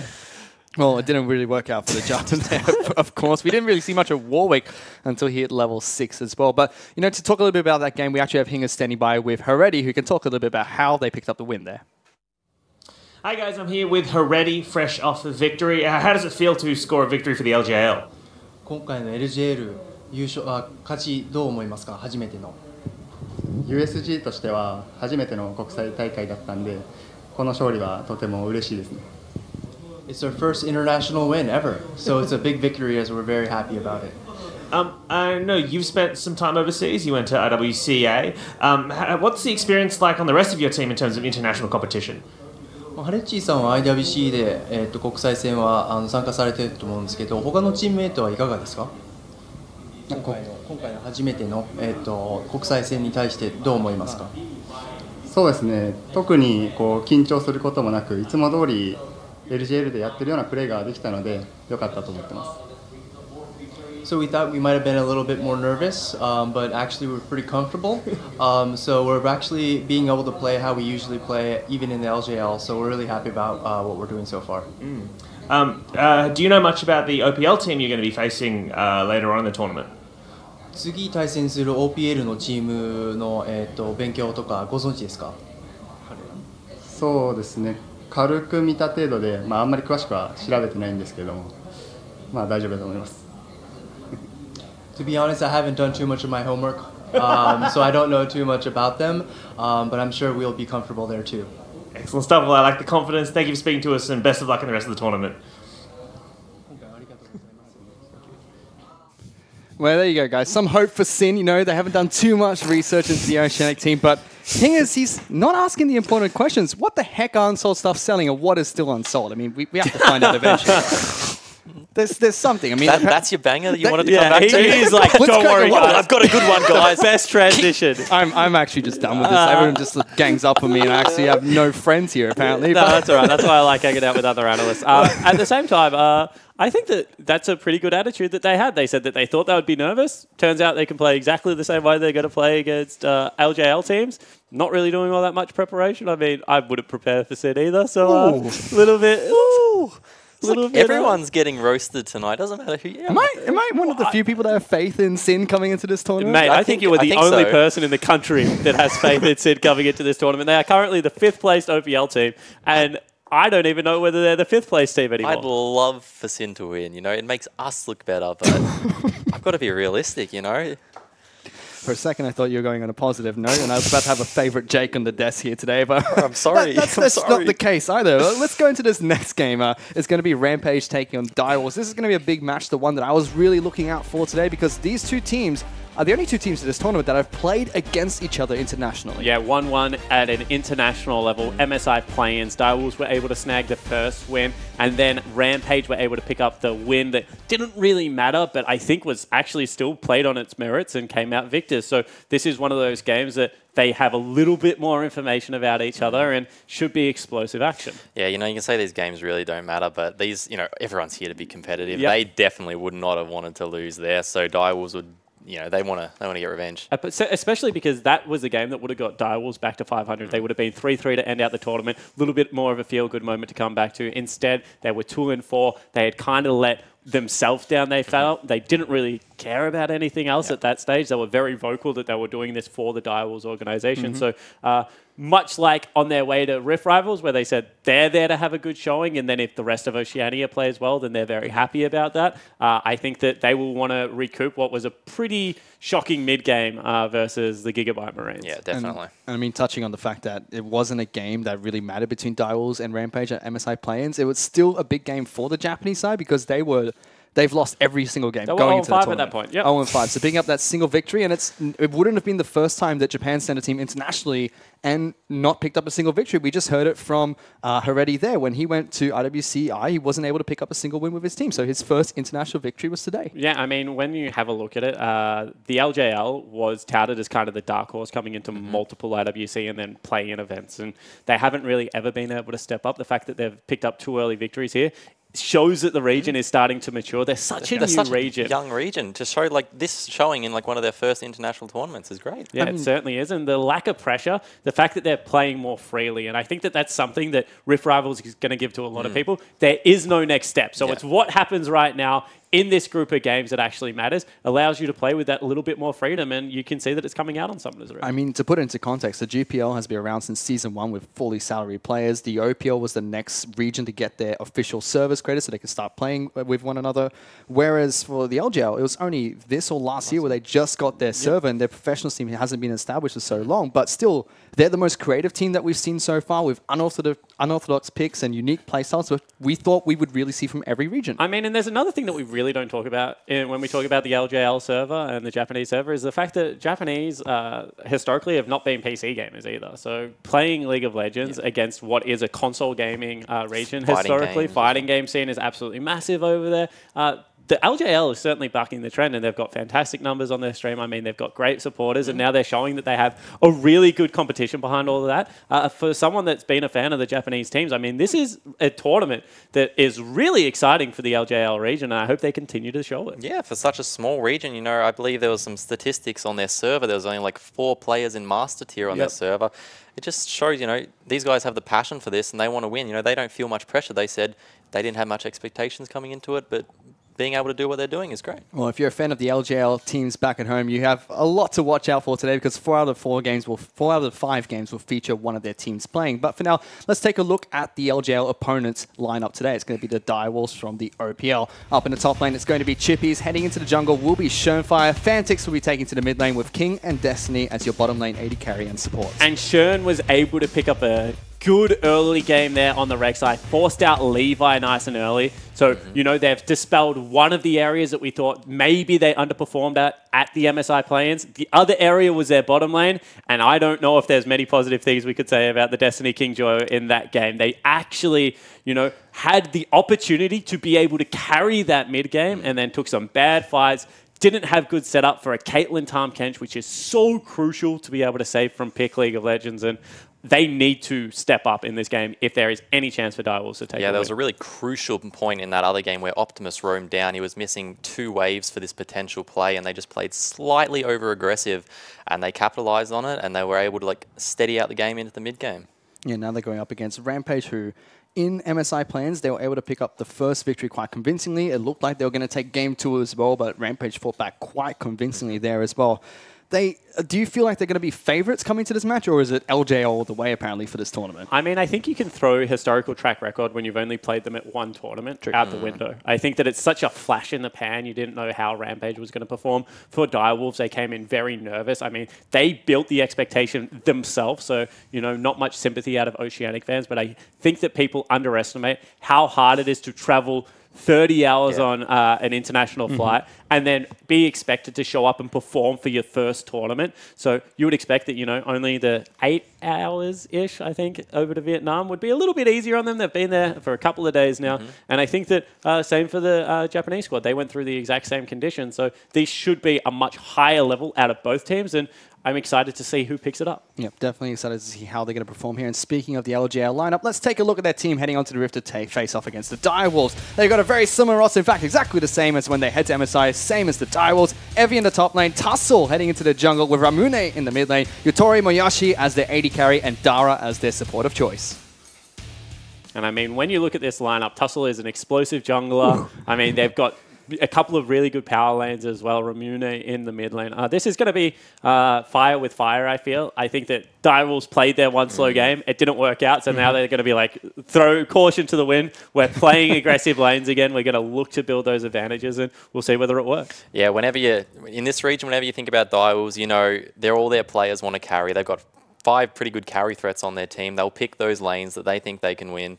And yeah, that's their game plan. Go fast and look to overpower your enemies. Yeah, and the one thing I think that we can have a criticism about the Direwolves at the moment, even domestically, is they're getting very cute with their drafts. They're blind picking things like Kassadin. They're leaving up Threshers to pick Tahm Kench's and, you know, trying to throw the gauntlet down to these teams. And it's been working in the OPL, to their credit. But when you're playing against great players, you know, like the Marines, now coming into Rampage, I don't think that you can play with such liberty through the draft phase, and they should be more conservative for it. I feel like it's the same thing they went into at MSI. They were winning domestically with like pretty greedy, like they were winning through like just like overpowering, and they're not like when they went to MSI, they quickly found out they weren't able to just overpower their enemies, and they were quickly like giving away small advantages in lane. Which comes back to what you were talking about at the start of this show. I mean, can the Direwolves walk over their opponents the same way they've been doing it in the OPL? Apparently not, especially after that match against Gigabyte Marines, but that was kind of expected. Now going up against Rampage, almost feels like there's a little bit more pressure on the Direwolves to perform, because this is the last game they're going to be playing in the group stage. Well, yeah, I think they need to maybe get that idea out of their heads that they need to steamroll over their opponents like they do domestically. They said themselves that their macro wasn't really the problem at MSI. If they were able to, you know, like get it into the mid game, they said they were pretty confident about what they could do with even just a small advantage. So I really want them to just like try and tone it down a bit, maybe like round out their team comps a bit more and just, you know, try and like play a bit smarter. Yeah, and I think that they have some emotional players, and this is what people miss behind the scenes, is that they're a team, when they're winning, they win more. And a couple of players on their team, you know, King, Fantix, in the past have been known to blow up a little bit on stage when they start falling behind. I mean, you laned with King at Origin. Certainly not a fan of giving away CS and losing out on lanes. It was fun. We played Urgot. Yeah, you got to play Urgot. But I think that this is something that they will want to take this game. I mean, to have all of the front-loaded pressure to go in day one and have both your matchups and then have to sit for a day and then move on to what could either be, well, let's call a spade, most likely going to be 2 hard games of days of League of Legends if they have a chance of winning this, is certainly something that the Direwolves members will stew on a lot, and I think that they're one of the teams that need to keep their spirits up if they're going to win. Yeah, and I know working with Sybil, who was previously on the Direwolves, Schönfire like preaches like motivation, hard work, and like dedication, like really wanting to win. So you definitely know that they won't be happy with their previous game. And, you know, internationally, they come across as a very arrogant team. But in reality, when you take a look at the Direwolves' personalities, they bond really well together. And even though they are arrogant in some situations, they do it to make sure that everyone is on the same page so that they're not no one is the weakest link, so to speak. They tread that very fine line between we are a high-performance organization that is very cutthroat and expect great results to arrogance, in my opinion. And I think that at times they've got it right. And I think that they're way they approached the Legacy Series, the way they came back into the OPL was very indicative of a high-performing team that wants to do well and wants to push each other. And I think that the one time they went internationally and unfortunately had the microscope on them, they got it very wrong. So people will have a very bad opinion of the Direwolves, but when you talk to the players behind the scenes, they are about elevating the region. They do want to win. They want to make people better, and they want to be, you know, a serious contender on the international stage. It just doesn't look like they're there yet. We'll have to see how they're going to do in this match, going up against Rampage from the LGL, the 2 #1 seeds from Oceania as well as Japan. Let's see how this match kicks off. Already we have a Respect ban coming out from Rampage. Kassadin banned away, so no blind pick for you, Direwolves. Yeah, it looks like the Tahm Kench is coming away for the Direwolves as well now, so they might be looking for that Thresh first pick. They could potentially force a Zac or a Galio pick here. No, instead, Direwolves throw the gauntlet. They ban out Galio. Well, I was going to say, if they're going to ban someone, it's going to be Galio, because both Chippies and Fantix do not play the champion, to my knowledge. So unless they've got a Destiny support Galio or a weird churn jungle Galio or something flying around on Summoner's Rift, they will not make that trade. Looks like it'll be Thresh first pick. Has to be. Has to be. The Caitlyn's also up, but Thresh makes a lot of sense because Tahm Kench is banned. Yeah, Tahm Kench is banned. That's it. I mean, I think at this stage you pick Thresh. If they pick Caitlyn, you just take Ashe into it, and then you just run kill bottom lane. What? Okay, Braum is also Destiny's best champion, by the way, so that is why we are so shocked. Direwolves have shown a lot of priority over Braum in this current split of the OPL, but that's still a weird first pick, I've got to say. It actually unlocks the support champion pool pretty much completely. You can run Thresh and just be happy to trade farm and then look for picks around the map. You can run something ranged, you know, like a Zyra, like the Karma or something like that if you want to have a more utility bottom lane. I think that is a very strange first pick coming out of Direwolves. It takes Braum away from Dara as well. He's known for his Braum play, but he's also known for his Thresh play, which he's now picked up. They could potentially pick up Caitlyn here as well to round out their bottom lane. Yeah, a lot of teams usually use Braum as a counter pick to things such as like Syndra or, you know, things that you can block with his shield. Potentially want priority on Gragas here. I mean, maybe they think that Chippies actually has to play a tank, and when Chippies has played a tank, Gragas has been the one he goes towards, at least has lane priority against a lot of the carries, so that potentially is a team that they're looking to go for. Yep, and they pick up Kha'Zix as their jungler of choice in the second rotation. That's with Rek'Sai up, which is instantly locked in for Shurnfire. Lee Sin comes to mind as well. We've seen a lot of priority over the Rek'Sai this tournament. Apparently Rampage are just not about that. Don't know if they haven't had enough practice. Maybe they just don't rate it highly. Maybe they saw Shurnfire build Knight's Vow and they're like... Absolutely no interest in Tussle building Knight's Vows. He is up there with... if he gets a Knight's Vow on that Kha'Zix, I will be very shocked. Time? But Caitlyn is left available, so they'll pick it up. I want to touch on Tussle's champion pick here. Was a very aggressive jungler historically when I think about him. So I think that the Kha'Zix, even though a little bit off meta, makes a lot of sense. Wants to be able to find those 1v1 matchups. However, Rek'Sai at this stage actually does a very good job of out-skirmishing a lot of the historical skirmish junglers. Does fine into Elise, does absolutely fine into Lee Sin, as well as the Kha'Zix. That's Kog'Maw. Kog'Maw being locked in for Rampage. It's technically still a flex pick. I believe we saw Nukeduck, I think, play it this weekend. All right, that's strange. Kog'Maw mid. I don't want to look that far into it. I mean, as far as Kog'Maw mid goes, he does run Ghost Flash. So, I mean, just calling a spade, Ramune getting us ready for a very good pick here. Would it be too surprised? I mean, every single Japanese team we've seen play today has had some form of orthodox pick thrown our way. I don't want to go too deep. Big fan of the AP Kog'Maw, however. You would be. Yep, we'll see how it works out. Yeah, let's see what Rampage decided to do with that Kog'Maw pick. For now, they're going to ban out Vladimir as well as Fiora away from Fantix and Chippies. Very heavy bans towards the two solo laners, with Kennen and Renekton hitting the bench as well for the Direwolves. And that's a couple of times Kennen's been banned up there in the top lane.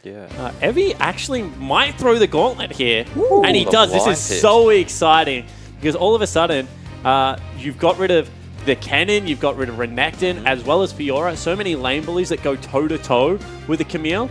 I wonder if he does play the Kled and whether there is something that Chippies can return the favor in. He says that Olaf is a counter pick.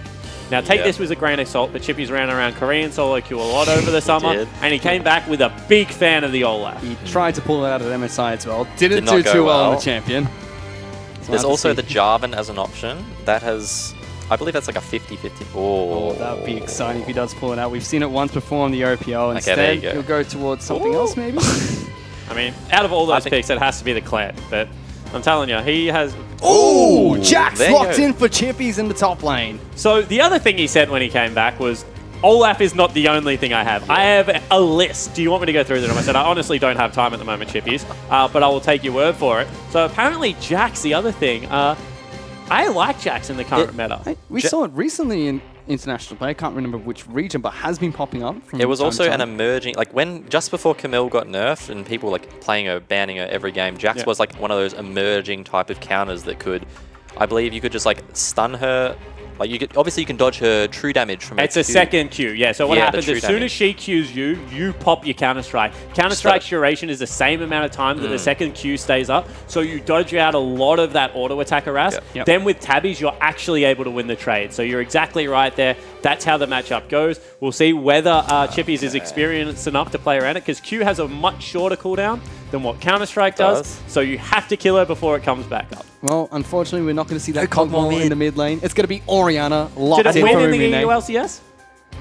Listen, I don't want to. You don't follow the EULCS that closely? Is that what you're trying to say? No confirmation bias. It was picked, so it's got potential. It doesn't matter if it won or lost. No, I was going to say that Ramune there was trying to just preserve the 100% win rate or the 100% loss rate. But you're all right. They just picked a normal mid laner though. No, nothing fancy. I mean, Orianna has historically done well into 80 carries in the mid lane fish, able to trade out with the Clockwork Wind-Up, has a very good wave clear to be able to pressure them. So certainly not a bad pickup. Of course, with Corki's slightly nerfed wave clear recently, it'll give Orianna more time to pressure him in and maybe look to go to the side lane. Yep, we'll have to see how Ramune does against Fantix. He's pulled out the Corki, something he has not done in the OPL this split, but 2 games in a row he's pulled it out here in Rift Rivals. Of course, he also hasn't played buff Corki in...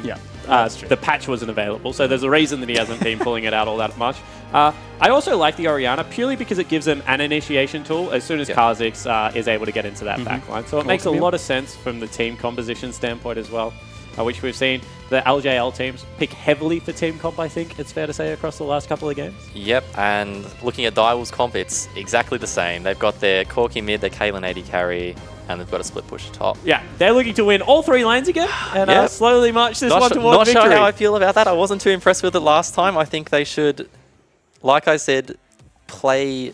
they trust their macro game, so they should play to that. I mean, on top of that now for the Direwolves, again, it's going to be a very heavy jungle matchup. Tussle, very well known to be an aggressive jungler for Rampage, and in the LJL, Shonefire, exactly the same story. It seems like every single Seed 1 team has this prodigy jungler ready to take place. Yeah, however, it looked like game 1 that while Shern was able to get some early game action going, that eventually it did go over to Levy there. So we'll see whether Tussle is able to keep it rolling. The big thing that I want to talk about is this kind of split push versus split push mentality. This becomes incredibly dangerous for both teams, because if Jack gets up a kill in a creep wave, he's going to be able to completely bully around Evie. However, if you do not trust your early game, and the Direwolves have publicly said that they think their macro is fine, but their early game was lacking, throwing a gauntlet of split push versus split push, and the chance that Chippies fall behind removes a win condition immediately from the map. And yeah, this is the big difference between Direwolves game 1 and this game here. Having a carry versus carry top lane matchup means that... Just a small little trade. That means that both junglers should probably stay topside, because, as you said, the matchup can be so incredibly volatile that, if Rek'Sai gets a gank, Jax gets a lead, that's... Eevee's not coming back from that. No, definitely not. And which completely you can say the same vice versa. Vice versa as well. But the thing you've got to notice is Caitlyn Braum, they're going to have an absolute field day shoving in the Cogmore Thresh under tower and chipping at that turret all game long. Already on the top side of the map, Chippies trying to trade against Evie on the top side of the map, getting some good auto attacks down, popping Corrupting Potion. Seems like the Camille comes out on top to kick things off. Certainly does, and still has Sustain in the kit. It's something that we overlook in Camille's kit, because honestly, it's got everything, including the kitchen sink in there. But the ability to be able to heal up off creep waves and then amplify that if you hit a champion. And Jax generally stands in the middle of his creep wave because he wants to ramp up that passive through the auto attack. Yep. Cannot be understated in this matchup. Chippies still gets the stun down. Evie tries to be tricky with the hook shot. Oh, he just heals up. Oh, that's a good trade there coming out for the Camille. Like we mentioned, both these junglers really intelligently started bottom side of the map, because they both know, ooh, Tussle's actually going bot side. This could leave Evie open for a dive. Yeah, it certainly could. I mean, they've traded so heavily, no Corrupting Pot charges left. They can see that he's not on top side. Chippies took too much damage. He's going to go for a greedy teleport back to lane, is he? No, he's not. He actually just backs away. Is he baiting? No, he put a ward down just there, just to make sure that Tussel's not sitting in the wings. So what you generally expect is a hard commit to the wave. Tussle now looking for a game bottom. We'll see if this eventuates. This is a curious path. Dara has to flash play for this to actually work, and they should be able to read that play. King and Destiny wait for the wave. Tussle doing the exact same thing. Here goes Dara looking for the play. Destiny actually finds him with the winner's bite. King flashes over the wall. Tussle tries to chase on through. Hook lands onto Destiny. He's going to be A-OK. Still has flash available, or is he? Holding on to that for quite some time. Yutori Mayashi looking for the kill. Still standing and delivering against King. Winner's bite's going to connect. Good damage coming out from him. Lands on the trap as well. Yutori, be careful, my friend. I mean, he did still have summoner spells available, so in no danger of dying there, Fish. But in the end, a really nice return. It's going to be 2 summoner spells burnt for just 1, but a lot of pressure transferred to the top side of the map. Although Chippy still falls down massively in CS and has to burn the teleport easy early. So kind of 2 lanes winning right now for Rampage, when only 1 should be. Yeah, it looks like Chippy's really tried to commit into like the bait type of playstyle to try and get Schönfire up there early, and it's just like it backfired. Schönfire wasn't able to get the gank off. Schönfire looks like he's got himself a small lead. He's up a level on Tussle right now, but Chippy's had to use his teleport early. Evie's still got his, and he's got a CS lead. Yeah, I mean, he has to make this gank on the top side of the map work. And you can see that even though the gank was successful for Tussle bottom lane, still a CS advantage over to the Caitlyn, over to the Braum, because they are just going to be able to continually bully out this lane. So everything kind of even on Summoner's Rift right now. Yep. In fact, Evie will have to go back and burn teleport as well, because Chippy's has that lane frozen. Still small CS discrepancy between the 2 junglers. Just equates an extra longsword at the moment for Schönfire. 23 CS to 13. I actually really respect what Evie just did as well. He didn't do the disrespect teleport onto a melee creep. What happens if the jungler is there? They just kill you when you do that. Instead, he teleports to a creep halfway up the lane, and there's no real way for that gank to go through, because he'll just be able to read it. So really nice little interaction there. So for the second time today, Chippy's not having a great time in his lane. First it was the Fiora against Gragas, now the Jax against Camille. Yeah, I mean, you can just see the continual harass that's coming out of Evie is making this lane really obnoxious for Chippy to be able to stay in. He's getting frustrated, actually. Yeah, trying to trade there. That's a big minion wave that Chippy's just jumps right into. Evie gets a good trade back in, and that's going to force Jax back to base with all these minions. I was about to say, big creep wave as well. That is a bad trade coming out of Chippy. Chippy's just had to sit back, and he would have actually had a CS lead if he just let that wave hit the tower. He should know that he doesn't have to take that lane far. He might be getting dived in between turrets here. In fact, Camille's chasing him down. Tussle's on the bottom side of the map. This is huge coming out of Evie that he's able to do this while Schönfire's on the top side. Yeah, I mean, he control warded the brush, so he knew Schön wasn't there. Schön also can't hold the creep wave off the turret, so best case scenario is completely gone for Chippies. Now what he's hoping is Schön gets an early level 6 and kills his lane. That's legitimately how Chippies comes back into this, because if he does not get a sensational gank, this is all but over for the Jax. Chippy's got zoned off a wave or 2 there as well, so Evie's going to hit 6, at least 1 wave earlier. Yeah. This is just a disaster for the top side of the map for Direwolves. Still not that bad in terms of gold, just a wave in favor of Evie, but that experience is definitely going to come into play shortly. And I mean, the rest of the map is a farm fest. I mean, Corki's not going to kill Orianna. Orianna shouldn't be able to kill Corki unless it's a great shockwave that comes out. Bottom lane is going to be a farm lane in favor of the Caitlyn, you would think, but Kog'Maw scales incredibly hard. And the junglers are honestly 2 pretty good farming junglers as well. So top lane was the volatile part of the map, and Direwolves have lost there. Definitely, I think we're going to look to see Fantix look to back relative, maybe 2, maybe 3 waves, pick up his package, and that's the time that Chippies should be able to claw back a little bit. Just go top lane? He doesn't even have to go top lane, it should just... Oh. There's a gank coming in. Ultimate used by the Camille a little bit too soon. Tussle taking some damage. Chippy's trying to jump away. Wolf Flash early, being followed through though. You've got nowhere to go. Everyone from Rampage is charging on down towards this Jackson. First blood is picked up by Evie in the top lane. And Tussle left it. You can tell that his experience playing with the carry top laner. Fantix goes a little bit aggressive, Fish. Falking in on top of the mid laner from Rampage.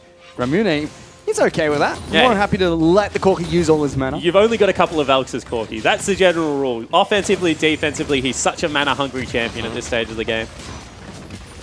But good chip damage going down, Jay. Yeah, really good in the bottom lane at the moment for Direwolves. King and Destiny already got that turret down to half health, and 2 members of the Wolfpack looking to see if they can make their way bottom. Looks like they're just switching their focus over to bot lane. They think... Look, you saw how desperately Chippies was trying to push that wave into the... Because Evie could have frozen that. He was so desperate to get that into tower to reset the wave, because look at this. He's got a two-level disadvantage right now. So Direwolves, it's really bad for them, but I'm pretty sure they've just said, sorry, Chippies, the top side's done. Fantix looks to roam bot. I believe that tower's almost at, it's just below half health now, which is, which, you know, they picked their 3 winning lanes, which is what they wanted. If one of them goes bad, yeah, that's a 2-level. They've got that to fall back on. But the problem, advantage. I mean, here we go. They're going for a fight first. Knock up lands onto Yutori. He's exhausted immediately. Dark Passage gets thrown down on a hook. Lands onto Braum. Destiny not going to get flamed back, but Rampage escaped the gank. I mean, credit to Yutori there. He was able to dodge out on all of the traps. One of them probably would have spelled his death. And you can see that potentially going to be a re-engage. Yeah, they should definitely stick around. Now, Fantix just came out of base. He's got a fresh base with his package up right now. Churnfire should really look to swing around that. Yeah, you see... Ooh, I think Ramune really should have ultied Fantix there just for the pressure that he would get. Just to chip him down? Yeah. See, Churnfire's doing the right thing right now, going behind turret. Both TPs are up. I mean, but do you want to trade top lane for bottom lane at this stage? Because we already said that the Camille Jax matchup is so... I mean, they don't even have to. They don't even have to. That's great. That's great. To the trade. Yutori as well as Dara back off away from bottom lane out of turret. King just waits for it to fall naturally, denying as much CS as possible. All right, so there's 2 ways you win a 1-4 comp. Your 1 either wins and your 4 just sits around and kind of does nothing, or your 4 wins hard. The problem is it's much easier to win the game when your 1 is winning and just split pushing you to victory.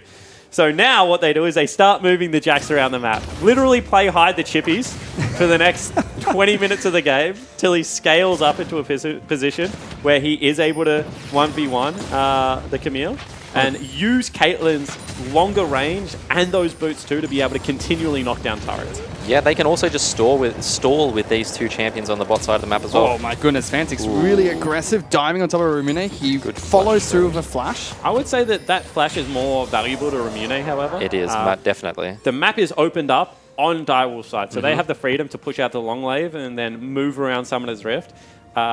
Braum still has flash, can flash ulti the Orianna. That will definitely be a kill at this stage of the game. So I understand the idea. A little bit of a disrespect play, trusting that Fantix won't be able to flash that shockwave. Also confusing that he didn't just blow it as soon as he uses Valk instead of having to flash for it. Yeah. Make things a lot easier for Ramune, but does trade flash for flash, so it's not that bad for him. Direwolves really need to speed up their play right now. They need to get this Fire Dragon. Is really risky for Chippies to be top lane right now. They need to push up this bot lane, get that Fire Dragon, and switch up to the top side. Yeah, and you can see that they actually sat in standard lanes because of that Fire Drake. And with they're not even bothering. I mean, do they just race for it? Ooh, they are. They're going straight for bottom lane out of turret. Orianna's being sent down here, so Shockwave available to... No flash, no ulti. No Shockwave. On Ramune. Oh, no Shockwave available, no flash either. Chippies is doing a really smart thing right now. Teleport behind. Ramune actually getting caught out. Winter's Bite connects. They lock him down. Knocked up as well. Easy kill for Churnfire. And now it's Evie stuck behind his turret because Chippies has teleported in as well. Another Winter's Bite. They try to lock her down. Ultimate to keep him alive a little bit longer, but Churnfire pops the ultimate himself and picks up a double. And this is why it is confusing that Direwolves are playing so heavily towards the early game, because they feel their macro is good enough to compete on the world stage, and that's exactly what they showed. They threw the gauntlet, and Rampage didn't have the answer. They were expecting a traditional lane swap, and Direwolves take everything off Summoner's Rift. That was absolutely great stuff out of Direwolves there. So many top laners fall into the exact same trap of trying to defend that top tower or just sitting there getting nothing. But Chippies intelligently rotates, gets the mid lane priority with Fantix there, and then they just rotate to that bot wave dive. He teleported in, that doesn't really matter. Evie teleported as well. And at this stage, now that they have that advantage, 2,000 gold, that does a little bit to equalize Chippies, but more importantly, Shurn is massive, and Fantix is going to be on a Trinity Force back, which means that Dragon becomes an incredibly difficult thing to take with a Kog'Maw that needs to scale up into the mid-late game. I mean, they're just in such powerful position. And also, well, as you touched on, the rest of their map is so far ahead right now. They got the tempo, they got the towers. That Chippies can probably afford to freeze a few waves and catch up on XP. Well, let's see if Direwolves make their way towards the Infernal Dragon, which we thought they would have by now. Rampage still have Tussle, who is on Kha'Zix, which does well taking down these neutral objectives. He's going to try his hand at just that. Ooh, so they're actually trading top lane freeze for the Dragon at this stage. That's probably the first bad move that the Direwolves have made. Rampage, capitalize, pick up a very good Fire Drake for themselves.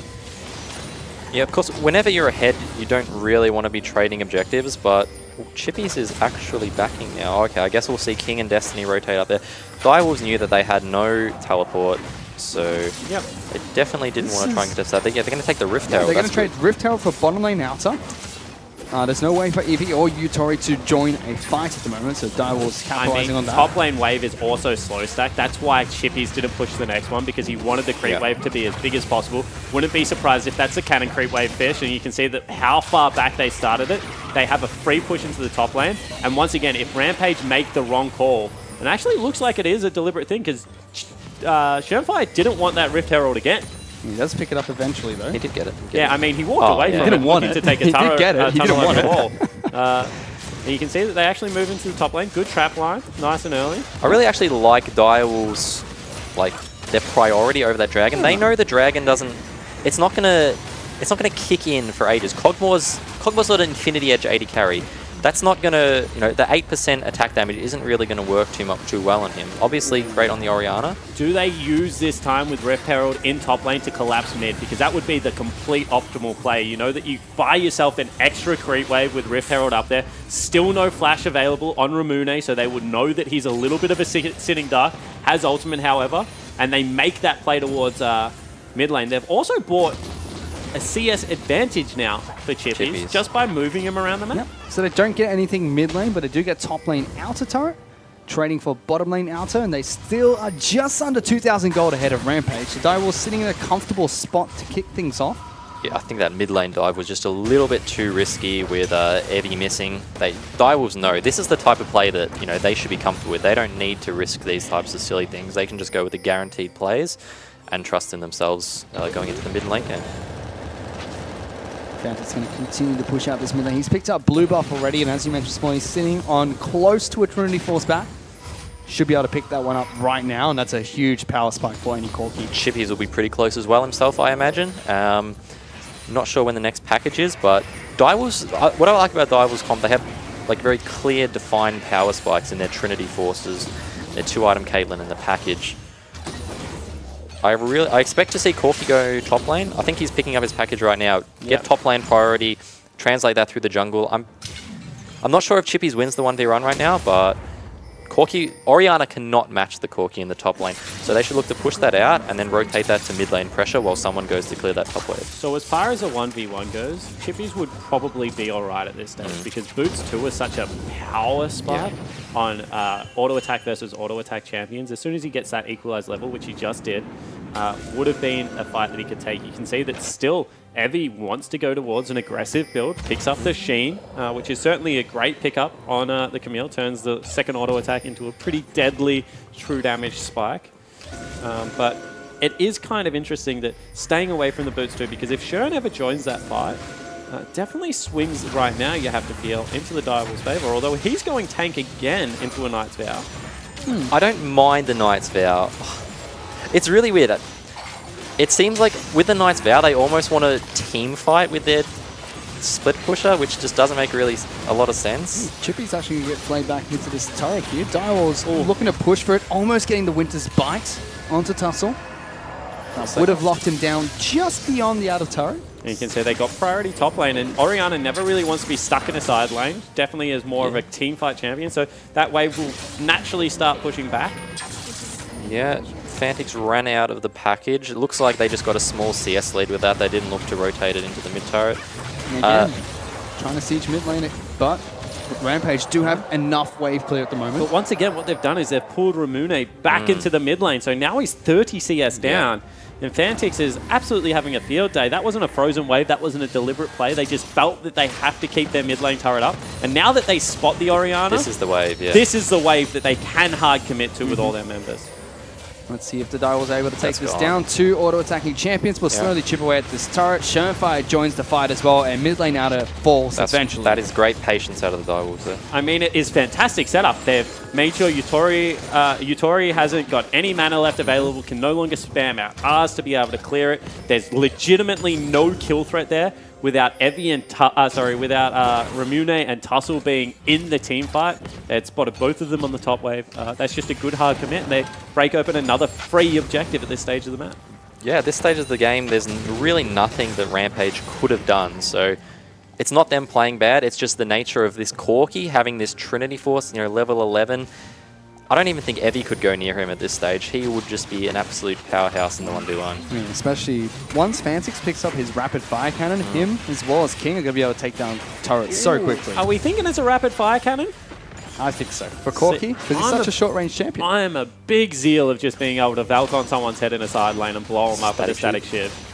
Big fan. So you change your opinion for Corki season to season on what Zeal he's meant to pick up? I think it's changes person to person. You see a lot of people go for the rapid fire. I think maybe it depends on the comps. I mean, I certainly have seen rapid fire cannon. I just think that when you are accelerated like this, when you are able to play 1-3-1, it just does way more damage being able to... I think the only thing he's maybe like considering, because he's got to be pretty conscious about, like Orianna and Kog'Maw can both outrange him with the Kog'Maw's W and Orianna's ulti. Well, for now, Direwolves do take down the next elemental dragon, which is the Cloud Dragon. I mean, maybe that's what the call is. Maybe for team fights, you go towards a rapid fire for that big first auto attack off a big one. Rapid fire cannon proc, and if you want to split push, maybe you go towards like the better wave clear as well as the much better upfront burst damage. You can see that they've got the lane assignments how you wanted them, Jake, as well. They've sent Corki to deal with Evie, and they've got Jax kind of pre-farming in a side lane. And they're actually collapsing very quickly onto this Camille. Let's see if they can take it down. Evie's going to try and run through the lane. Shonefire tags her with the Praise Seeker. Flashes forward, locks down Evie. Winter's Bite is going to collapse as well. Ultimate's used, but it just doesn't matter because 4 members of the Wolfpack are in the top lane and King picks up a kill. Yeah, but how much did you use burn for that? You've used a couple of ultimates. You can see that mid lane push is now on. Are they going to look for Baron? Orianna's bottom. Back away. Ooh, they could potentially do so. They have about 15 seconds of downtime where Evie's going to be dead. Orianna's showing bottom. They're not going to pull the trigger. There are warning pings being thrown out by Rampage, and Baron is only going to spawn in the next 2 seconds. You can see that Tussle actually thought they might be on it because he was pathing aggressively back towards it. I definitely think Baron was the right call with Orianna being bottom there. Especially given the fact that all you're up against really is a Kha'Zix that sure has level 11, so he's quite strong, but in a team fight isn't all that tanky at this stage of the game. And then Kog'Maw, who's sitting on 1 and a bit items, definitely not going to be that late game 2, 3, 4 item Kog'Maw that is able to take over team fights. So was a window to get that done. And that double 80 carry, Jax could have teleported up. I really feel like that was a missed opportunity there by the Direwolves. Ooh, 1 static shiv. 1 static shiv picked up by Caitlyn. Fanix just went back to base. I thought we were going to see what he picked up, but instead just gets... What's that item called? Kersh's Spark? What is it? Kerchi's Shard. Is it? Kerchi's Shard. Yeah, I have no idea. Sometimes we come up with names of items that I just never learn because I assume they're not going to be there next season. I've always But this one stuck around for a while. Yeah. I've always thought it was the shiv, but then I got called out quite a few times. Some pronunciation of Kerchi's Shard. No one really... I've never actually heard anyone call it. Like... I've never seen... You generally don't build it. I'm going to back and get my Kerchi's Shard. I don't think I've ever heard that statement. I've got my Power Spark. My Kerchi's Shard Power Spark. Well, Direwolves are posturing quite aggressively in the mid lane. Tussle and Shonefire just going to trade places. Winter's Bite tags Tussle.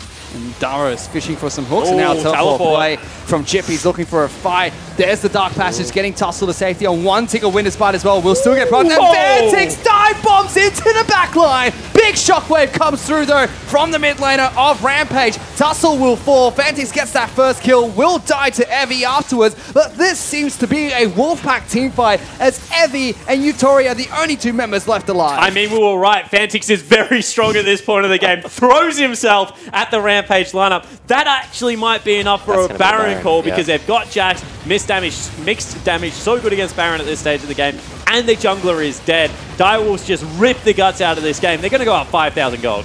You just saw how... Ooh, a bit dark.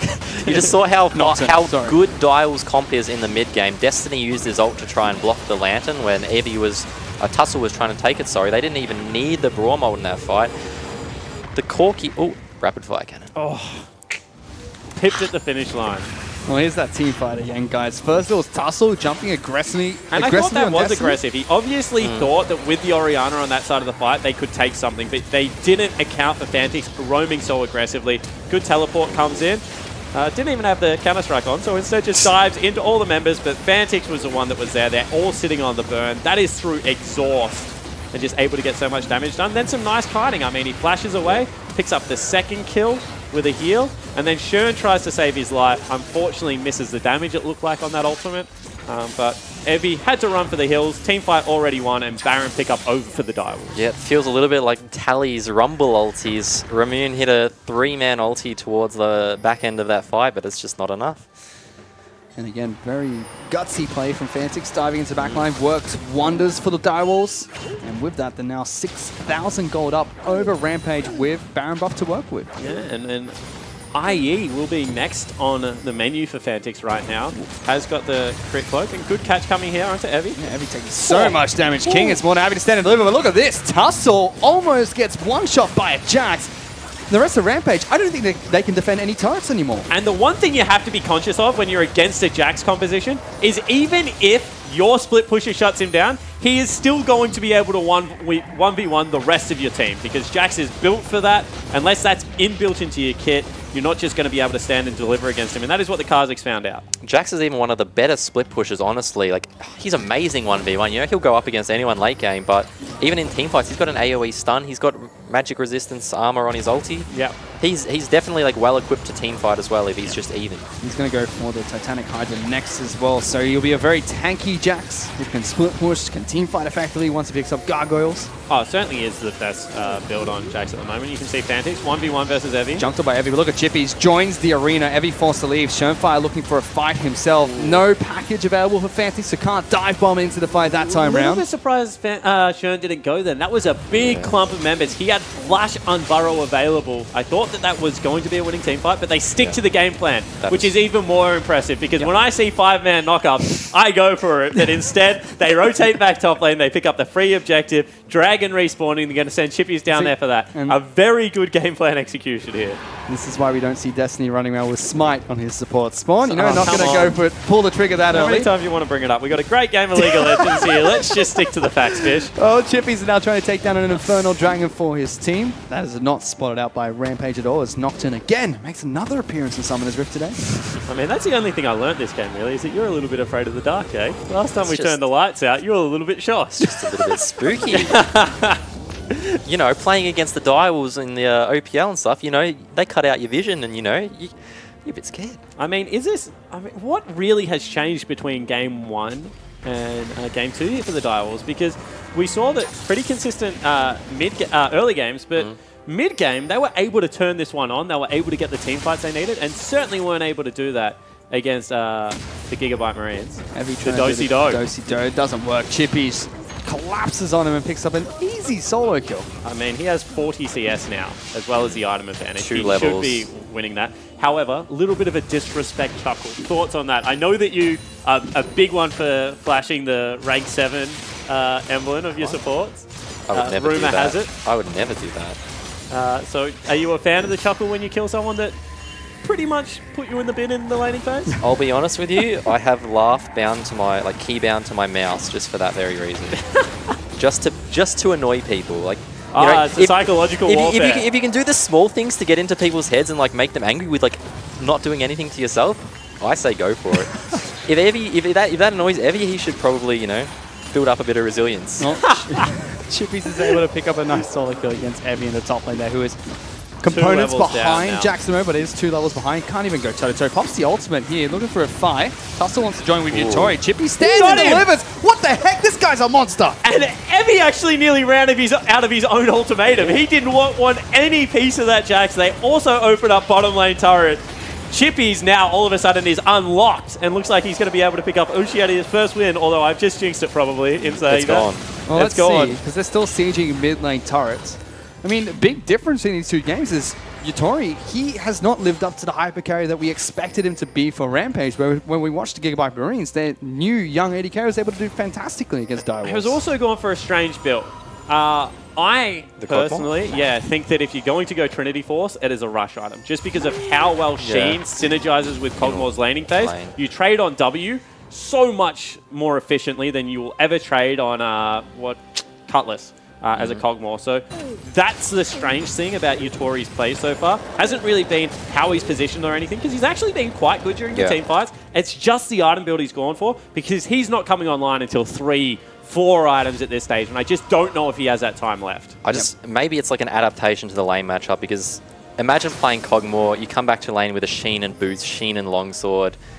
You're going up against a Caitlyn with a BF sword. I don't think that's a fun time. You saw how much their tower got absolutely destroyed with Kog'Maw having the sustain of a Bilgewater. I just think that would have been 5 times worth. I mean, if that's the case, as we have a team fight, so let's hold that Dara thought. gets knocked to the wall, but Chippy's predicts it and leap strikes over as well. Follow through from both of them, picking up a kill onto the support of Rampage. That should unlock the rest of the map. I mean, if that's the case, the solution is to not pick That's Kog'Maw into Caitlyn. They picked it into Caitlyn, didn't Yeah, they? Caitlyn was the third. I was puzzled when it came up. But Direwolves are about to make a play. Fantix has package and Chippies has gone back to base with Teleport, still moving down bottom lane to kind of go even against Heavy. I mean, there's not all that many plays to be made. They need to shove out bottom lane. They need to get pressure. Then they can rotate back into Baron vision. The way that Direwolves control vision around Baron is they clear all the control wards and then a little bit of catch here. Tussle aggressive against Fantix. You don't want to do that. Corki just turns around and absolutely melts you. Does he have his Infinity Edge? I don't think he had his Infinity yet. That would have been a lot more damage. Yeah, it certainly would have been. But then what they do is they don't really worry about your normal wards. They just hold you in your base for a couple of minutes. Heavy. I just can't talk about this. Yep, he's looking for a fight here. Redemption being used as well. Fantix almost going toe-to-toe. Heavy narrowly picks up. In fact, it's not even him. The It's redemption. Dara that gets it with the redemption. Oh, that was close. I mean, that was an intense fight. He actually did have Infinity Edge as well, it looks like. So, just not able to get it done. Tabby's OP. That is a lot of pressure gone from Direwolves right now. You said Direwolves had it in the bag. They still got it. But this would have been the Baron play they were looking for. Yeah. Because if Fantix doesn't get caught out there, all of a sudden there's no vision. You can't walk through the jungle because, you know, Brawl multi, Unburrow available, teleport coming in on a level 17 Jax at 30 minutes if you do not mind. And that would have been the complete lights out play because once you've got a Corki as well as a Kate at this stage of the game, in fact, they're going to continue the pick. Shenfire gets flayed out of his tunnel. He's locked down. Can he flash away? No, he can't. Shut down for Tussle. I was just trying to interrupt you and say I was joking because Chippies has so much 1v1 pressure, but Direwolves, they just need to take a step. They need to take a breather, you know, sit back for a minute and just, you know, regain their thoughts on what they have to do to win this game because they should just be letting Chippies walk up to Evie. We saw how much, you know, he got a 1v3 kill before. They just need to let him, like, set back up and do his stuff. Direwolves still have a 9,000 goal lead over Rampage, so still a lot they have to work with. And the way that's manifesting itself is this man has a full item, and this is what he should be doing. Heavy. He's going to be taken down straight away, and Second Chippy says, one? all right, come back here, Tussle. I'll try and fight you as well. Yutori wants to chase him down. Not going to happen. And Chippy says, well, it's back to Farm Fiesta. Problem is that Shern's still dead, but they still pull the trigger on the play. Tussle is very low. Chippies and King trying to take it down. Fantics will Valkyrie. Shockwave available, so Destiny has to actually zone Ramune. Oh, this is very dangerous. Shockwave used very early. Hook connects onto Destiny. Fantix is low, but Redemption gets popped, and Fantix picks up Baron That was Nashor. definitely risky. Ramune definitely had the opportunity to, like, Shockwave the Baron. out-damage Direwolves there and take that. They should be breathing a sigh of relief right now, the Direwolves. I'm breathing a sigh of relief now for the Direwolves. I mean, that is such a bold call. Maybe they thought Rek'Sai had his old ultimate and was going to ult back to that tunnel, but...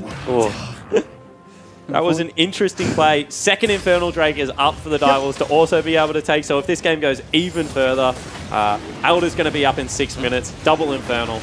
I mean, they have all the tools to be able to close this one out. I expect them to make this push. Night and day performance as well for the Direwolves, especially in their game 1 against Gigabyte Marines. It looked fine until about 20 minutes in, and Gigabyte Marines just completely took over. Is it really just Rampage and Gigabyte Marines having that big of a skill disparity? I think that you can say yes at this point. I think that the Marines are a team that we haven't seen as far as playing teams go for a pretty long time. Oh, Shernfire lockdown. He's easy kill for Rampage. Shouldn't have been there, really. Yeah, I think you've also got to look at the difference in team comps. This is a much better draft, like, from the Direwolves into Rampage's team comps. Rampage have, I'd say, 3 lanes that also need to scale just as much as Direwolves lanes. Yeah.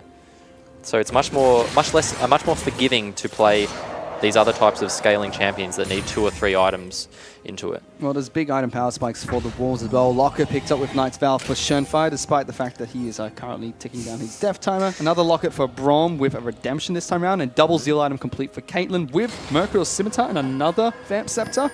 I really hope this isn't, like, I hope that for the first time ever, I hope Shernfire is wrong. And this is not the build that we're going to see standard out of jungles. Because I was just enjoying, you know, Titanic Hydra, Cinder Hulk, Black Cleaver, Gargoyle Stoneplate, get in there, like, actually be a champion. Now we're seeing, like, actually junglers build the tank support items and support just build the support items. Oh, Chippies, he's waiting for Evie.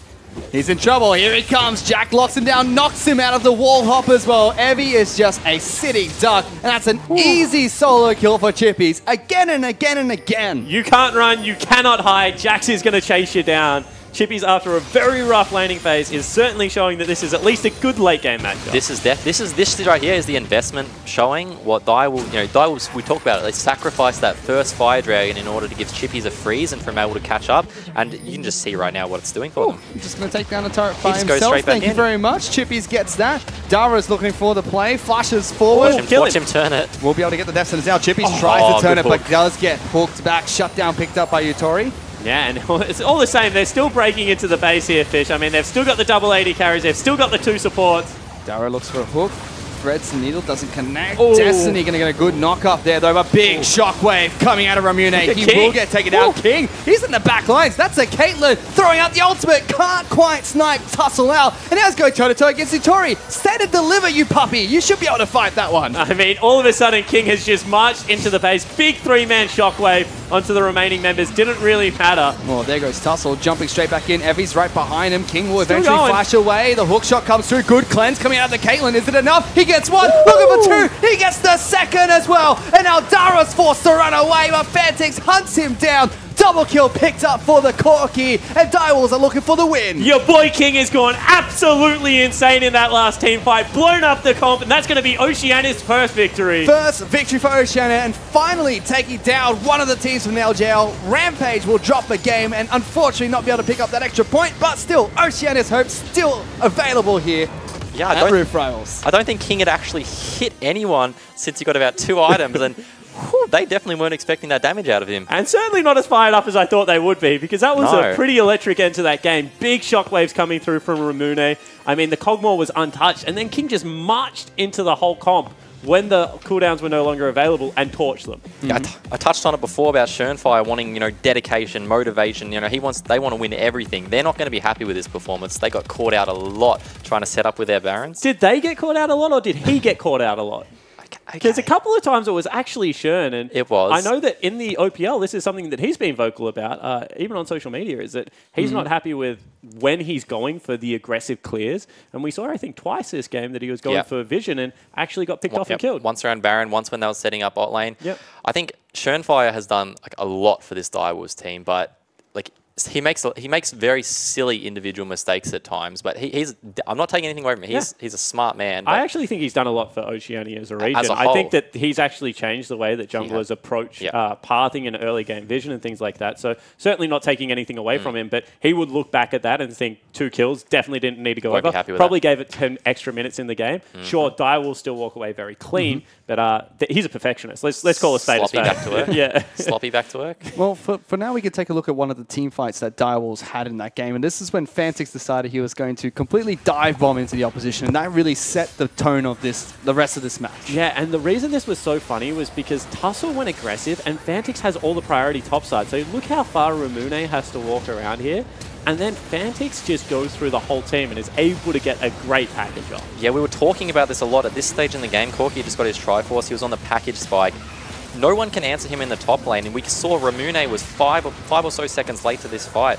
We saw Fantix just jump into the middle of 4 people, and they still come out on top. Yeah, and I mean, the big thing here is what it actually got the Direwolves, because before this, they were freezing out waves. They were trying to claw their way back into the game. One team fight off the back end of Corki, Baron able to chip away towers. All of a sudden, mid-game power trough of Caitlyn, although it doesn't really exist anymore, is well and truly overcome. And I mean, King's on 3 items. The Jax is well and truly able to answer the split push. I mean, that set up for what should have been a painful mid-game into a really smooth transition for the Direwolves carriers. They were definitely fine just taking it slow, setting up those freezes, like those slow pushing waves for Chippies to catch back up.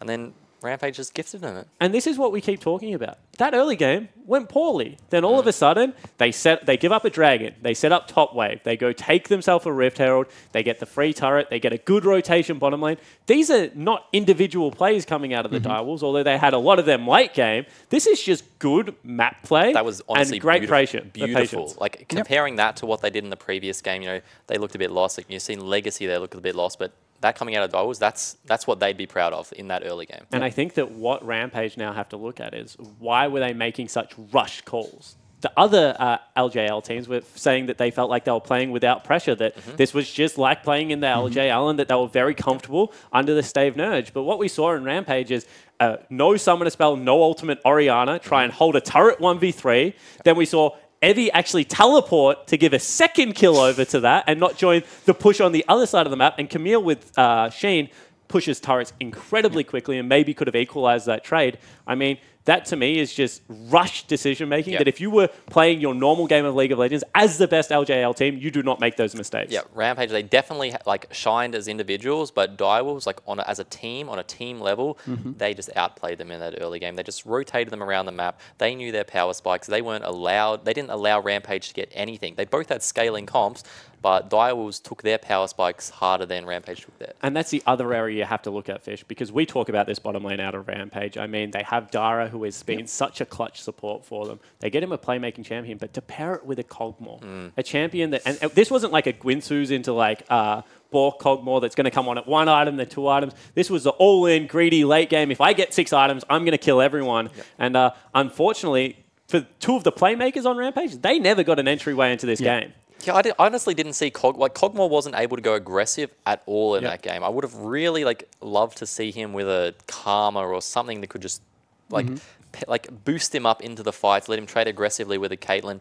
If the Thresh gets a hook on the Braum or the Caitlyn, what's Kog'Maw going to do? It's going to get blocked by the Braum shield. And that's what we said. I mean, maybe the Braum denies the aggressive picks, but what it should do is also allow those supportive picks of, you know, the Nami, the Karma, to come out in full force, and then you're not taking chip damage, then you are pushing off turrets because you have double range, and you should be able to take over that lane. But unfortunately, not the case here. They could have just looked for like a Zyra and a Varus, Zyra, Ashe as well to just, you know, those are lanes that, you know, people know time and time again, that goes well into a Caitlyn. Caitlyn's got to be scared. Caitlyn can't play as aggressive into those types of lanes as they do to like a Thresh Kog'Maw. And good gank setup. I mean, we keep talking about it, but I think a lot of that game was early, played around bottom lane for the Direwolves because they had no option on top side. Jax had lost that 1v1 so heavily that if they did not pick up first brick and start rotating around the map and making smart plays, that game would have been incredibly difficult to climb out of. Yeah, we talked a lot about how volatile the top lane could be. Direwolves quickly adapted to that. I really like teams that adapt to like the different play styles, what's happening on the map. They adapted. They knew that Camille was going to win that regardless, so they just went bot lane. Tussle was still stuck in the same mindset of what his coach would have told him in the draft, and to just, you know, play topside. It's going to be volatile. But Direwolves didn't play into that. They played their own game. And we've already talked about how Schoenfire was so crucial to the Direwolves' success last split and also in this match as well. He played phenomenal there, was able to set up those ganks bottom lane and led Direwolves to victory. And speaking of Schoenfire, we're going to check in with him very quickly as he's standing by with Hingers. Hey guys, I'm here with Shern, fresh off that victory. Congratulations on the win. How you feeling? A little bit tilted, but I'll get over it. There's always next game. There's always next game. So when we spoke to Fantix earlier today, he said that in the first game it was tough, but you guys were experimenting and trying things. What changed for you guys between game 1 and game 2 today? Game 2 was like 2 different teams, so we prepared for each team, and I think Rampage was just easy to prepare for because Gigabyte Marines, they do these random lane swaps and random 80 carry picks like Tristana, so we were more uncomfortable playing against them, but yeah, we felt pretty comfortable playing against this team. Yeah. Are you guys training at all with the rest of the OS teams? Like, how are you feeling with Legacy and Sin? I mean, how do you feel knowing that OS's hopes rest on Sin tomorrow? How does that make you feel?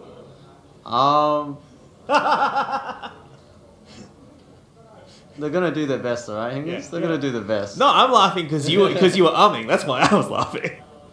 They're gonna do their best. That's all I can say. Excellent stuff. So for you personally, then coming internationally, picking up a victory like this, how do you see the rest of the tournament coming out? I mean, obviously you guys are known for confidence, but towards the rest of it, how are you feeling? Well, it's good to revenge our loss from MSI to Rampage on that last game of group stage. So I'm just looking forward to the next day. Excellent stuff. Right, thanks for speaking to us, and best luck in the rest of the tournament. Thank you. Hopes and dreams of Oceania resting on Sin's shoulders aside, he did touch on something quite crucial there, which is they did get their revenge against Rampage from MSI. Yeah, they certainly did. I mean, we talked about it a little bit beforehand, that this was a team that definitely, even if it's a dead rubber, they take every game very seriously. And Shern is one of those players that takes losses personally, and you could see that he was very motivated to make up for it, and congratulations to him because he did. He takes wins personally as well. He's definitely, you know, like we said, he's not happy with that. No one on the team will be happy. You saw their faces after the game. Yeah. Unfortunately, I mean, the thing is that was a really good win. And for a team that has had limited international success, I mean, they only have 2 opponents that they're going to play towards, and they played one game, and Sherm was right. They looked confused. They looked like they didn't know where Gigabyte Marines were going to transition to, and that's a credit to Gigabyte Marines because they play a very different style of League of Legends, and the team that played very standard, the Direwolves looked comfortable against. So I think that they should treat that as it is, and the better team beat them, and they were able to pick up a pretty close win. Yeah, I think they let the Gigabyte Marines get into their heads a little bit almost by the way he was talking. They were talking about like they were scared of early lane swaps and stuff like that because we saw they deep watered their top lane. Swap watered. Yeah. Like this is like a season 5, season 4 lane swap water, and we were you confused as I was upstairs? I mean, that's exactly what we're talking about Gigabyte Marines, though. They are unpredictable, and they do a lot of unexpected things that throw teams off guard. I don't think they can be that unpredictable. The tower top lane's got protection for 5 or so minutes. They have actually pulled off a lane swap in regular season. But the thing is that they were running a composition that had Kalista Thresh, I believe. They have lane swapped in the past, don't get me wrong. And if you have Tristana, if you have Sivir, something like that, if you have a Ziggs carry, I think that's what they ran the lane swap with initially, then you can definitely lane swap because you're a better turret pusher than whatever Kate's going to be able to do. No attack speed, steroid, blah, blah, blah. But when someone picks Kalista Thresher to you, ideas of lane swaps should go out the window, Fish, because that lane is designed to win lane, not to lane swap and try to take turrets. Well, it didn't quite work out that way. No lane swaps came in for that first match between Gigabyte Marines as well as the Direwolves. For now, though, we're going to go into a break, but don't go anywhere because we're back with the final game of today. It'll be Detonation Focus Me taking on Ascension Gaming. Ultimate used by the Camille a little bit too soon. Tussle taking some damage. Chippy's trying to jump away. Wolf Flash early being followed through, though. You've got nowhere to go. Everyone from Rampage is charging on down towards this Jackson. First blood is picked up by Evie in the top lane. Right now. Teleport behind. Ramune actually getting caught out. Winter Spike connects. They lock him down. Knocked up as well. Easy kill for Shernfire. And now is Evie stuck behind his turret because Chippy's has teleported in as well. Another Winter Spike. They try to lock her down. Ultimate to keep him alive a little bit longer, but Shernfire pops the ultimate himself and picks up a double. Evie's going to try and run through the lane. Shernfire tags her with the brace. He flashes forward, locks down Evie. Winter Spike is going to collapse as well. Ultimate's used, but it just doesn't matter because 4 members of the Wolfpack are in the top lane and King picks up a kill. So now teleport away from Chip. He's looking for a fight. There's the Dark Passage getting Tussle to safety on one single Winter Spike as well. We'll still get proc. And Fantix dive bombs into the back line. Big shockwave comes through though from the mid laner of Rampage. Tussle will fall. Fantix gets that first kill. Will die to Evie afterwards,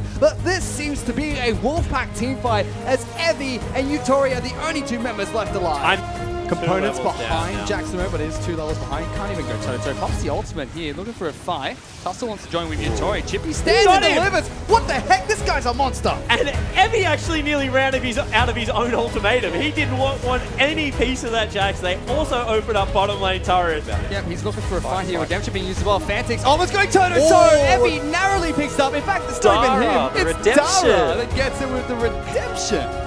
He's in trouble. Here he comes. Jack locks him down, knocks him out of the wall hop as well. Evie is just a sitting duck. And that's an easy solo kill for Chippies. Well, there goes Tussle jumping straight back in. Evie's right behind him. King will eventually flash away. The hook shot comes through. Good cleanse coming out of the Caitlyn. Is it enough? He gets one. Looking for 2. He gets the second as well. And now Dara's forced to run away, but Fantix hunts him down. Double kill picked up for the Corki, and Direwolves are looking for the win. Your boy King has gone absolutely insane in that last team fight. Blown up the comp, and that's going to be Oceania's first victory. First victory for Oceania, and finally taking down one of the teams from the LGL. Rampage will drop the game, and unfortunately not be able to pick up that extra point, but still, Oceania's hope still available here.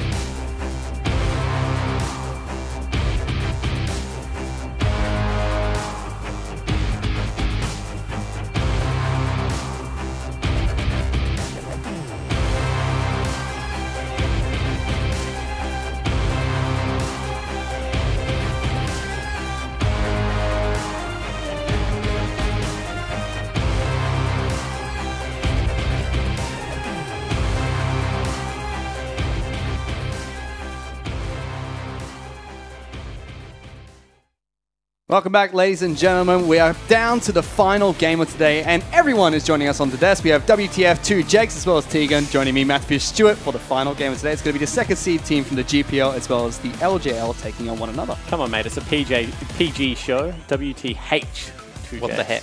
What the heck?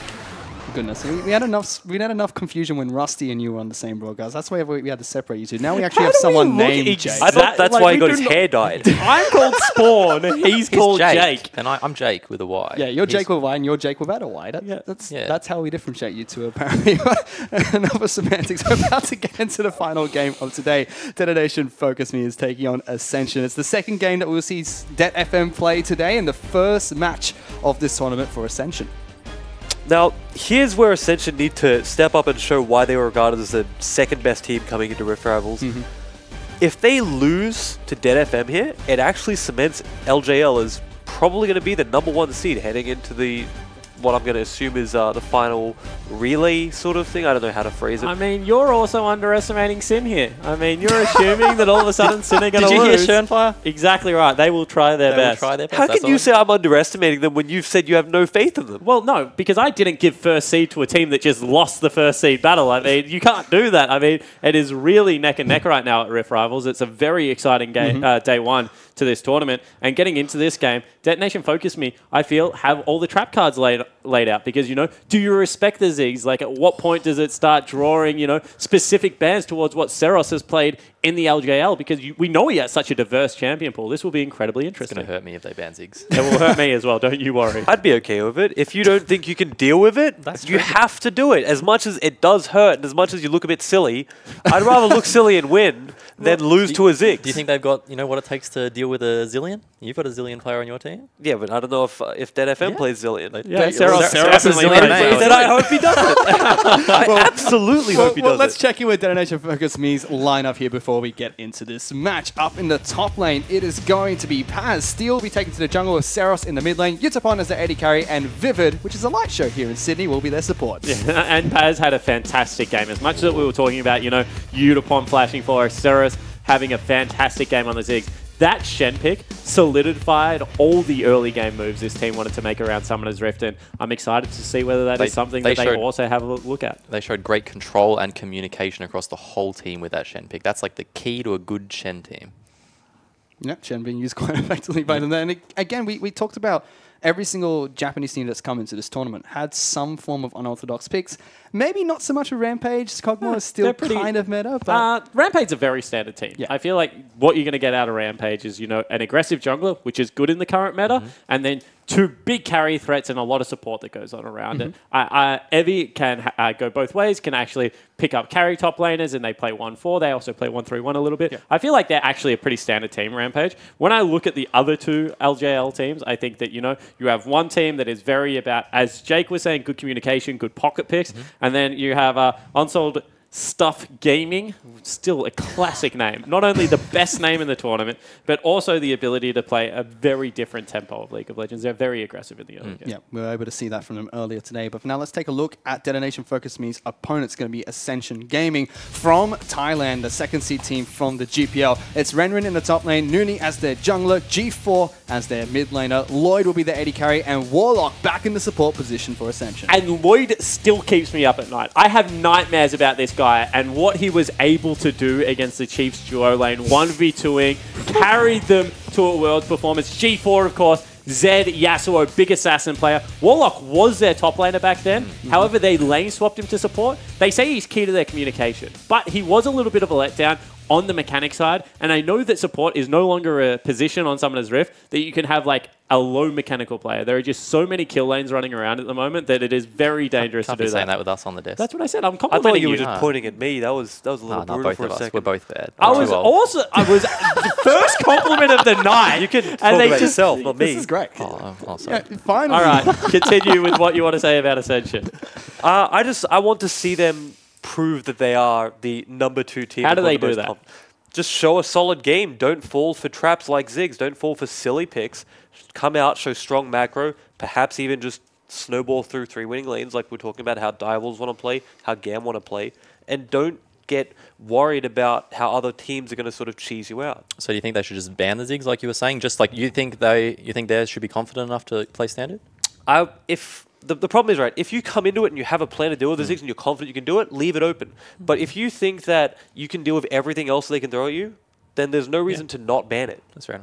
Yeah, so we'll have to see if they do decide to go through that route. And another thing to touch on that is the fact that we already talked about this the other day, how the LGL teams are really relying on their second and third seed. You calm down. The second and third seed to pick up wins here today. So it's quite crucial for Det Focus Me to pick up a win if they want to be seeded into the finals.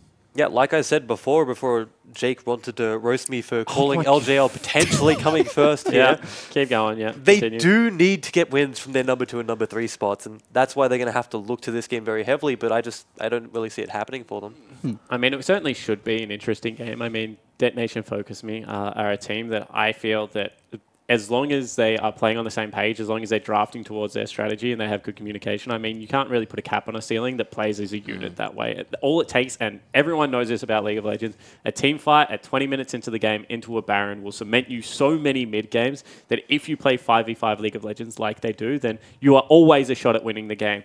And the problem with people like Lloyd and G4 and Warlock is, yes, they are very good mechanical players, and they will throw the gauntlet in the 1v1. But if you do not communicate that well, if there is a jungle cheating towards your lane, if all of a sudden you go over-aggressive, you can give away as many advantages as you've picked up. And in group stages previously, when these guys were on Bangkok Titans, that is what we saw them do. Not respect picks like Twisted Fate, Taliyah is big in the meta. I mean, I think there are ways that you can shut this team down. Yeah, we'll have to see if they're able to do just that. And speaking of the Bangkok Titans, currently in the local league in Thailand, they're sitting at top of the table, whereas Ascension, not even the #1 team in that league, yet alone the GPL. Whereas for the side of Detonation Focus Me, they're coming to this as second seed team, undefeated in the LGL at the moment. And, you know, maybe we should do a little bit more of an explanation of what the GPL is. It isn't a domestic league, so everyone plays in their own domestic league. And then the top of those leagues go and compete in the GPL, which is the Garena Pro League. So that is all of the regions combined, you know, from the Philippines, from Singapore, from Thailand, from Vietnam. I'm forgetting one or two. Indonesia. Indonesia. Yeah, Indonesia as well as Vietnam, that's right. Yep. And on top of that, Thailand and Vietnam, they get an extra seed, so they're seeded straight into the semifinals. The other 4 regions have to play in a group stage. So Ascension, they were seeded directly into the semis. There's the Ziggs ban that you wanted to see. I'm happy. And right away, Ziggs ban coming out from Ascension. They don't want to deal with that. And 2 red side bans coming out from Det Focus Me. Callista, Elise, and Galio hit the bench. Zach for the side of Ascension. Let's see what their final ban's going to be. And this just shows that Det FM actually play kind of their own brand of League of Legends. We've already talked about the Ziggs picks as well as the Zillion. At the same time, they're happy to ban away very meta things on blue side. Blue side, you can be very choosy with your picks right now. You don't have to really get rid of the OPs, but they decide to do it anyway. Yeah, that's what I wanted to touch on. From watching their game against Legacy, they seem like a team that really focuses on playing their game and not giving into any type of strategy that the enemy wants to do. They're the LJL's legacy. I'm telling you, this works. They don't care about... Steel going to get a redemption on Lee Sin, you reckon? I mean, I think he's going to go with Rek'Sai. Says that's what's been locked in for him, but potentially a redemption on Rek'Sai. And that's another first pick, Rek'Sai, coming into this tournament. Very powerhouse pick. It was rising in popularity internationally when it did get the rework on the Ultimate. But this is the first time we've really seen heavy focus on the champion. I like that they first picked Rek'Sai, but at the same time they're letting Thresh through, and I'm a huge fan of Thresh. I think that, you know, while the optimal answer is Tahm Kench, when you have to dedicate a champion whose only goal is stop someone from getting hooked, that's kind of a win for the team with Thresh because they can be proactive and you can't. I mean, in saying that, we also saw it was very AD carry reliant because last game we had a Braum Caitlyn walk into a Thresh lane and absolutely take over. So I understand that for those that don't know the Goon running around in Oceanic solo queue and pro play, big fan of hooks on Q champions. So, you know, maybe take what he's saying with a grain of salt, but we've certainly seen counterplay at least a little bit in this tournament so far. The hook could be on any letter. I'd still pick the champion. I mean, he was on my Origin team. He had to substitute as a top laner once, and he still picked the champion with a hook on Q, Nautilus. That was the only champion he was running around and Summoner's Rift with. In the meantime, Gragas to be picked up by Ascension, and instantly locked in for Det Focus Me is going to be the Braum. Like Spawn just said, they just answer with the Braum. Maybe they're going to do what happened before and just try and fight for lane dominance and just try and push him out and sort of lessen his utility on the map. And there was some glare on my screen, so I didn't see that Caitlyn was banned, but they take the Nespes 80 carry bully in the Ashe going into that lane. I mean, it's got great gank assistance, fire and arrow into Thresh, of course, then no Lantern out coming from the 80 carry, no Callista to save him this game. get Steel in there, get Paz on a global again, there is still the ability to get 4 or 5 members down into this bottom lane and really swing the pace at which this game will be played. Varus there was a really good answer. Detonation Focus Me, they had the option to pinch the AD carry pool even further. They've done it with the Kalista and the Caitlyn. The Kalista's like I think they banned the Kalista knowing that they were trading for the Thresh. They didn't want to go against that Kalista Thresh lane, which is very smart and good foresight from them. Well, first ban in the second round of bans for Ascension will be Fiora, targeted at Paz, it seems. And immediately following through is going to be Cannon. We've seen this so much in second draft I mean, Cannon worldwide has got an atrocious win rate. I don't think it has as much like dominance as people assume. If your name is not Marin or start with R and N in Eklis, generally you don't really play all that much Cannon to great success. Stop throwing pens at me, Fish. CLG played it this morning, AD carry. Did they? Stixxay won with it, actually. Yeah, they did win. I've got to disagree with you, Spawn, because I know Swipe is a huge fan of Cannon top, and he might be a little angry that you've sort of forgotten him in that class of top laners. The same level as Marin, right? But I personally... How did I forget that? I personally hate playing versus Cannon. I think it's an absolute chore to deal with, even if it does have an atrocious win rate. That's fair enough. Well, the final ban from Detonation Focus Me is the Syndra Shen ban from Ascension. That's a pocket pick that most of the Japanese teams have shown they're able to use.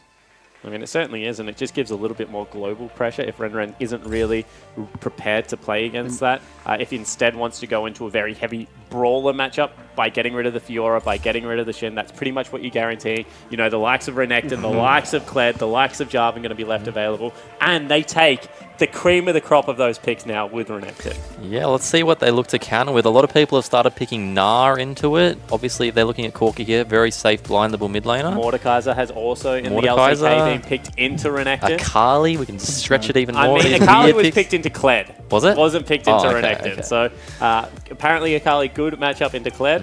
Mord, actually, I'm a big fan of I've heard it's not even that good of a matchup. It just can, you know, kind of go even, like stall out Renekton's early game pressure. I'm surprised you're willing to give anything credit against Renekton, given how highly you guys value it over at Avant. Yeah. Very, very just interesting. But they answer with Jarvan. Yeah, that's the lock-in of choice for Detonation Focus Me. I've been told that this is not a great lane matchup for Jarvan. I mean, it depends who you speak to. It really depends who you speak to. I think Jarvan's one of these picks, like when people pick the Kled, when they look to pick the Shen, which has obviously been banned away, they're looking to get out of... They're looking to get out of the lane. Jarvan's obviously he's really good at teleporting and engaging from long distances. Focus Me have a standard team comp. I never thought I'd see the light of day.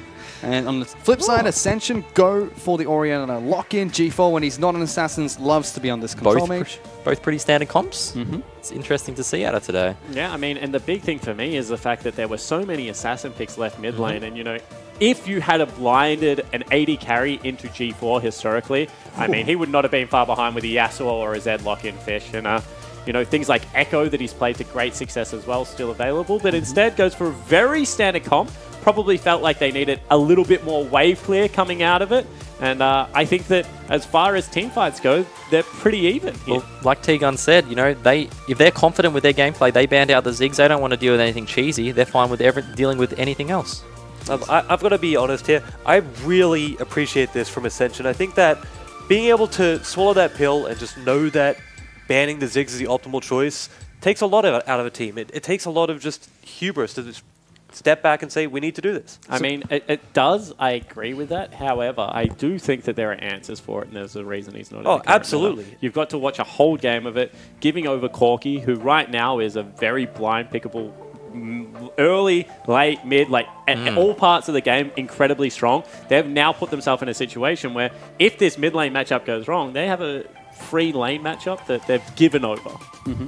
So where are we really looking at when it comes to this game? Because both teams, as we mentioned, very similar team compositions. There's intricate differences, but it seems like they want to do the exact same thing. So where's this big pivot point? Like we've seen in the last game, I think it's slightly just coming out of the early game where Corki's able to set up the 1-3-1 like Fantix did at last game.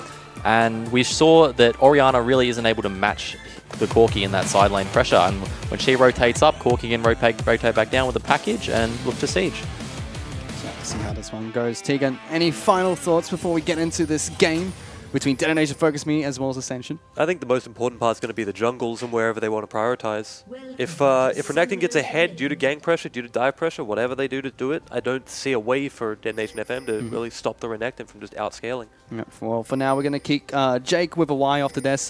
Jake Spontaberry here said there was one too many, and he could not That have is two in this absolutely cast. false. I actually said if you want to cast with the 2 pro players, you are more than welcome to, my friend. Don't believe in 1 second, but we are on to Summoner's Rift for Ascension taking on Detonation Focus Me.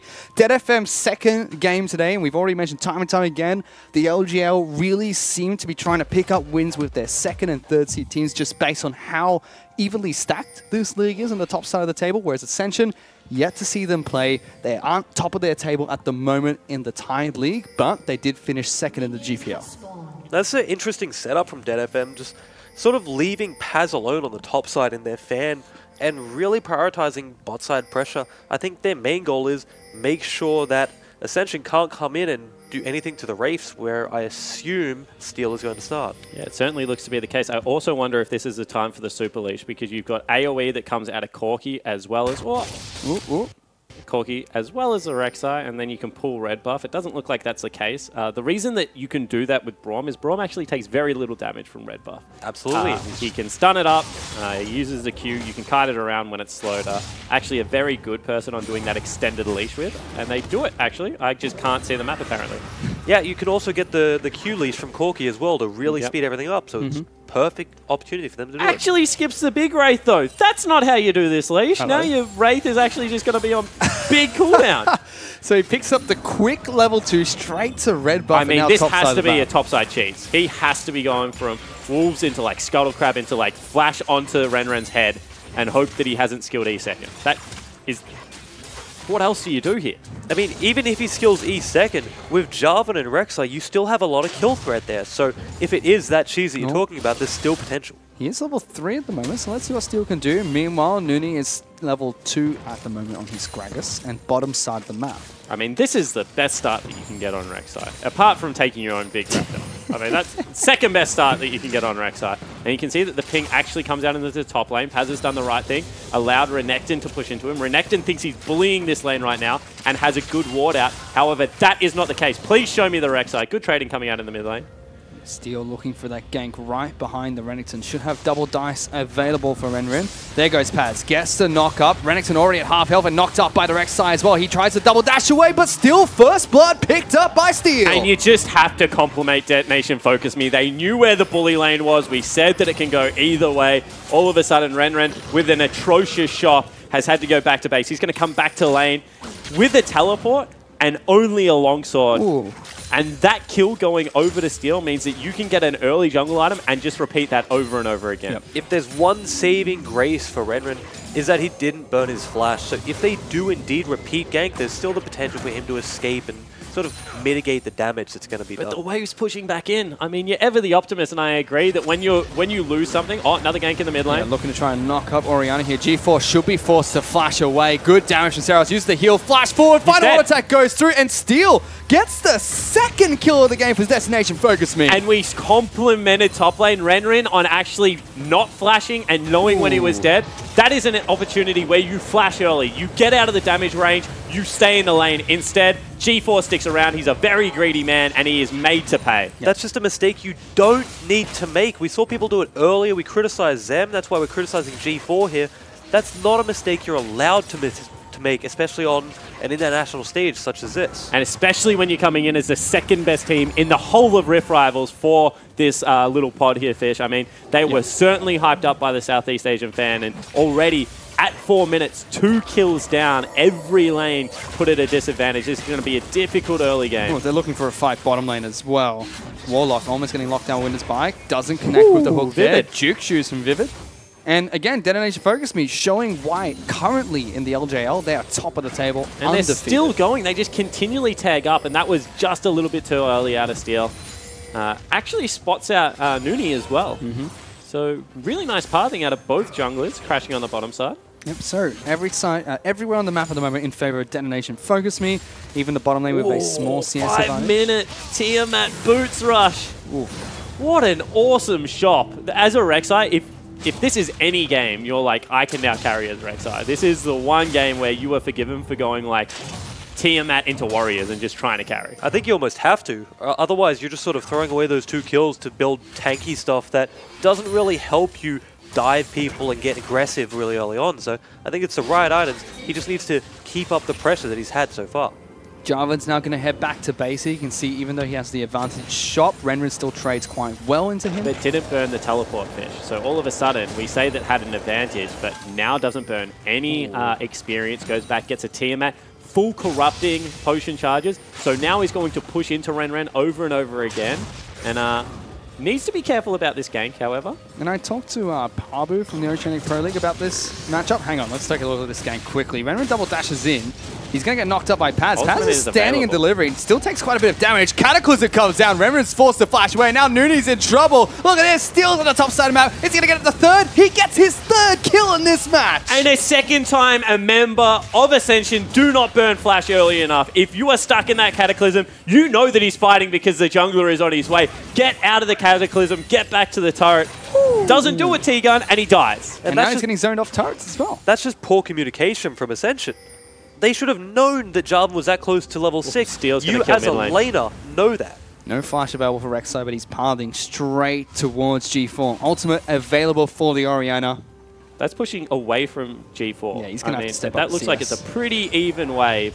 And you can see that he's just completely zoned off it. But Rek'Sai has gone back to base, so still not looking for that gank, but still, my goodness, that is quite a zone set up by Seros so far. So it will slowly push into him. I mean, you can see that even though it was neutral, it was actually pushing into G4. So he will be able to grab the next wave as it crashes in.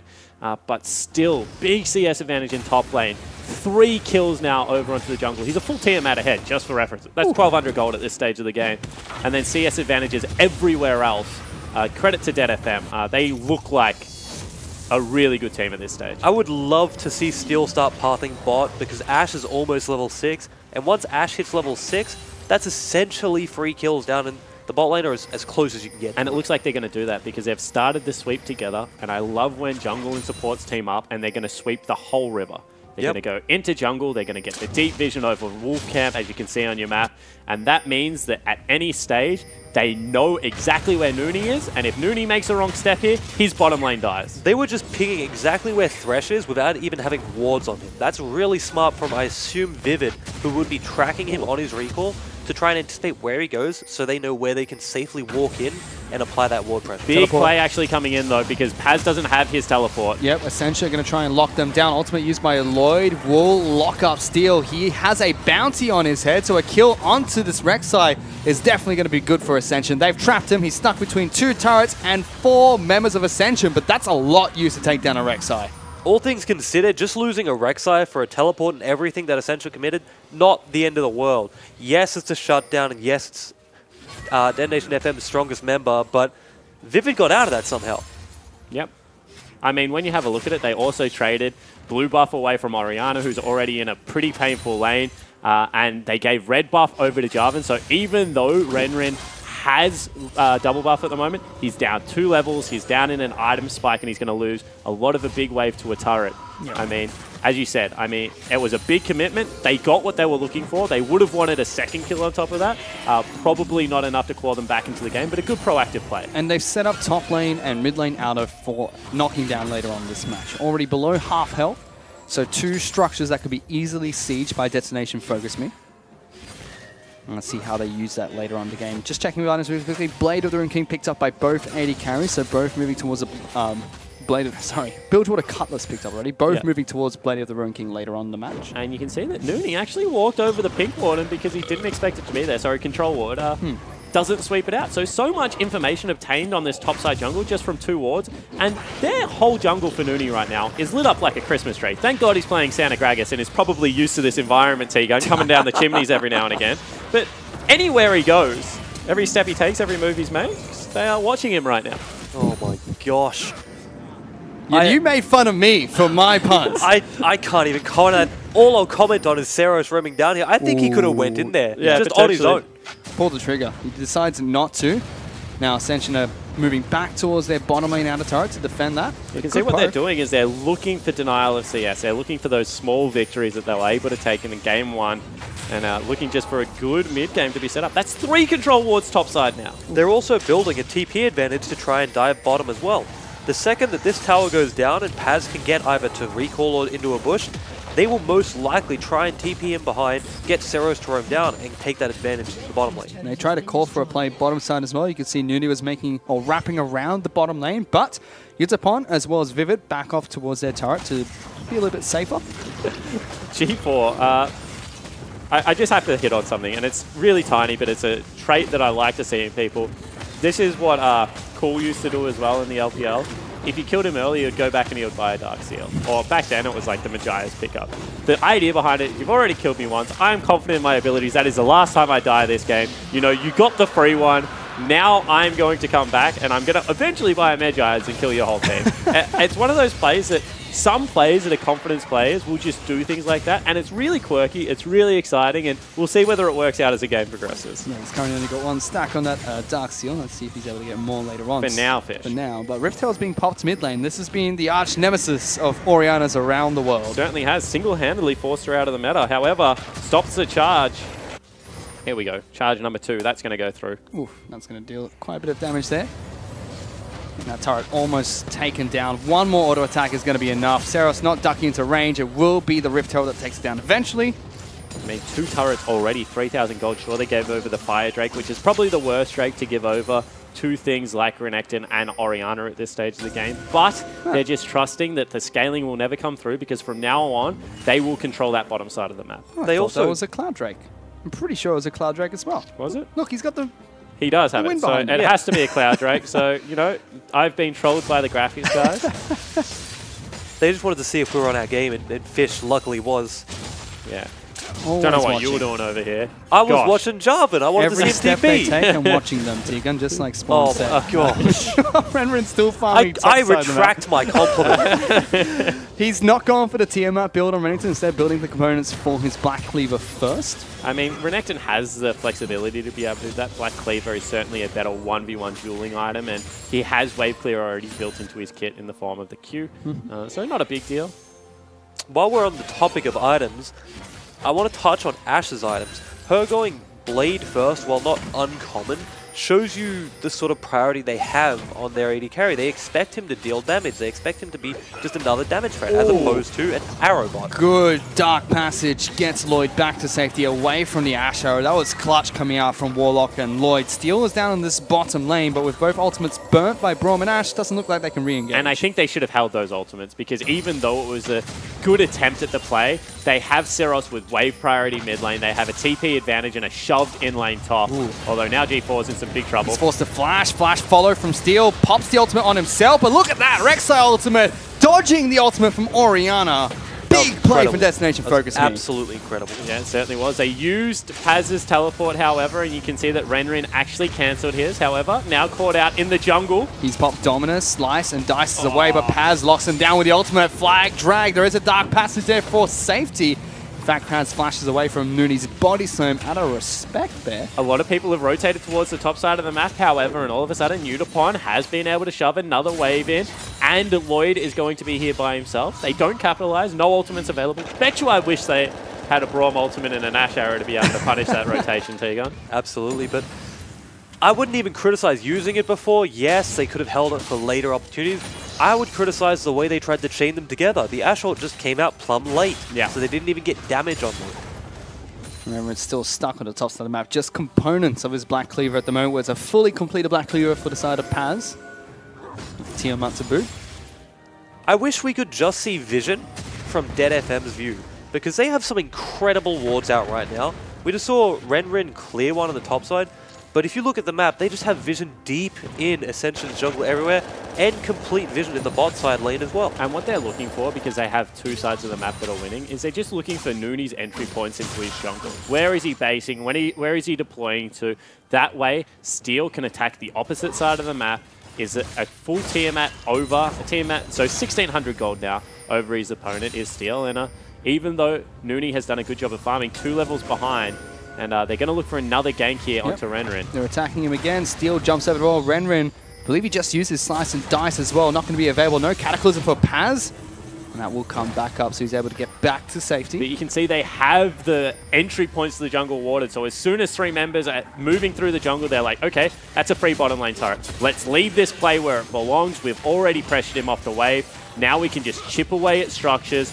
And Dead FM are showing that their control of like vision and macro and ability to trade objectives is really impressive at this stage. I'd be surprised if they don't go for second bot lane right here. They could easily dive this Orianna. They know she doesn't have summoners. They have package on Zeros. I don't really see a reason to not dive. Yeah, I mean, they also have all the priority through the jungle. You can see that now members are trying to head across. Good control ward spots them out, so instead they just take the low-risk play. And this is what we keep on seeing, is that they... Arrow come out, flash. Lloyd had to flash the wall. Yep, we're going to chase that arrow. Somewhere that arrow hit Blinky. Oh my god. We're not in the OPL, Jake. This is Rift Rivals. Jake's 80 carry has just been absolutely nailed somewhere in the western suburbs of Sydney. I believe he just got nailed on broadcast. You're absolutely brutal. That's not fair. He has a family, Jake. He's not here to defend himself. He's got his support here. He'll come back and beat you up. Back to the game. It was a good flash by Varus. I was about to criticize Dead FM for being a little indecisive and not pulling the trigger like I thought they should have on Orianna, but then they go ahead, pull it mid, and burn a valuable summoner. And now all of a sudden, big stack has come up. However, Collapse is available. You can see Corky's wave clear, although Nerf still more than enough to force that out. No Ashe, though, who was still pushing in bottom. I mean, you have to think that Udapon has a big shot at this stage of the game. He's been sitting on those components for quite some time. Took down a turret. Along with the help of Vivid. 30 CS up as well against Lloyd. And Lloyd's a good 80 carry. Yeah,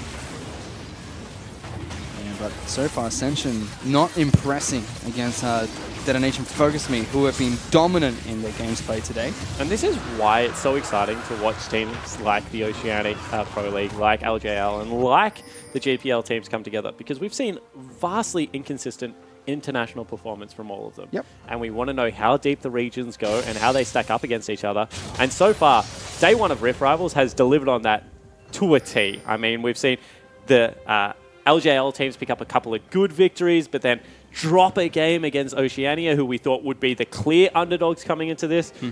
Gigabyte Marines still look to be top of their game, but 2 and 3 seeds from the GPL, now looking to be a little bit underwhelming. When we see Sim play tomorrow, I mean, this is just going to be exciting League of Legends. I think the biggest takeaway is all of the predictions, as much as you want to rate the pundits and say the analysis is great, have been quite far off in key spots. Like right here, everyone expected Ascension to just be incredible comparatively to most teams, and here they are looking pretty shocking against Dead FM.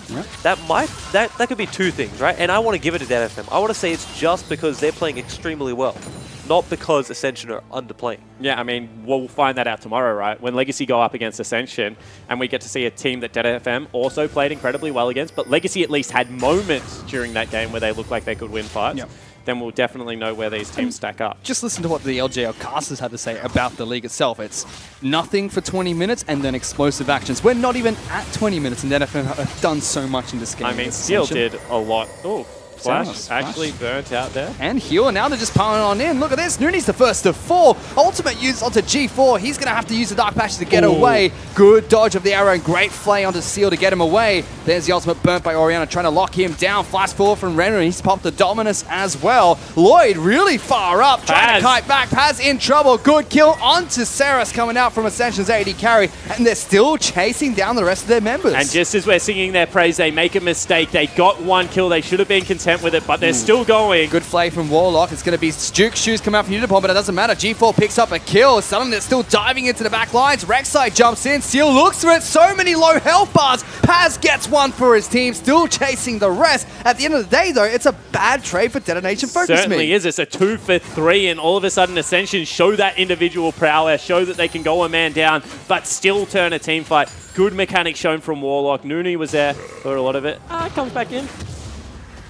Gets his red buff. Yeah, I was going to say Nooney was dead for a lot of it. Let's take another look at that play here, T-Gun. This is a really, really good Cataclysm by Paz. They blow up Nooney. I've never seen a Gragas die that fast. They miss the arrow, they miss a bit of engage, but here is where I think Dead FM sort of overstay their welcome. Ascension already blew a lot of resources, so I can see why they would think to go back in, but there's no need to engage here. You're not gaining an objective, you're not doing anything really important, so why are you staying? you need to commit to leaving. Yeah, and I think the biggest thing there was Paz kind of baited his team. He said, I have a 3-man knockup, we can fight on the back end of this. However, that's not the way it worked out. And you can see that he was recalling, wanted to teleport back into the play. However, Steel goes aggressive. And even though that is a good flag and drag to, secure a second kill, this fight had already gone on for far too long.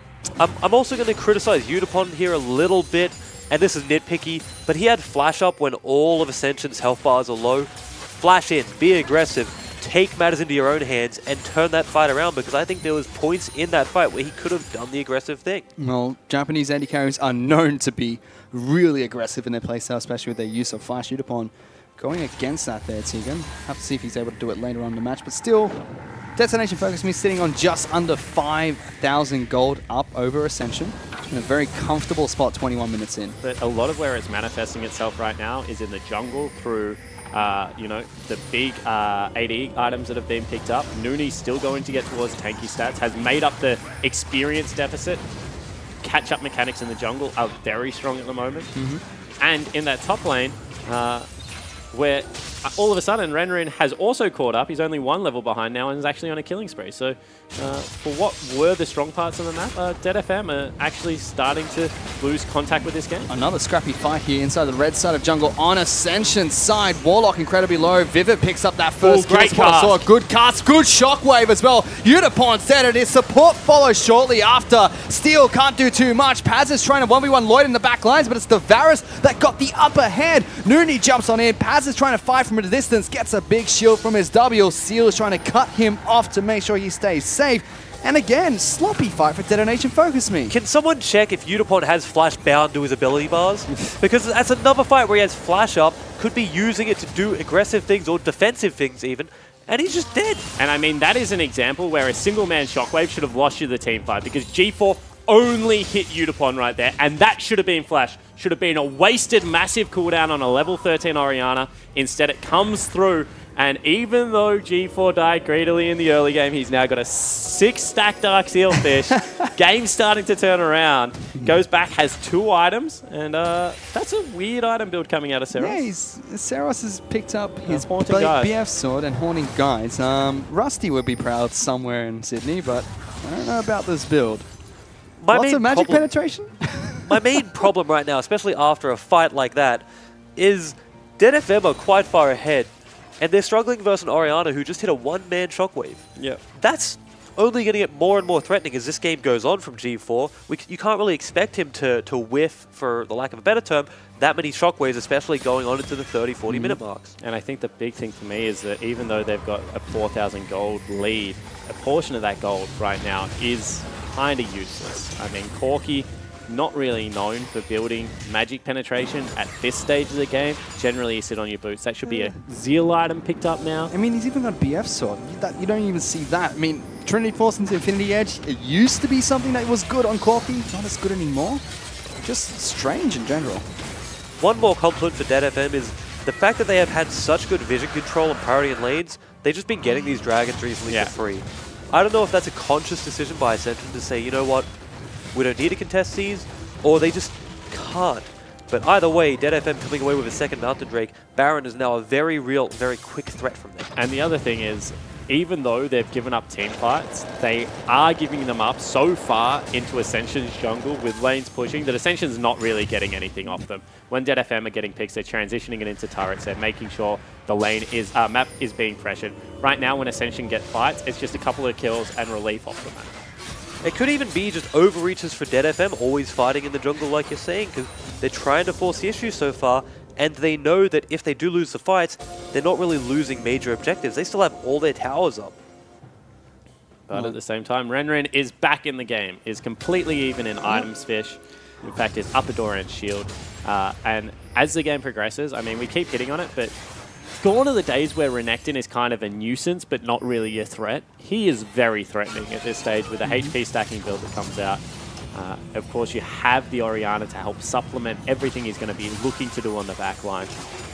So Dead FM, all of a sudden, what should have been a very convincing victory has got back to kind of a 50-50 one-team fight game. People used to use the excuse that it's okay, Renekton falls off late. Let me tell you right now, he does not fall off late with this new AD builds that he uses. he's still going to be a threat at level 18 at 6 items. You can't just stall out their game and count on that to sort of get back into it. I mean, he becomes utility based as well once he's able to pick up the locket after the Gargoyles. If he goes for it. I mean, I think the Gargoyles into GA is actually the best item at the moment. Especially given if you're playing against something like Caitlyn, sure, it's hard to get to her.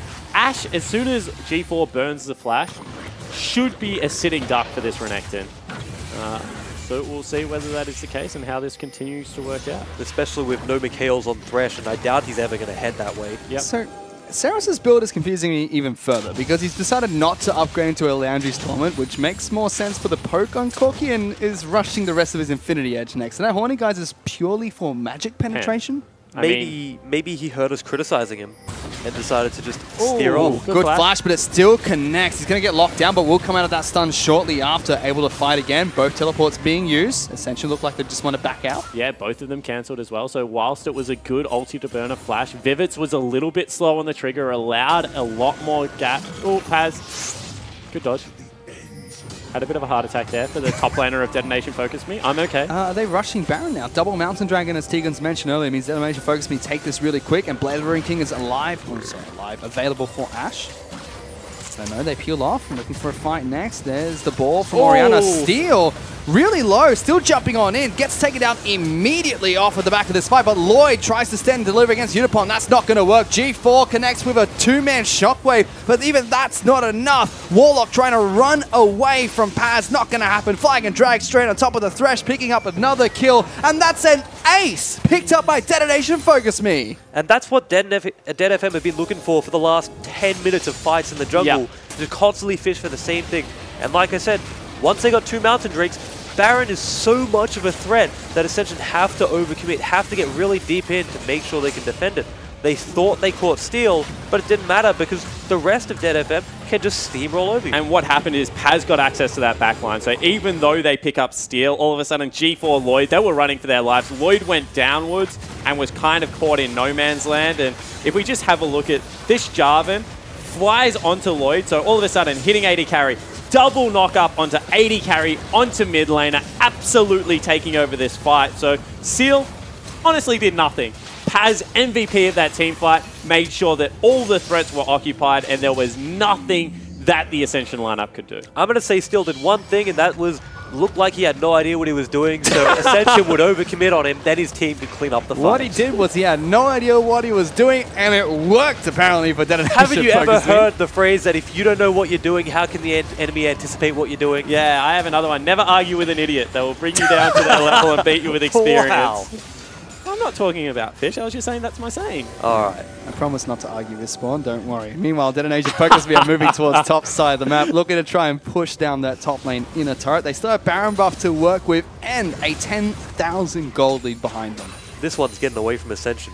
I mean, just as it looked like they were pegging it back as well, they were starting to pick up a couple of sneaky kills. Renekton looked like he was able to deal with a split push. Now Paz goes back, has a complete Gargoyle Stone Plate, and they've got Baron as well as 3 lanes that look like they're pushing in.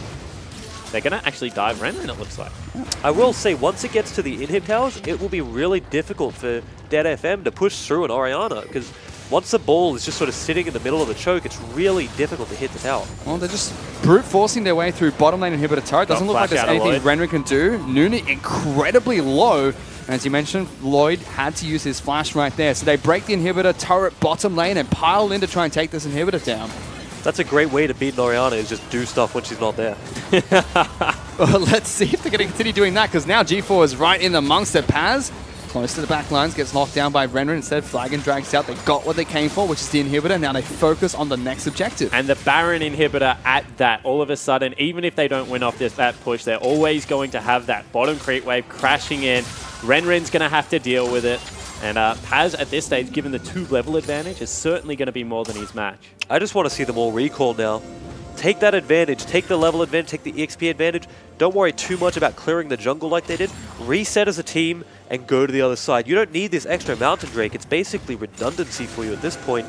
Go back to top lane and siege with the remainder of your Baron, instead of giving Ascension a bit of time to breathe, a bit of time to regroup and figure out what they need to do. The items feel devastating at the moment for Detonation Focus Me. I mean, you've got Locket Redemption on their support, double Stone Plate picked up by a top laner and jungler.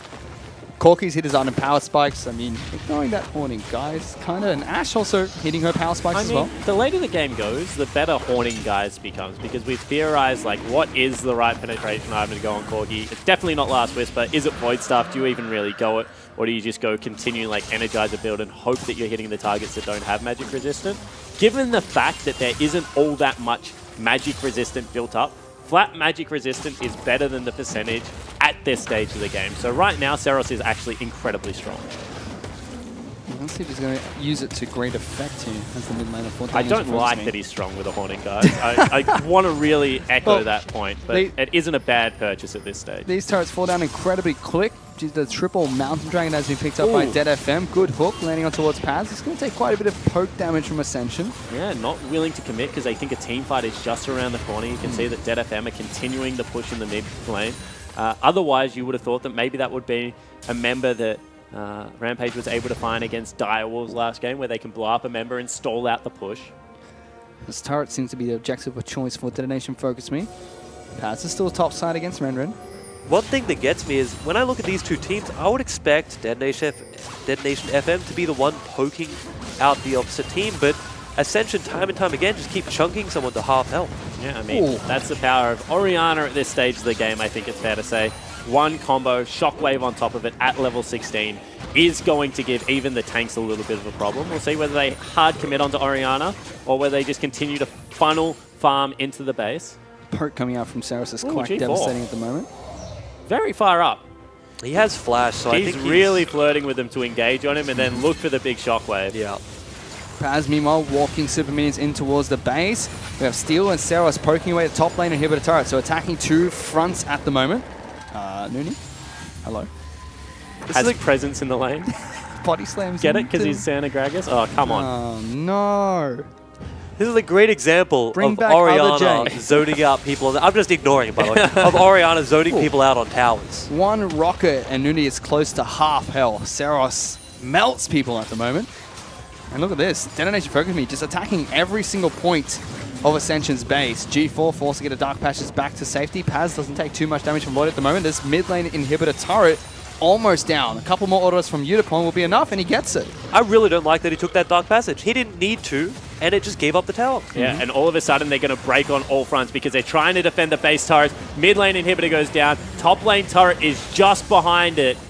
And this could potentially be the game right now. You can see Ascension, they're starting to get real nervous. They have to put up a fight somewhere. And this is well, they don't actually technically have to do that. They lose then. Yep. Yeah, I don't think they want to lose here, Spawn. So let's see if they go for a fight. Instead, they just concede every single Inhibitor.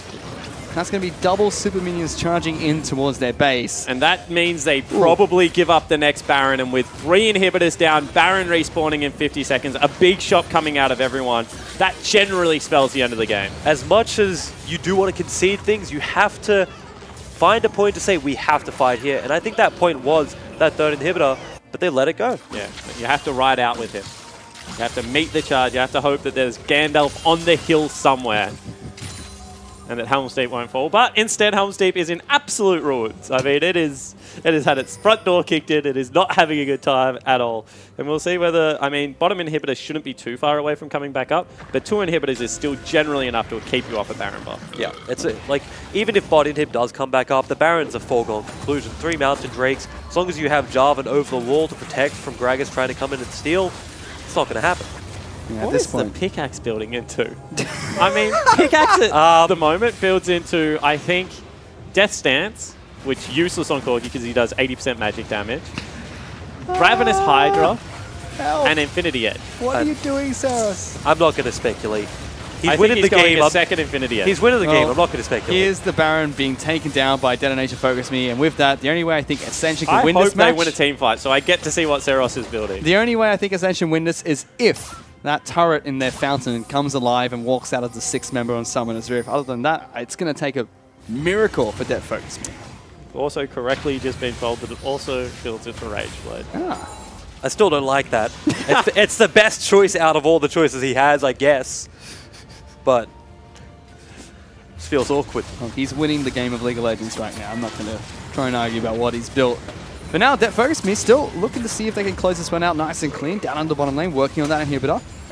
wanting to make sure they get both super minions from each lane charging in towards the base. And top lane won't be too far behind because you can see that they're starting to cut the waves off. They're really starting to force this one in. And as we said, they have to fight somewhere. They're using abilities to keep creeps off turrets. I mean, this is just a strange final stand coming out of Ascension. You have to pick a last stand somewhere. If not, you just slowly get crushed by all summoner spells available, and now they're going to have 3 creep waves. So it's like the proverbial 6-man marching on their door. Let's see what they can do. Now everyone's collapsing on him. Paz threatening with the flag. Everyone from Ascension just holding behind. Both turrets are going to go down. Nexus is exposed, and it's actually going to be Depth Focus Me that engage. Redred's the first one to fall down. The rest of the members follow shortly after. Nooney's the target. Warlock's trying to put up a fight with Lloyd and G4, but it's not going to be enough. And with that, Detonation Focus Me are going to pick up their second victory here today as soon as they decide they want to take down this Nexus. I mean, it didn't even look like that bad of a team fight, but in the end, Detonation Focus Me get it done.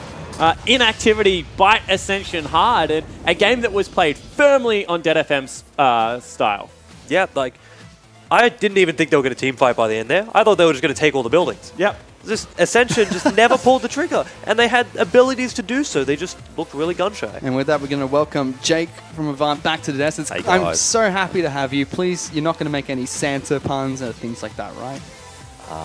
Can't guarantee anything. If he had a good one, that would have come out straight away. Oh, so I think we're pretty safe. We're safe. Tegan was safe, right? I just want to know how you felt about Jake talking about how Blinky catches. Oh, I was dealing with that on Twitter. Actually, he's not happy with you. He's clipped it and everything. He's gonna have some firm words. You gotta be careful. All in good fun. All in good fun.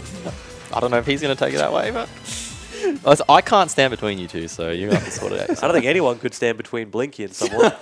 I'm not even going to try. All right. Oh, goodness. But that game, very interesting game of League of Legends. Let's go back into the actual match of League of Legends, shall we? Detonation Focus Me able to pick up their second victory in group stage, so they go undefeated as the second seed so far. Do they look like they're going to be one of the best teams at this tournament? Because Ascension, we said they're going to be the second best team in this tournament. Well, I was talking about how LJL are going to live and die through their 2 and 3 seeds, and that's what they're doing. Detonation FM, they look like they should have been the first seed. They're looking really strong, and I think coming into the relay, that's what might carry them over the line against someone like Gigabyte Marines. I think it is, however, very fair to say that Direwolves is streaks ahead of the rest of the Oceanic competition at the moment. I mean, they were able to 3-1 in pretty convincing fashion at that stage, and they also beat out the Chiefs, who people like, I mean, I'm sure there's some armchair analysts saying the Chiefs are right behind them. I mean, they were able to beat them as well. I'm on a stool, not an armchair. At the same time, it looks like the Gigabyte Marines are ahead of the other teams in the GPL. So whilst Dead FM had very good performances, you do have to question if this was against the Marines, would it have looked as clean? And I think the gut answer right now is no, although they are still playing very, very clean League. But again, just like when we compare Gigabyte Marines to teams like SKT and World Elite, comparing someone like Dead FM to Gigabyte Marines, again, it's just a hard ask for them. Yep, it certainly is. And remember that this tournament is based on the seeds from every single region. So even if Gigabyte Marines go undefeated in group stage, if the rest of the GPL teams drop all their games, now LJL will actually qualify for the finals straight up. Yeah, I mean, at some point, someone else has to be able to take games, because even if they go into the King of the Hill format, Gigabyte Marines can carry them through to the final day, but they can only win 2 games for you on the final day. So either Ascension or the third place seed in Mineski are going to have to be able to pick up convincing games at some point during this tournament, because otherwise, as you said, Gigabyte Marines, they're not enough for the Southeast Asian region at the moment. Well, we can now actually take a look at the results for today. You can see first up, it was Gigabyte Marines picking up a victory over the Direwolves. Legacy dropped their game to Detonation Focus Me. Unsold stuff. They sold something against me. I think they picked up a 1-0 victory. Direwolves then come back to pick up their revenge against Rampage. And finally, Detonation Focus Me pick up their second win of this tournament. I mean, I thought that at this stage, Blue Side had a little bit of a drafting advantage just because the OPs still exist, but to see 4 games go down on an international tournament kind of just speaks volumes to how, at this stage, having to ban out the OPs, although we've only seen it a couple of times, really does hurt you drafting on Red Side at the moment. And I think that if this continually is seen as a trend, then seeding becomes incredibly important heading into those second and third days. My problem is we saw a lot of blue side teams banning out OPs. We saw a lot of Galio and Elise bans from them. So is that just indicative of there being so many that blue side also has to ban out and trade for something strong? Or is it just blue side has an inherent advantage drafting. Yeah, I definitely think there's just so many champions in the meta you can play at the moment. There's very few like clear picks that are just like going to dominate. There's obviously, I think like Renekton is a super good pick, but there's obviously like Thresh. Just There's surprise. There's Thresh. Like people, they're fine playing Braum, Tahm Kench into that. There's so many picks that are available. And I mean, even internationally, I mean, I think we saw Zach get through a couple of games today, was able to lose one of them. Galio, we've seen lose a ton, and there are certainly counter picks out there as well. So even when we call them, OPs, the draft is very open, and I think that the priority picks like the Corkies will soon start being addressed, because we've just seen that there is a new wave coming of lane control that scales so incredibly well into the late game. And gone are the days that late game carry champions have bad early and mid games. People have figured out a way to circumvent them, and they are just, the Kates, the Corkies are absolutely taking over the current meta. Renektons as well. Everyone's evolved. Well, gentlemen, we've had 5 games played here today, but there's only one team that has yet to take to the four Rift Rivals, and that's our hometown heroes of Sin Gaming, who the hopes and dreams of Oceania still lie on their shoulders to pick up a 2-0 victory. No pressure, guys. What do you think of their chances now after we've already seen Mineski, Ascension, as well as Unsold Stuff gaming play? I mean, when you have a look at it, I mean, Mineski didn't look fantastic. No, so I think that when you look at Sin and Mineski, that to me looked more like a coin flip. I think Unsold Stuff actually looked pretty decent around Summoner's Rift. I think their aggression will certainly push Sin. And that one comes down to the early game, because I think that both of those teams are going to be very heavy snowballing teams. I have absolutely no doubt that Sin can close out a game if they get a lead, because they play fearless League of Legends. It's going to be getting that lead that is a problem at Rift Rivals. Yeah, I definitely agree with you. Mineski, they looked shaky today, and Unsold Stuff, they're very aggressive. They took they put the Blitzcrank, like the Warwick, interesting picks like that. And Sin, I really want to see them get their rookies into the game. We all know how good Ryoma and FBI can be, and I think it's up to like their coaching staff and maybe Juves as a leader on the team to just get them focused on the international stage. They also have to deal with the fact that they can't play Zach. And again, that's just a practicing. They haven't done it enough. Juves knows that. Have they been able to get it into scrims and get it up to par? Because I don't think other teams are going to ban it against them. So they might leave it open, throw down the gauntlet and say, either you play it or we get it for free.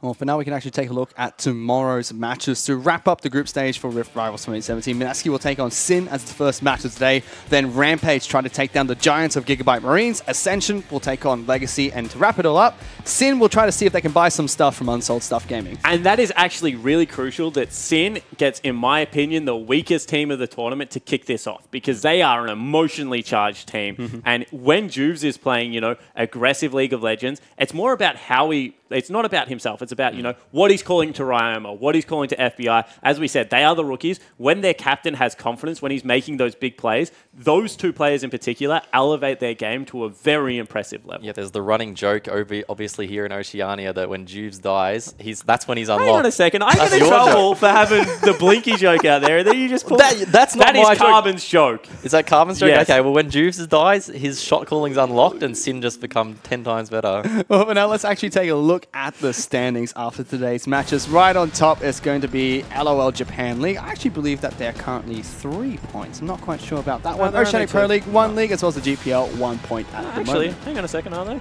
Yeah, that should be 5 points, right? 5 games? Yeah. They've got 3 points at the moment. So, with that, now, the hopes and dreams in Oceania really rest on Sin's shoulders, because if they can't take down Unsold Stuff, no matter what happens, Oceania cannot place automatically into the finals. In fact, every single game tomorrow, Oceania has to win. Yep, that is correct. I believe in you, Sin.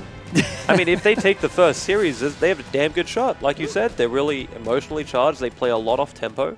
We saw that in the Gauntlet run. Once they started getting I want to say a head full of steam, they looked nigh unstoppable. So if they can do that here, there's a good chance. And I also think the attitude of the Oceanic teams has been pretty impressive so far. They came in, they seemed pretty level-headed in their interviews. I would say that was mirrored in the LJL interviews. And somewhere backstage, I mean, the Gigabyte Marines are giving the Coach Carter speech to the rest of the Southeast Asian teams of a lifetime. They are really trying to rally troops behind closed doors, because they are on home soil here, and they need the rest of the Southeast Asian squad to step up. And just like the OPL, the GPL teams need all 3 victories tomorrow to even think about placing in the grand finals on Wednesday. So right now, it actually looks like a LJL favored tournament after day 1, and rightfully so. All 3 teams looked really impressive today.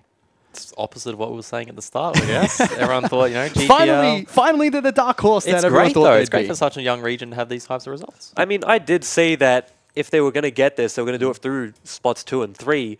And we said that they all looked strong, but I wasn't really impressed with Rampage. I mean, it depends, right? If I hedge every bet I have and, you know, I give every team a condition to win, I'm sure one of them will come up trumps as well. But I didn't hedge every bet. Come on. But at the same time, I think that the true strength of what comes through will be tomorrow, because we really don't have a finger on the pulse of how good Dead FM were, because they beat, in my opinion, two pretty middle-of-the-road teams from what the performances we just saw out of them. So unless Legacy come out and absolutely blow the seed out of the water in Ascension, then really what we'll be saying is that it's a very even spread, but the top teams in the regions are still the dominant seeds. Yeah, so we'll have to try and keep track of that. I mean, Gigabyte Marines especially, they look like they're outright favorites in this tournament, super dominant. But again, because of this format, not going to help them as much. But it's still really cool to watch all the number one seeds go up against each other. And again, we've seen different play styles from every single region. Japan with unorthodox picks, Daiwol sticking to all of their macro play with a lot of split pushing,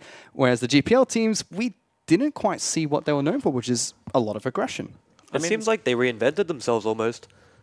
Gigabyte Marines, instead of being aggressive, just played patient, waited for mistakes, capitalized. I don't really know what to say we saw from Ascension besides Dead Nation FM controlling them all games, so hard to really make a decision. Yep.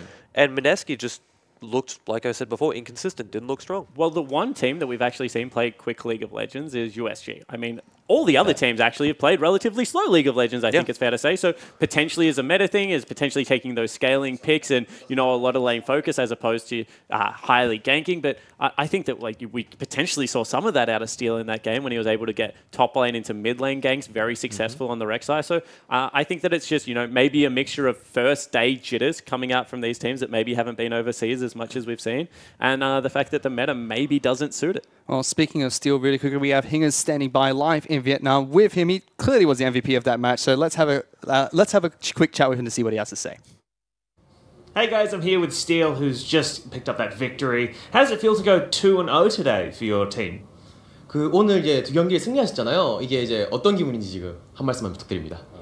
지금 2대0으로 기분 좋게 두 판 다 이겨서 너무 기분이 좋고요. 앞으로도 더 좋은 모습 보여드리겠습니다. We are so excited and glad that we win both of matches today, and then I will try to show you best perform for the honor matches also. Are you surprised? You seem surprised that you won both your matches. Were you confident going in?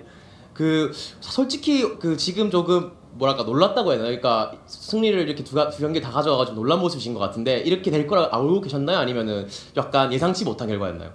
저는 솔직히 우리 팀을 믿고 이제 저희도 LJL에서 충분히 1위도 할 수 있고 다른 나라 팀들도 잘하지만 저희 팀들도 잘하기 때문에 분명히 두 판 다 이길 거라고 믿고 있었습니다. So he said that he fully trusts his team and he has a full credit on the team, and you know we have a power to be a first place from the LJN, and even though like all other teams in other regions are also very good, I knew that we were gonna win. Like he was so confident with his team and his own performance. That's a very diplomatic answer. So moving forward then, what is LJL as a region doing at this tournament? Are you guys working together? Are you scrimming together? Or are you trying to practice with the other teams instead? 그러니까 준비하실 때 같은 일본인 팀들끼리 같이 모여서 연습을 하고 준비를 하셨나요? 아니면 다른 국가 팀들이랑도 스크림을 좀 하고 연습하셨나요? 저희 팀은 일단 LJL 팀들끼리 세 팀 다 모여서 다른 팀들에 대한 전력 분석도 하고 그거에 대한 뱀픽이 어떻게 됐다 이런 식도 얘기를 나누고 스크림도 일본 팀끼리 했습니다. 연습들 다.